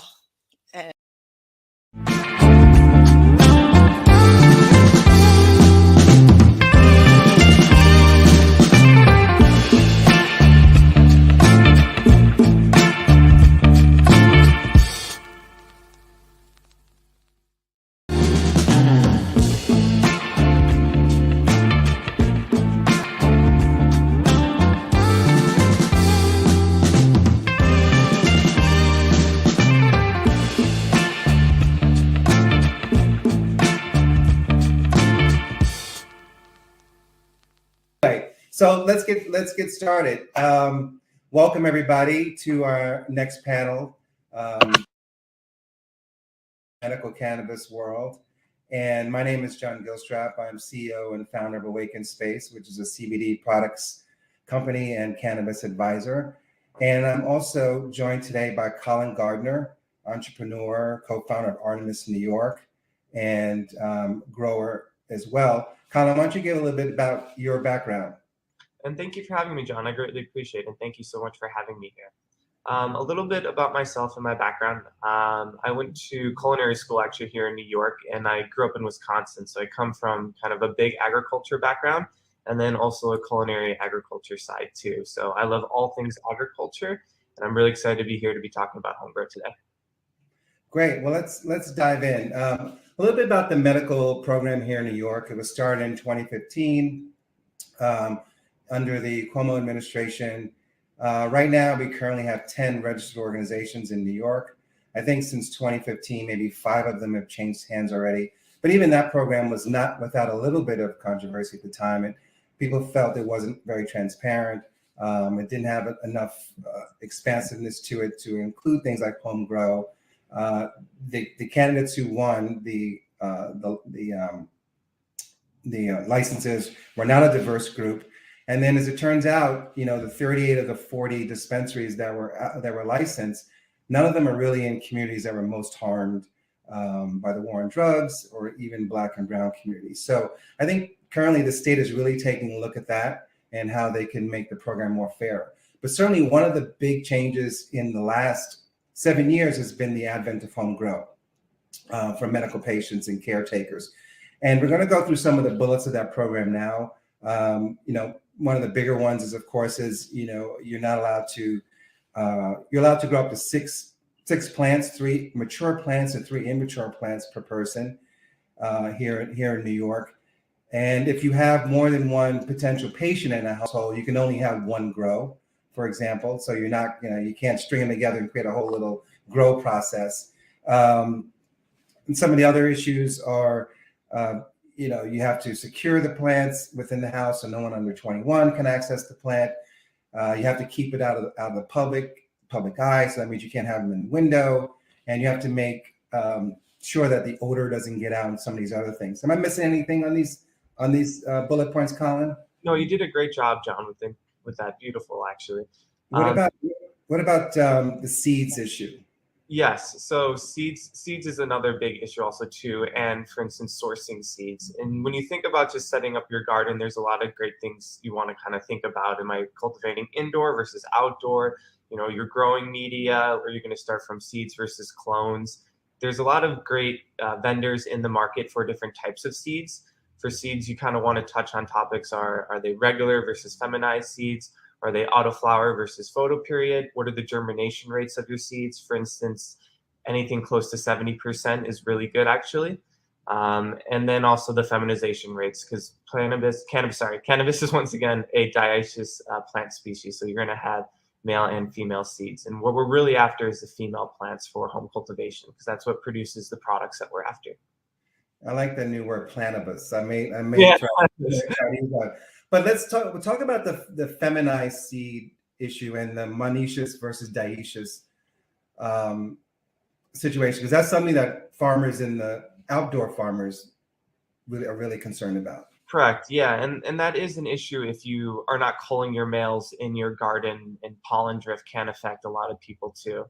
But cannabis, for instance, in plants in general, you have monoecious and dioecious plant species. So plants that produce asexually, or basically plants that need a male and female to reproduce. And cannabis is a male and female and needs to reproduce, so you need both to have it. However, the male cannabis plant just produces pollen. It doesn't really produce too many trichomes, and that's what we're really after. Those are what hold all the beneficial compounds of cannabis that the grower is kind of growing for. So it's good to just have your females. But if your males pollinate your females, those are going to produce seeds, and it's going to take away from producing those beneficial compounds that we're after. So always try to cull your males also too. Yeah. One of the other points I forgot to bring up is when you're processing at home with any liquid gas, I'm reading from the rules now, any liquid or gas other than alcohol that has a flash point below 100 degrees Fahrenheit is not allowed. So when you're cooking inside, you have to be very careful. Back in 2015, I spent some time in Denver with Mayor Hancock out there and his sort of C-suite of agency heads, Department of Health, the NYPD, the FDNY. And one of the things they told me, which really surprised them, and they really weren't on top of that in the beginning, was the structural damage people growing indoors can do to a building. I think in Colorado, you can grow up to 12 plants, maybe even mature plants. So people were using butane for extraction and pouring chemicals down the drain. So it really, they had some explosions and people were getting sick. So that's something that you really have to be careful about, I imagine. Yes. Home extraction is definitely not something that should be taken lightly. It's extremely dangerous. And that's why we have, for instance, all these wonderful facilities and regulations in place to operate clean and safely to produce a product for the recreational market. There are other extraction methods at home that you can do that are much safer, that you don't have to do some sort of solvent base like hydrocarbon butane or CO2 extraction. Making water hash or bubble hash is extremely safe. It's just water and ice, for instance. If you're looking to make edibles, the infusion of different sort of oils, because cannabis, these compounds are lipophilic, so we like fats basically to bind to. So using butters or oils is great too. And there's a lot of great devices on the market that you can purchase and make the infusions of the oils themselves. So definitely try to stay away from any sort of solventless extraction process. There's much safer alternatives out there. Yeah, I mean, that's a good point. I remember at our farm last year, we experimented with dry ice. So you just drop the nugs in a container and put and you shake it up, and then the trichomes fall off, and then you have some hash there. And that's always what we're after. We're really harvesting the plant for the trichomes because that's what all the beneficials are from. So if you can do that in any sort of extraction method that's safe, we're on the right track. Well, why don't you tell the audience what trichomes are? Because maybe some people don't. Of course. So trichomes are basically there's many different types of trichomes that the genetics of cannabis can kind of go through. But for extraction, there's capitated stalk trichomes is what we're after. And trichomes are just glands on the outer growth of the plant. The plant usually produces them in a response to nature or pest infestation. But for cannabis, it just naturally produces it, once again, only on the female plants. But they're holding all of those medicinal compounds that we're after, such as the cannabinoids, other sort of beneficials such as terpenes, esters, sterols, all these wonderful compounds that we see in plant-based medicine. And so when you look up a cannabis plant up close, you see the sort of glistening on the colas or the nugs. That glistening are the glands excreting CBD the resin, cannabinoid resin. Correct. And the trichomes giving that off. So, and of course, that's where the fragrance is as well.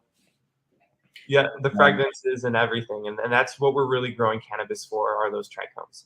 And if you kind of touch the flower, you can kind of smell it on your hand, and it kind of produces a sticky substance. Almost like we can spend hours talking about trichomes. That's probably another panel. on, what they do naturally for the plant, for nature, attract bugs or ward away bugs. So it's a fascinating sector, piece of the business to talk about. But when you experiment with your home grow, what's your system? What are you using? Are you using a lights grow tent or what?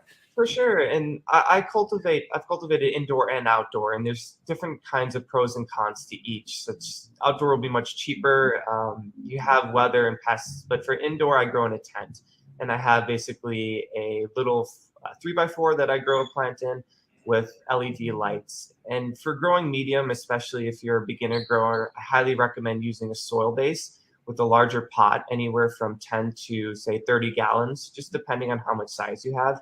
Growing in other sort of media bases, such as like cocoa or rock wool, requires a lot of nutrients to be added to the plant, which can be extremely complicated for beginner growers. So if you're looking for just kind of a water-only plant, which makes things much easier, I highly suggest using a living soil growing media.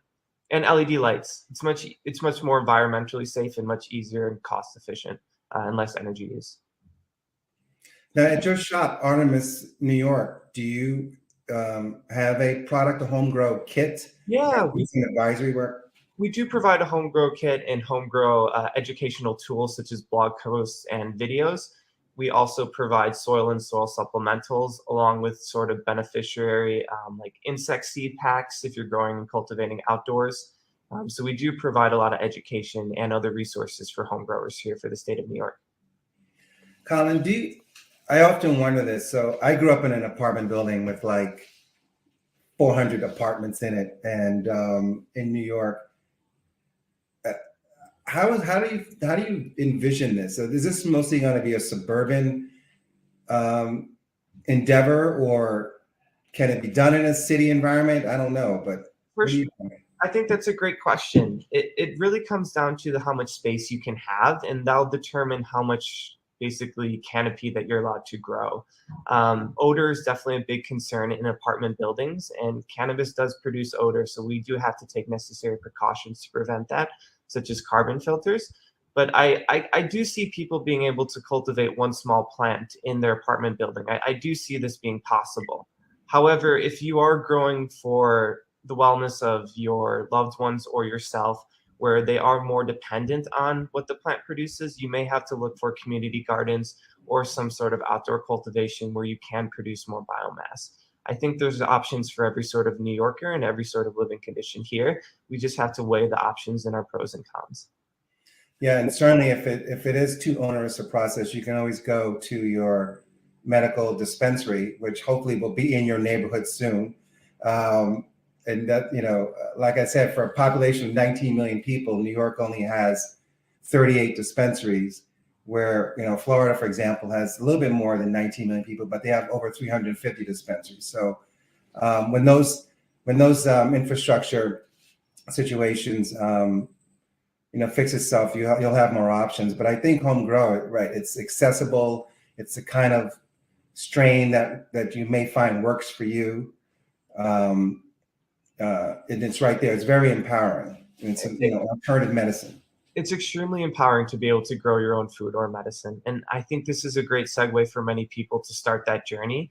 If they're able to designate some sort of yard space, like a lot of upper state New Yorkers have, they can designate a little bit of yard space, start kind of a regenerative agriculture in their farm, produce off of waste streams that even natural households have. Starting your own compost bins, for instance, or worm bins, really kind of fun activities that you can get the whole family to do, and then also cultivate food. And if you're looking at any other plants, I think this is a great segue to start for a lot of people. Yeah, and I agree. Actually, touch on another topic, the regenerative agriculture practices. Right now, it's a spring, and a lot of people are thinking about planting their cannabis for the coming year. And folks are just not planting cannabis alone. You're planting companion plants, other vegetables, and I think we used to plant mums and other pest-resistant kind of flowers in and among. It's just better for the whole environment, I think, for the plant to be with friends, right? It is, and agreed. And plants do like being with other plants, right? And everything operates kind of off a web, just kind of like animals do. The soil web also operates like that. So other insects eat other insects. So having marigolds, yarrows, dill, other sort of herbs can really benefit having your garden. And cannabis can be that beautiful step for people to start their homegrown, their home gardens. And then maybe they start producing a little food. They start having, once again, like I said, compost bins. It's a really fun experience for everybody. Yeah, that's great. Well, you got me excited for the spring coming up. So I don't have any, we really, I think, covered sort of some of the basics. And how can someone reach out to you if they have any questions about how to get started? For sure. So we can be found at artemishouse.com. We have a lot of great tools, like I said, on there. We also have a store here located in the West Village of Manhattan. So you can stop by anytime and ask us questions regarding home grow, or even how to source seeds or clones in the market and kind of what to look for, and the basic processes of getting your garden set up. So online at artemishouse.com, or here in the West Village, we're at 87 Christopher in between 7th Avenue and Bleecker. Great, thank you. And I think your contact details, as well as mine, will be in the credits of the summit as well. So hopefully, we'll get a lot of interest and help some people get started on the home grow venture. So I think, go ahead. I'm sorry. No, this is an amazing time to be a New Yorker right now. If we look at a lot of other states, they didn't get the benefit of home grow, and we have a lot of great things that other states didn't get. It's unfortunate that we kind of are reestablishing our relationship with this plant, and it has impacted and affected previous lives so much. And I think we have to take a nod and a note to that how great of a time this is to be a New Yorker right now. Amen. So, Todd, I think we're almost out of time, but I wanted to personally thank you on behalf of the Business of Cannabis Summit team of joining us, and love to have you back to dive deeper in on this topic and other topics. Thank you so much. Thank you for having me, John, and thank you for being here. Thank you. Sure. Take care. Have a great one. Bye.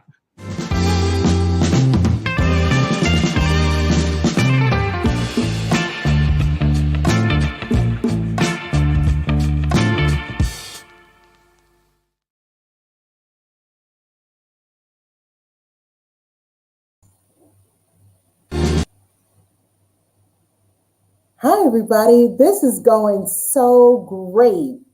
I am so John, thank you for your last interview. It was just so amazing and so impactful with the all of the information that we did get. And now for our next talk with Tanya Osborne, when she talks to a family, a caregiver for a family. And this is just so critical and so important to learn about. What is it like to be a caregiver of medical cannabis? Check this out.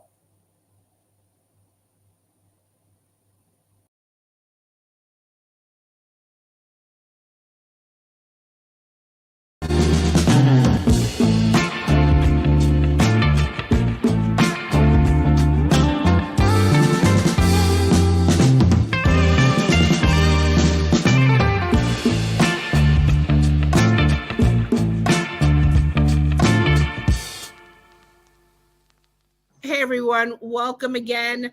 Tanya here from Women Grow and the Canadiva. I am very happy to have this conversation today with Mr. Osiris Stephan. He's been in community for a while. He and his wife, his whole family. And he, like myself, are New York State cannabis caregivers. Why I really wanted to have this conversation is because I feel that cannabis is, or a medical patient requires help, in any forms, whether it be someone to collect your medicine, someone to help you kind of doctor up your medicine, so to help you be able to consume, to learn about cannabis. And in New York State, the caregiver program is expanding. And just to give you a little deep dive about it, basically you have to be a patient to request a caregiver. Now, Osiris, I just want to give you a time to just introduce yourself before we kind of jump into the topic. Not a problem. I'm Osiris Stephan, father of a young boy who's in the medical marijuana program. My wife, Nina Simmons, is a physical therapist in the Department of Education. We got involved about 2014 and interested in cannabis. but didn't get really involved until after 2015 because of our son who was diagnosed with generalized epilepsy. And that's what started our journey. Fantastic. So how is he doing now? He's doing a lot better. I mean, from the time that he started to where we are now, it's amazing. He's growing, he's developing, he's walking, talking, reading, writing on his own. He's a walking miracle to us every day. But not to say that we're out of the woods with him. I mean, we do have our moments, but we've learned so much and we've been able to do so much for him. So you were a caregiver for a minor. I was a caregiver for my mom. My mom has since passed, but had kidney issues, but it affected every part of her body. And she lived in debilitating pain. And I just still thinking about how much pain she endured. And when it came down to it, she couldn't take opiates because of the kidneys. And I was like, we're going to try this. We're going to try cannabis.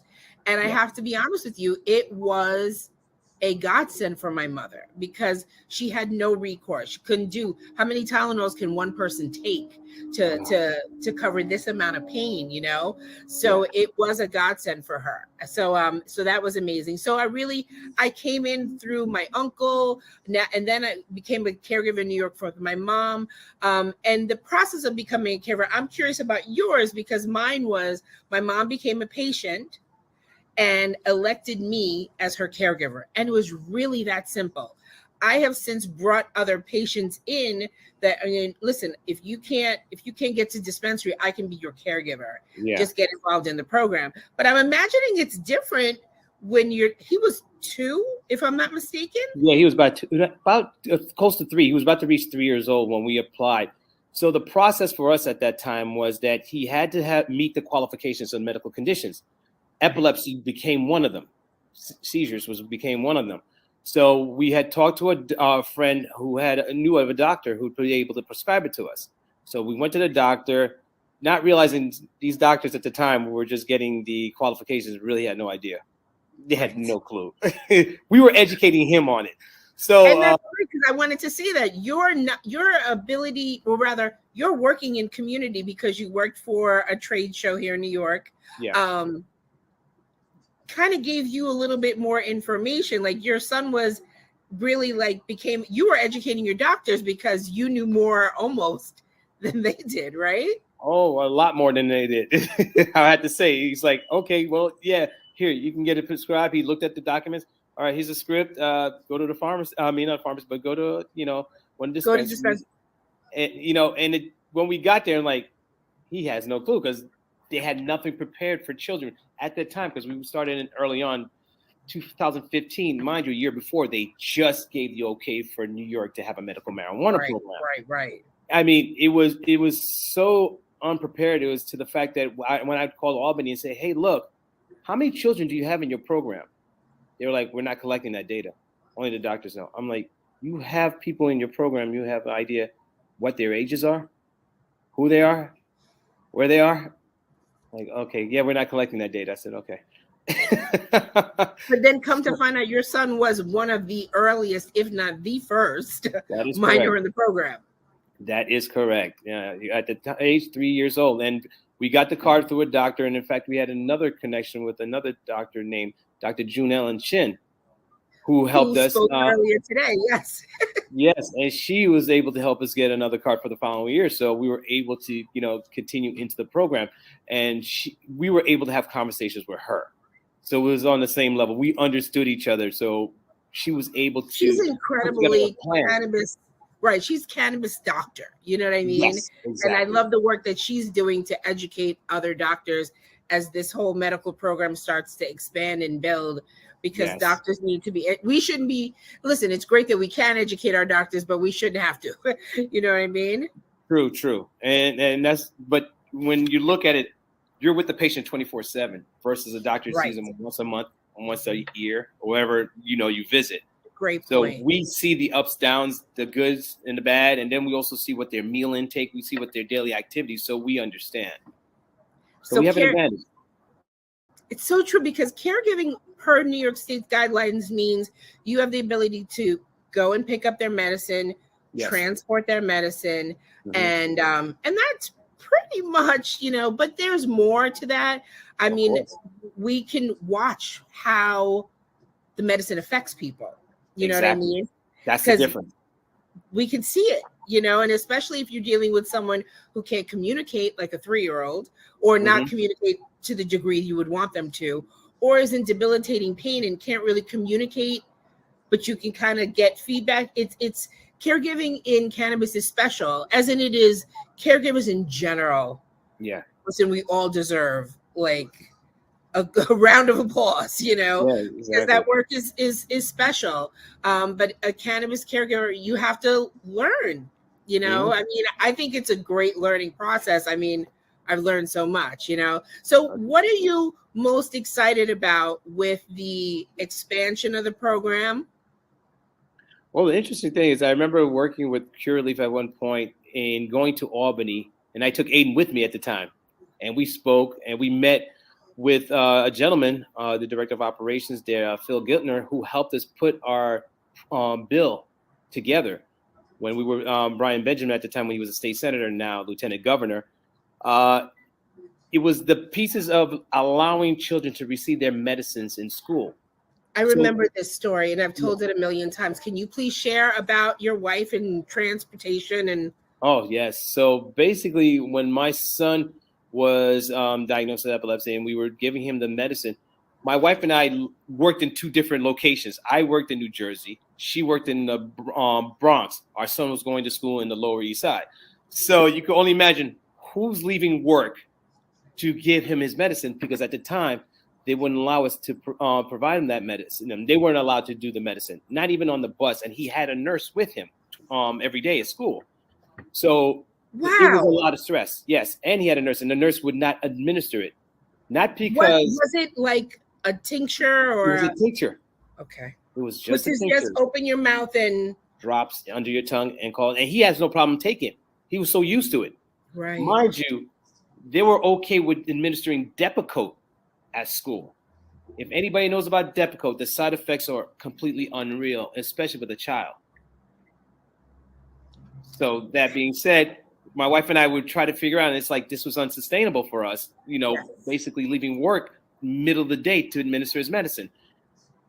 We decided to come together and figure out how can we do this, that it would also help other families who are just like us. So we did some research in other states and seeing what they were doing when it came to receiving your medicine while in school, especially for children. We found laws in Colorado that was passed. We found laws that were passed in other states. New Jersey had something similar. So what we ended up doing is reaching out to those states and those people who were involved in that. And we took pieces of their laws, put it together, and then presented it to New York State. And Senator Benjamin at the time said, I will help you do this. So we had the press conference. It was Bill S-8191. And at the time, when we devised it, it was to allow children to receive their medicine while they were on school, while they were off site for events. Anytime they were in any type of facility, they would be able to receive it by their caregiver. Now, what was interesting about the bill was that the school leader will basically provide a caregiver on campus. Oh, so it could have been a teacher, it could have been the principal herself, it could have been the nurse. But she would appoint it. She would have been given the ability to appoint someone so that the child can receive the medicine. So a parent didn't have to be their work. Am I clear that the school nurse could be designated by you to be your son's caregiver? That is correct. Or they could administer his medicine. That is correct. And before they could not. That is correct. Some of them personally didn't want to do it because they didn't know anything about cannabis nor cared for it. Yes. It was institutionalized, the idea, the stigma. Yeah, so you can imagine. absolutely. So you can imagine my wife and I, African American professionals who are using cannabis to treat their child's ailment. I'm gonna admit something that I'm a little embarrassed about today. My son had growing pains. He had a little spine curvature. Yeah. And I was like, you know what? You're in pain. I don't want to see you in pain. I certainly want to give you Tylenols, so I would give him CBD gummies. Awesome. And I would not tell him what they were. Honestly, my son at that point had a big mouth, you know. And I was like, Yeah, I'm that's a funny. woman of color, I'm a single mom. I certainly don't want CPS knocking at my door because my Yes. kid is telling everybody that his mommy gave him weed gummies, and he would never use that language. But Right, yeah. you know, a cannabis gummy could be misconstrued by anybody, you know. So I didn't tell them. I didn't tell them what they were. So, but now, you know, my kid could probably give you the breakdown between CBD and THC. He's well and has no interest in cannabis whatsoever, but can give you the rundown, which is fantastic. Yeah. You know, so so that and I wonder, like, those types of conversations where you elect someone to be the caregiver, where the caregiver becomes like the family in elder care as well, because I know a lot of these and I hope, like, as we expand the caregiver element in assisted living facilities. Oh, yes. You know, because when we were looking, they would not have administered that medicine either. Yeah. You know, so but I know that things will change, you know, so that's happy. You know? I mean, we got this far. You can look at it, I mean, it's been about 8 years now since the program was approved. So, I mean, we've come a long way. And there's room for improvement. There's room for opportunity. Just want to make sure that, you know, that we are having like reputable companies providing great products for us to use. Because again, I appreciate the fact because it's a natural plant that we're working with over something that's synthetic and created in a lab. Yes. Right. So that's the biggest difference, because you can manage that. You can manage the natural aspect. But when it comes to chemicals, you really can't, because you weren't there. You weren't in the lab. Right. And You know? and now, because you had to learn how that worked with your son, because you were basically administering CBD to your child, and you had to feel that out.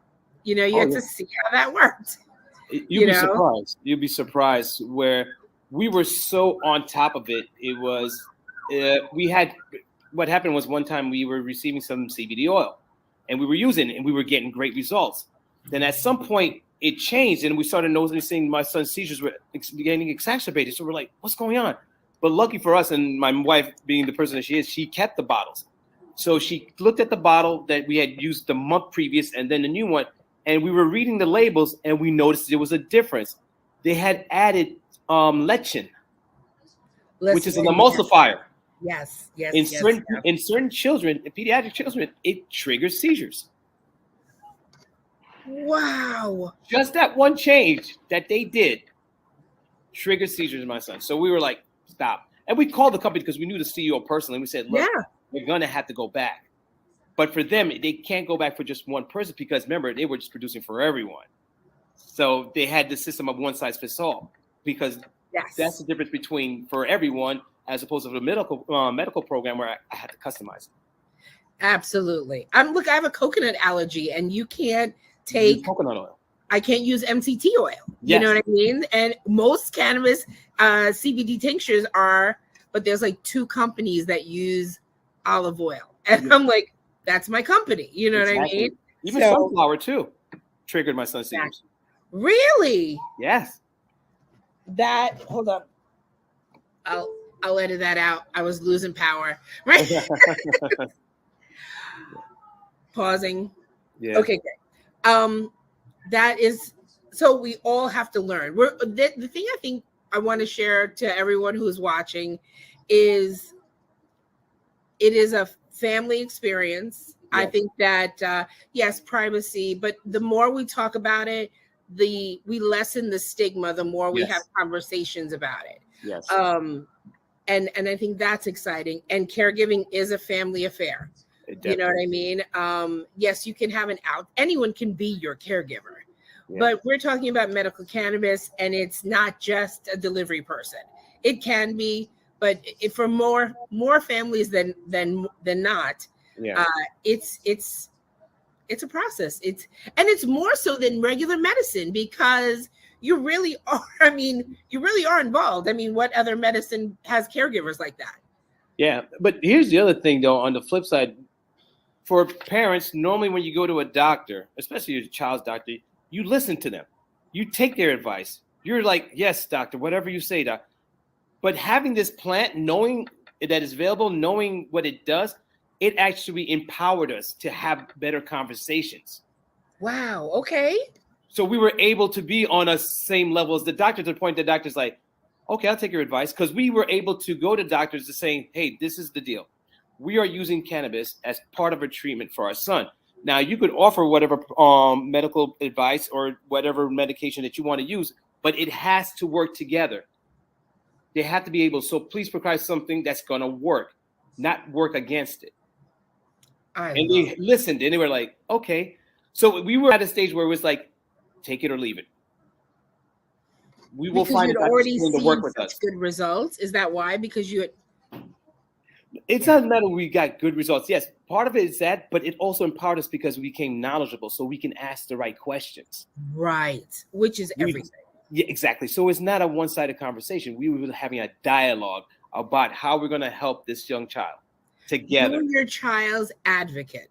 Exactly. You're their patient advocate. And that's what I think that caregivers, especially in cannabis and in general, you are that patient's advocate. That's you know what I mean? So that's fantastic. So tell me, I know that you're working on some stuff, you and your wife. Tell me about your podcast. Okay, so basically our podcast is Love and Can, and it's just about our journey from, the thought of having a family, a child, who we are, living in New York City, and then, going through that journey of, raising a child with an ailment in the cannabis industry, and meeting the people that we met, and seeing the changes and all of the positivity that we've experienced throughout this 8-9 years. It's been amazing. So that's all. New York State cannabis community is pretty amazing. Yeah. It's a pretty fantastic community, and I'm honored to be here. So again, if you want to know more about becoming a caregiver, you could always reach out to us. Please hit up Osiris at Love and Can. These are our Instagram handles. We'd love to help you learn more about the plant so that you could serve your family, you could help your community, you could be that center of influence that can provide this knowledge that sometimes you have to hear it from somebody. You know what I mean? Exactly. So it's like you can literally save someone's life, with this information. And it's not, at one point cannabis was like, you did everything else, and cannabis was your last thing. It was like, exactly. I don't think it has to be that. True. I think that we can start having those conversations earlier and have it not be like a last ditch effort, but a first chance experiment. You know what I mean? Let's give it a shot. It's the safest thing for me. You know what I mean? Agreed. And that was one of the things too. So it was a safe shot for us. Yeah. So Osiris, thank you so much for joining us. I really appreciate your time. Please give Nina a big hug. Give Aiden a big hug. Aiden, correct? Aiden.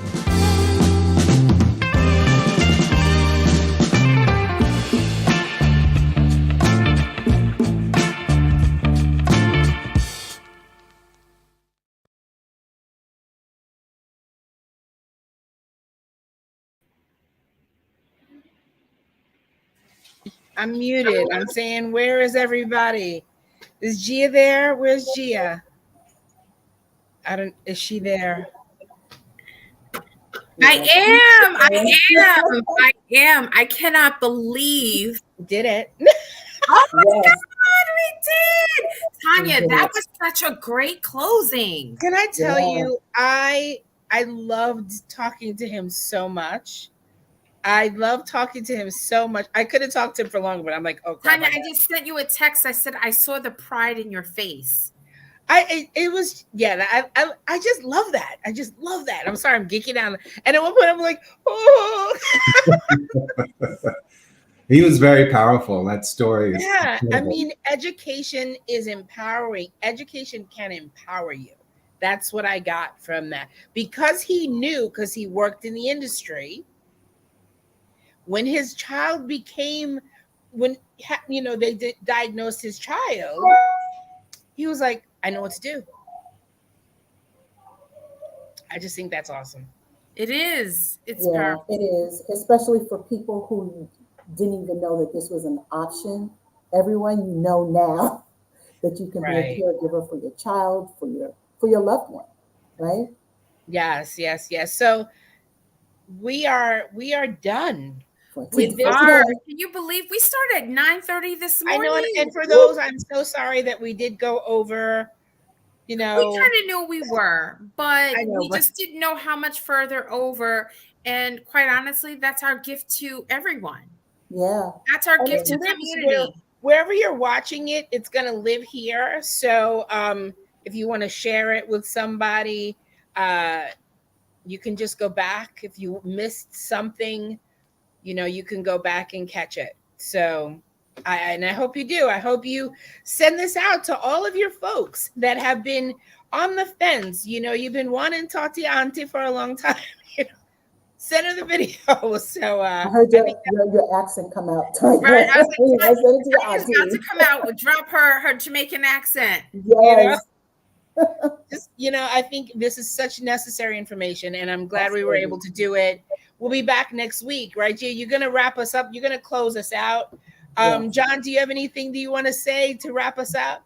No, this has just been great for me. I've been in industry for a while, but I learn something new all the time. And these guys, the panelists we had today were really incredible. I look forward to next week as well. Yes, yes. Put the ribbon on that package, the bow, whatever the saying is. I don't know. How about you, Nicole? You got anything you want to share to wrap us up? Yeah, I'm first of all, I'm grateful to I'm grateful first to Emmanuel Baptist Church and of course Women Grow and to A Better World for putting on this event. But I'm also glad to those who attended and listened and received all of this wonderful, incredible information about medical cannabis and how you can partake and better your lives, right? With the use of this plant. And yes, as Tanya said, please share. It will live in the interwebs. And so you can go back and get some of this great information. And again, we'll be back on next week for more information on the business of cannabis. And I want to thank all of you. I want to thank our viewers that stood with us all, 4 or 5 hours now. I want to thank you, Nicole, John for always being the Women Grow ally. I want to thank you, Tanya and Nicole, especially for dealing with my crazy. As you see, we're all passionate about this work. And so I'm grateful to all of you, as well as our extended committee. There are more of us that brought this together, and we have spent months pulling this information together, and I greatly appreciate all of your efforts and your commitment to bringing this information to community. So I wanted to take this time to thank you, Tanya, thank you, Nicole, and thank you, John, for the work that you've done. Your interviews were amazing. I don't know if you saw me in the comments. I was like, yes, for the being just experts, right? But you ask amazing questions that I felt represented the community overall, who didn't have the direct access to those individuals, and I believe that your voices represented them. So thank you for all that you guys have done and continue to do. Thank you, Gia. Thank you. All right, so I guess I will say good night.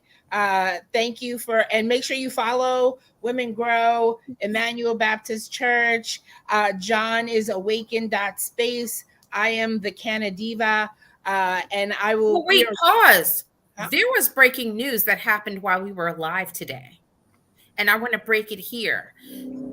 New York Assembly leader launched a PAC that will support pro-marijuana reform. They called it marijuana. We know it's cannabis. And which means that there was a PAC that was launched today.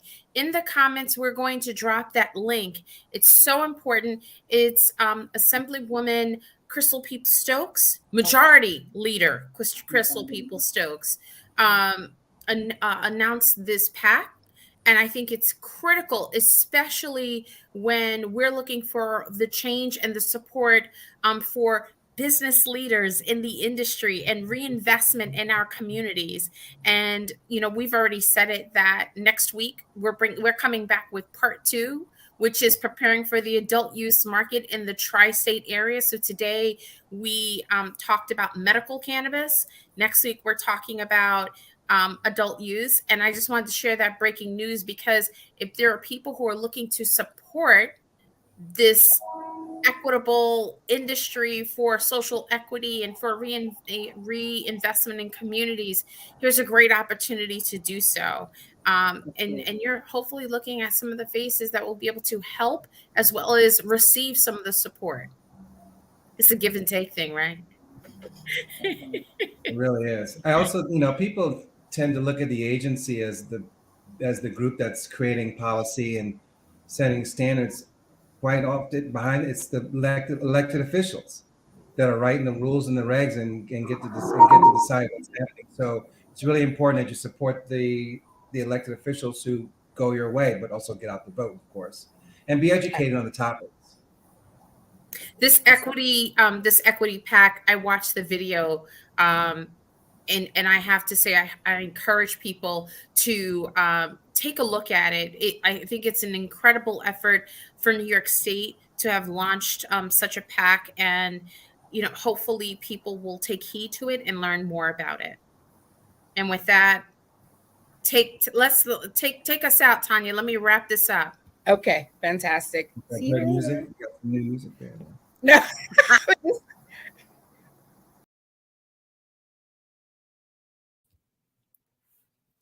So I don't know about you, but I mean, wow, I am filled by the information that we received today. And it's interesting because every morning I read a page just to kind of get my day started.